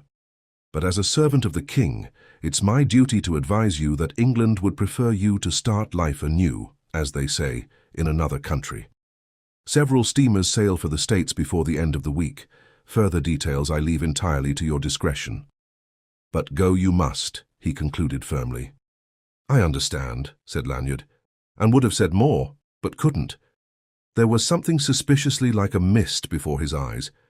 Avoiding the faces of his sweetheart and the Englishman, he turned aside, put forth a hand blindly to a wing of the biplane to steady himself, and stood with head bowed and limbs trembling. Moving quietly to his side, the girl took his other hand and held it tight. Presently Lanyard shook himself impatiently and lifted his head again. Sorry, he said, apologetic, but your generosity, when I looked for nothing better than arrest, was a bit too much for my nerves. Nonsense, the Englishman commented with brusque good humor. We're all upset. A drop of brandy will do us no end of good. Unbuttoning his leather surtout, he produced a flask from an inner pocket, filled its metal cup, and offered it to the girl. You first, if you please, Miss Shannon. No, I insist. You positively need it. She allowed herself to be persuaded, drank, coughed, gasped, and returned the cup, which Wertheimer promptly refilled and passed to Lanyard. The raw spirits stung like fire, but proved an instant aid to the badly jangled nerves of the adventurer. In another moment, he was much more himself. Drinking in turn, Wertheimer put away the flask. That's better, he commented. Now I'll be able to cut along with this blessed machine without fretting over the fate of Ekstrom. But till now I haven't been able to forget. He paused and drew a hand across his eyes. It was, then, Ekstrom, you think? Lanyard demanded. Unquestionably. De Morbihan had learned, I know of your bargain with Ducroix, And I know, too, that he and Ekstrom spent each morning in the hangars at Saint-Germain after your sensational evasion. It never entered my head, of course, that they had any such insane scheme brewing as that, else I would never have so giddily arranged with Ducroix, through the Sûreté, you understand, to take Vauquelin's place. Besides, who else could it have been? Not de Morbihan, for he's crippled for life, thanks to that affair in the Bois. Not Popinot, who was on his way to the Santé last I saw of him. And never Bannon. He was dead before I left Paris for Port Aviation. Dead? Oh, quite. The Englishman affirmed nonchalantly. When we arrested him at 3 this morning, charged with complicity in the murder of Roddy, he flew into a passion that brought on a fatal hemorrhage. He died within 10 minutes. There was a little silence. I may tell you, Mr. Lanyard, the Englishman resumed, looking up from the motor, to which he was paying attentions with monkey wrench and oil can, that you were quite off your bat when you ridiculed the idea of the International Underworld Unlimited. Of course, if you hadn't laughed, I shouldn't feel quite as much respect for you as I do. In fact, the chances are you'd be in handcuffs or in a cell of the Santé this very minute. But, absurd as it sounded, and was, the Underworld project was a pet hobby of Bannon's, who'd been the brains of a gang of criminals in New York for many years. He was a bit touched on the subject, a monomaniac if you ask me, and his enthusiasm won de Morbihan and Popinot over, and me. He took a wonderful fancy to me, Bannon did. I really was appointed first lieutenant in Greg's stead. So you first won my sympathy by laughing at my offer, said Wertheimer, restoring the oil can to its place in the toolkit, wherein you were very wise. In fact, my personal feeling for you is one of growing esteem, if you'll permit me to say so. You've most of the makings of a man. Will you shake hands, with a copper's nark? He gave Lanyard's hand a firm and friendly grasp and turned to the girl. Goodbye, Miss Shannon. I'm truly grateful for the assistance you gave us. Without you, we'd have been sadly handicapped. I understand you have sent in your resignation? It's too bad. The service will feel the loss of you. But I think you were right to leave us, the circumstances considered. And now it's goodbye and good luck. I hope you may be happy. I'm sure you can't go far without coming across a high road or a village, but, for reasons not unconnected with my profession, I prefer to remain in ignorance of the way you go. Releasing her hand, he stepped back, saluted the lovers with a smile and gay gesture, and clambered briskly to the pilot's seat of the biplane. When firmly established, he turned the switch of the starting mechanism. The heavy, distinctive hum of the great motor filled that isolated hollow in the downs like the purring of a dynamo. With a final wave of his hand, Wertheimer grasped the starting lever. Its brule deepening, the Parrot stirred, shot forward abruptly. In 2 seconds, it was 50 yards distant, its silhouette already blurred, its wheels lifting from the rim of the hollow. Then lightly it leaped, soared, parted the mists, vanished. For some time, Lanyard and Lucy Shannon remained motionless, clinging together, hand in hand, listening to the drone that presently dwindled to a mere thread of sound and died out altogether in the obscurity above them. Then turning, they faced each other, smiling a trace uncertainly, a smile that said, "So all that is finished." Or perhaps we dreamed it. Suddenly, with a low cry, the girl gave herself to Lanyard's arms. And as this happened, the mists parted and bright sunlight flooded the hollow in the downs. This concludes the end of the story. Thank you for listening to Classic Audiobooks Library. To hear more free stories like this, be sure to subscribe and turn on notifications. We hope you'll join us again for more timeless stories and original works. Until next time.